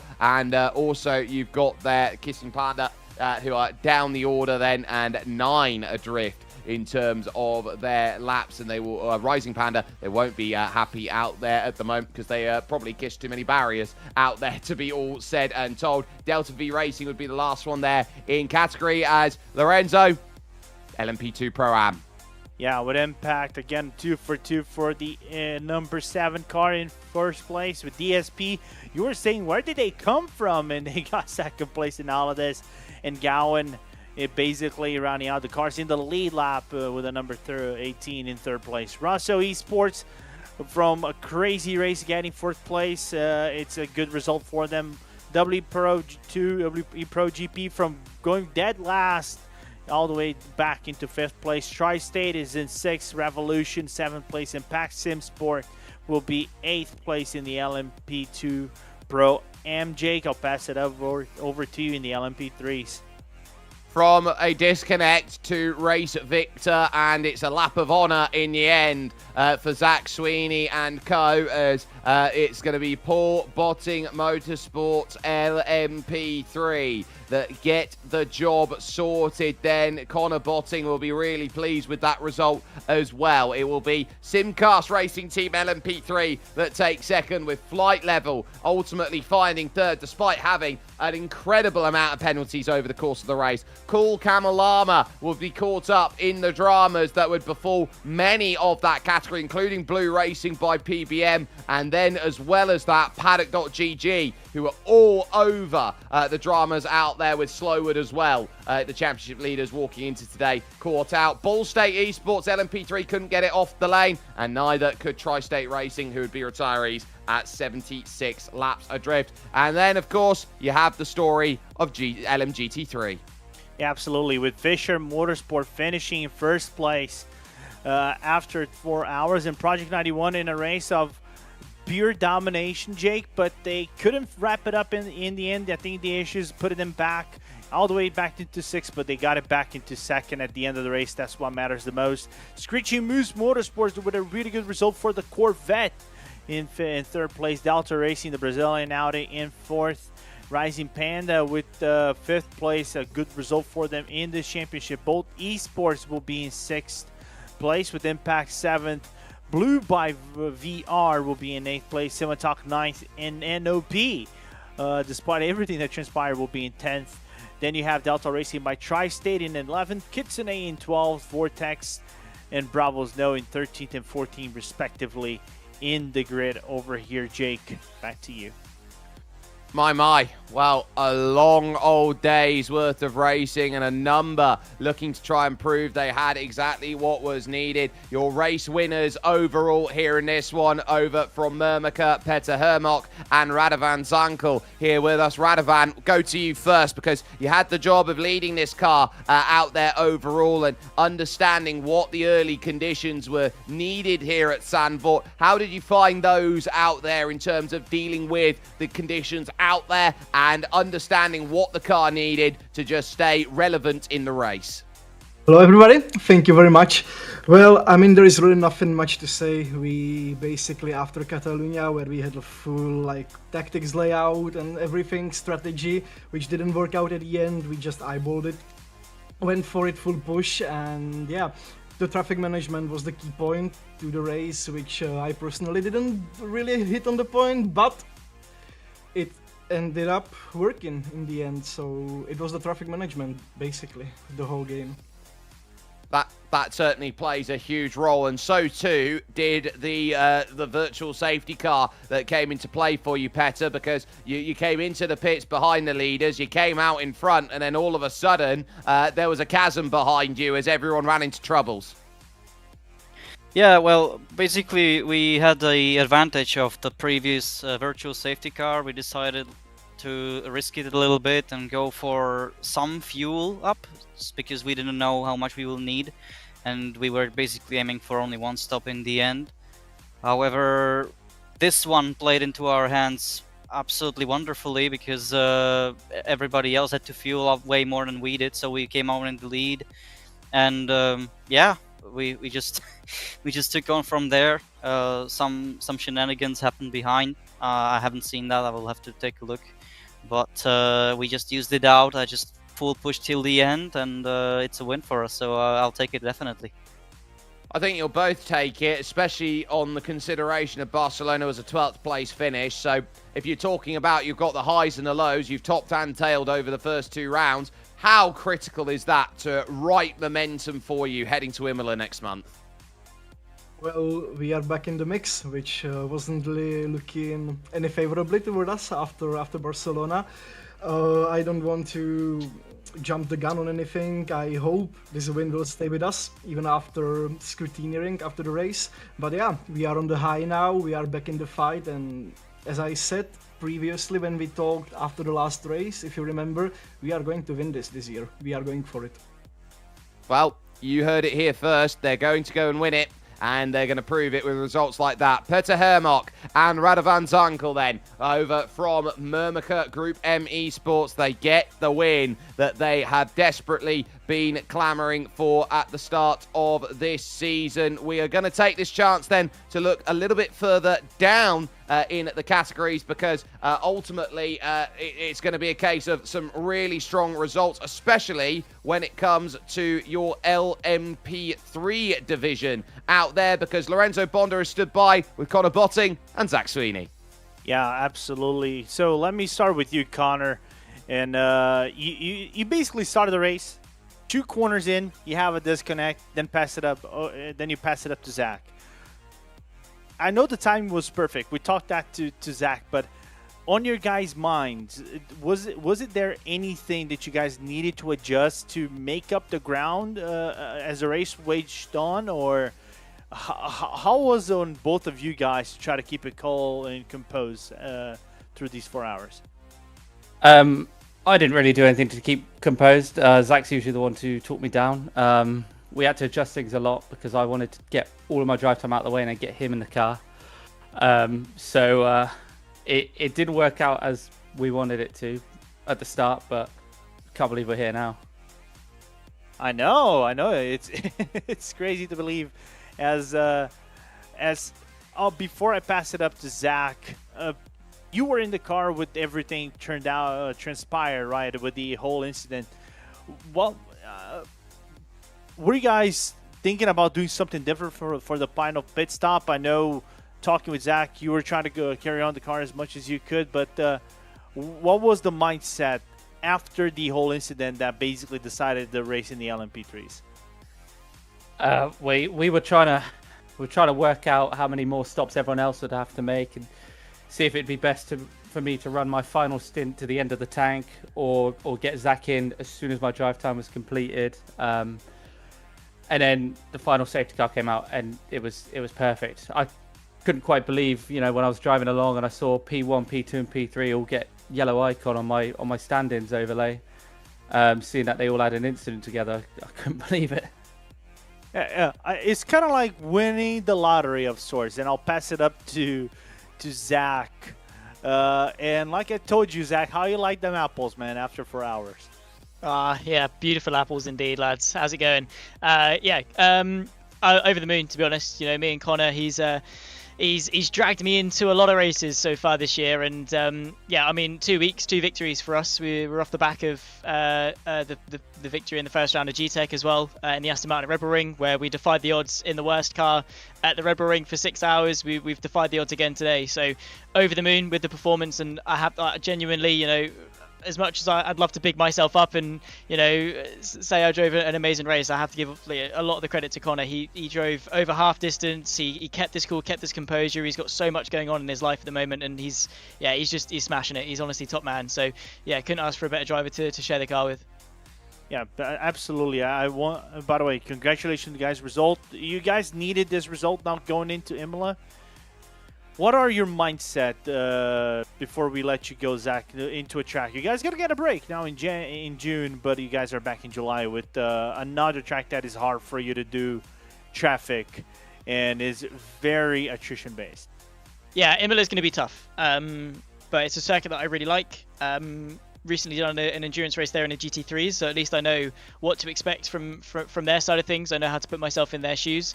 From the P3 side of things, again, it's just going to be a race like no other.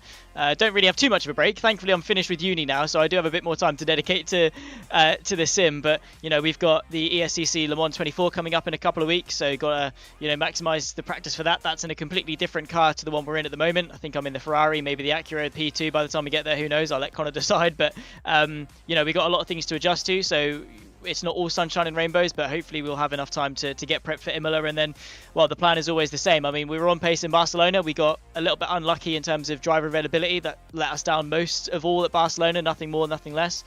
We fired back here at Zandvoort, and we'll be looking, I guess, to do the same thing in a few weeks' time when we head to Imola.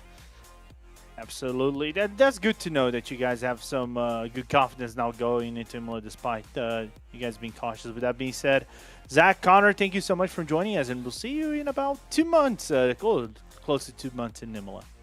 See you guys. Cheers. Bye-bye. Thank you. Cheers. Well, what a moment for the pair of them, but also what a victory it was for these two, Bradley Sexton and Henry Mantle, getting it done in LMP2 Pro and for Impact Sim Sport. Now, lads, I'd just like to pose this question to you. At the start of racing action today, were you expecting 4th overall? No, yeah, absolutely not. It was a tall order, we thought, but we had Henry do a mega first double and then finished off the race well. So let's talk about that mega first double, Henry, and giving yourself the platform to go out there to work with in what was a race that looked like it could have gone any number of ways with how I would say disjointed it was with the amount of safety car need out there over the course of the run. Yeah, it was tough. I mean, we sort of had a similar strategy to Barcelona. I would just run as long as possible and run with one set of tyres to give Bradley the best chance of being able to push as much as possible. Round here, without all those safety cars, that would have been near on impossible. So I was actually quite glad for the amount of safety car running, especially for the fact that at the moment in the UK it's about 31 degrees. So it's also stupidly hot in here as well. Oh, trust me, you don't need to tell me that. I am sweating like a pig as well. So it is going to be one of those where you have to really struggle sometimes for it. But for the pair of you, a massive commanding lead now at the top of LMP2 Pro-Am. Do you feel like that's going to give you everything you want heading to Imola?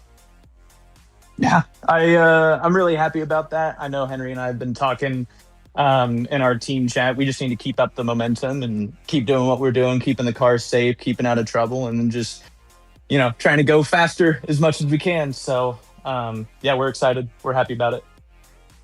And absolutely, you should be. Great result, and it's back-to-back for Impact Sim Sport as they get the job done through Henry Mantle and Bradley Sexton. Down the paddock, Lorenzo Bonda has walked down. He's gone down to your winner in LMGT3. He stood by with Austin Edwards. Austin, first and foremost, congratulations on the victory. And now looking from the standings perspective, you guys were P11 in Barcelona. Now to a win in Zandvoort. How's that feel? Feels great actually. Yeah, no, it's fucking. Sorry, I swore straight away. It is wonderful to come out swinging like that after a rough time out as Barcelona. I imagine so, given all the circumstances that happened in Barcelona. But shifting the focus to the race as a whole, we saw that the Porsches were really good on pace. Not yours, just yours, but also Project 91's. You guys were sharing the lead for quite a while in this race. Was that the feeling during the free practices that, okay, the Porsche might have a shot in here? Or you guys had to switch it up something on the setup to maybe get comfortable going to FP2 and then into the race? No, the setup felt good pretty much right off the bat, and it was like, yeah, we have to wait. Like throughout the week leading up, we kind of had to wait to see where the car would sit in free practice. But we're like, yeah, no, the car feels good. We feel solid. And then obviously getting hit with a late minute BOP was a little bit of a, letdown. But at the end of the day, car still came home at the front of the field, so you can't complain that much. Yeah, I figured that as much. And now leading to the championship, of course, you guys are going to get tons of points in the standings. You guys can go into Imola. We know how Imola is as a racetrack, how dangerous it can be for GT3s with the attrition. Even though it's 44 cars in a race, it's not a whole 60-something car grid, but it's good that it's those numbers shortened out. But still, Imola last year, very attrition based. Do you expect something of the same into the Italian racetrack in about 2 months? Yeah, I mean, it was basically the story of the night today as well. It felt like you just had to kind of show up and just make sure you weren't getting yourself tangled up in places you didn't want to be. And I feel like Imola is going to be exactly the same. So we'll just hopefully get to run it straight back again, just like we did tonight. I hope so. Yeah, you guys get a win, man, because the pace was looking really good, and we know how Imola can be. But good luck. Take some rest, and we'll see you in about 2 months, Austin. Thank you, appreciate it, mate. Cheers for the chat.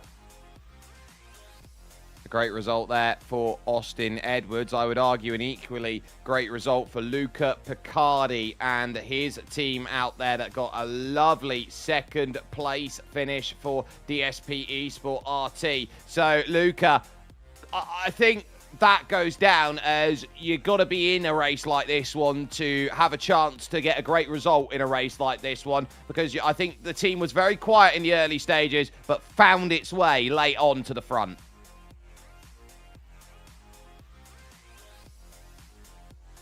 Luca, do we have a copy with you, buddy? Oh well, we will try again in a bit.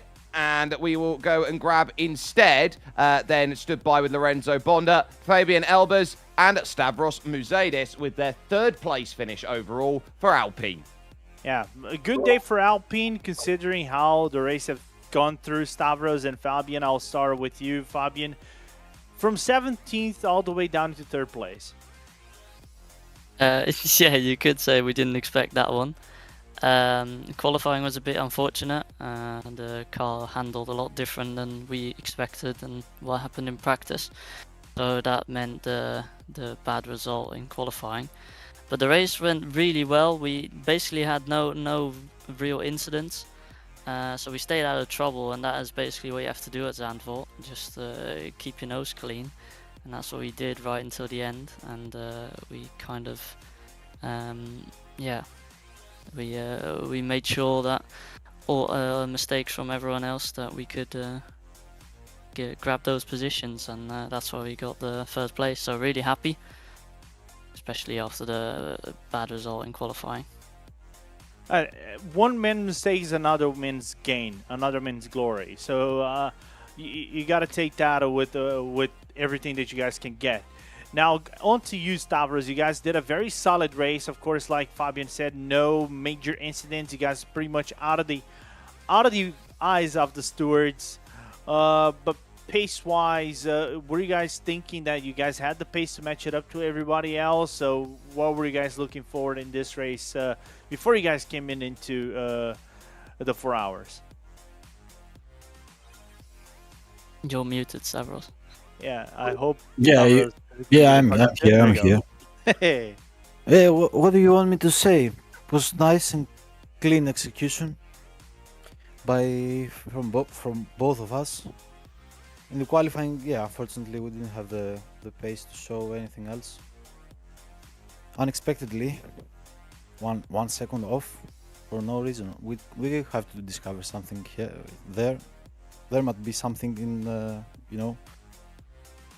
we might find something in there in order to progress even more. I'm certain you guys are going to be able to find something. You guys are going to find that magic twist to set on the dock. Before we let you both go, Stavros and Fabian, now you guys headed into Imola, right? Which is a track that is very chaotic of sorts, how the race plays out. You guys were winners last year in the Pro-Am category. Now going into the LMP2 Pro, basically, what is your guys' mindset going into the Italian racetrack? Mostly the preparation is going to be crucial. Last year was obviously really hot in terms of track temperature. So we're going to have to see if that's going to be any similar or it's going to be completely different. But yeah, last year the second place overall and then first in Pro-Am was a good result. So we know we have the pace there. We just need to make sure we can do the same thing again. Absolutely. Repeat is basically an act of good practice. Well, with that being said, congratulations on the podium, boys, and we'll see you in about 2 months. Yeah, thank you. Have a good one. So there you have it with Stavros then, and then also Fabian Elbers. We'll try one more time here with Luca Picardi. Luca, I understand that this has been a very long and difficult race, but the way that you found your way up nearer the front to the final stages, just talk us through the way that it worked for you. Yeah, thank you. First of all, you can hear me this time. Loud and clear. Yeah, this was an infinite race for us and for the team. Very incredible, and this is a great result. Even if it wasn't a win to step on the podium with this team, with these guys, is very important for me, and it's very important for the people who race in this team. And talk about the team and the effort that it's taken to get to this point, because it couldn't have been more of a polar opposite from what happened last time out of Barcelona for you. Yeah, especially I wasn't in Barcelona. In Barcelona, we raced with a different lineup, so this was the debut race for me. But we're gaining experience all together, all the races to step on another level, maybe next year in future seasons. And so building that confidence level up as a Pro-Am team, does it fill you with maybe nervousness, or does it fill you with confidence knowing it's home soil in Imola when we get to racing action next time out? Yeah, it will be an honor for us to race in Imola in this championship and to race with our colors. So it's an honor for an Italian team to race on an Italian track, and we're gonna try to repeat ourselves, but it's difficult. The grid is so difficult to battle and to make a pace because it's so strong. It's so strong, the field, and you need really to build a good strategy and a good race with all the things that can happen in a race, like full course yellow, virtual safety cars, incidents, everything. Well, we'll wish you the best of luck to what happens then at the third round of the championship. Luca Picardi there joining us second in LMP2 Pro-Am there with DSP Esport RT. But Lorenzo, It's about time that we get to bed here because it's ticked late into the night here at Zandvoort. But final thoughts as we bring this one to a close and we head towards that round, which marks halfway in the season on July 18th. I think Zandvoort delivered what it promised to be a chaotic race from start to finish, but it delivered some really good racing. Really good. When he had good racing, provided some top-notch racing between everybody. Congratulations for everyone who made it out alive out of this whole chaos. Props to Jordy to bring this track into the fold. Don't know if next season's going to be because who knows, Paul Ricard might come to the fray. But now we can take a 2-month break and then come back to Imola to what was the craziest race in my opinion last season. One of the craziest races last season. Who knows, it could happen again this season as well. It very much could, and the only place you can catch it is here with us on ACV TV. So if you haven't had the chance to already, do all the great things you like, you share, you subscribe, you follow, you do all those wonderful internet things that gets you to see more amazing sim racing here with us. From the entire team that has brought this show over to you, from Lorenzo Bonder alongside me, from Samuli Kumo, who's been directing behind the scenes, my name's Jake Sperry. As simple as it gets. This was a tough race. This was the race that I think everyone looked at and said, God, 4 hours might as well feel like 40 for some. There was thrills, there were spills, there were moments which said, my luck just ran out. But there are smiles around. Impact gets themselves with a perfect run and say they are 2 from 2. They will look around over in your LMP3 category, and Paul Botting Motorsport will now move themselves way up the order with troubles for many in and around. Over in LMGT3, you sit yourself down and say, well, while it is a great result that's going to get the moves done for Fisher Motorsport, it is going to be Project 91 who basically say back-to-back seconds, give us the momentum at the moment. But the key to today is that the victory goes to Slovakia, and with Murmaka Group ME Sports, a sensational win, right place, right time. That's how you get it done. We'll see you in 2 months for racing action when we head to the greatest circuit in the world of Imola.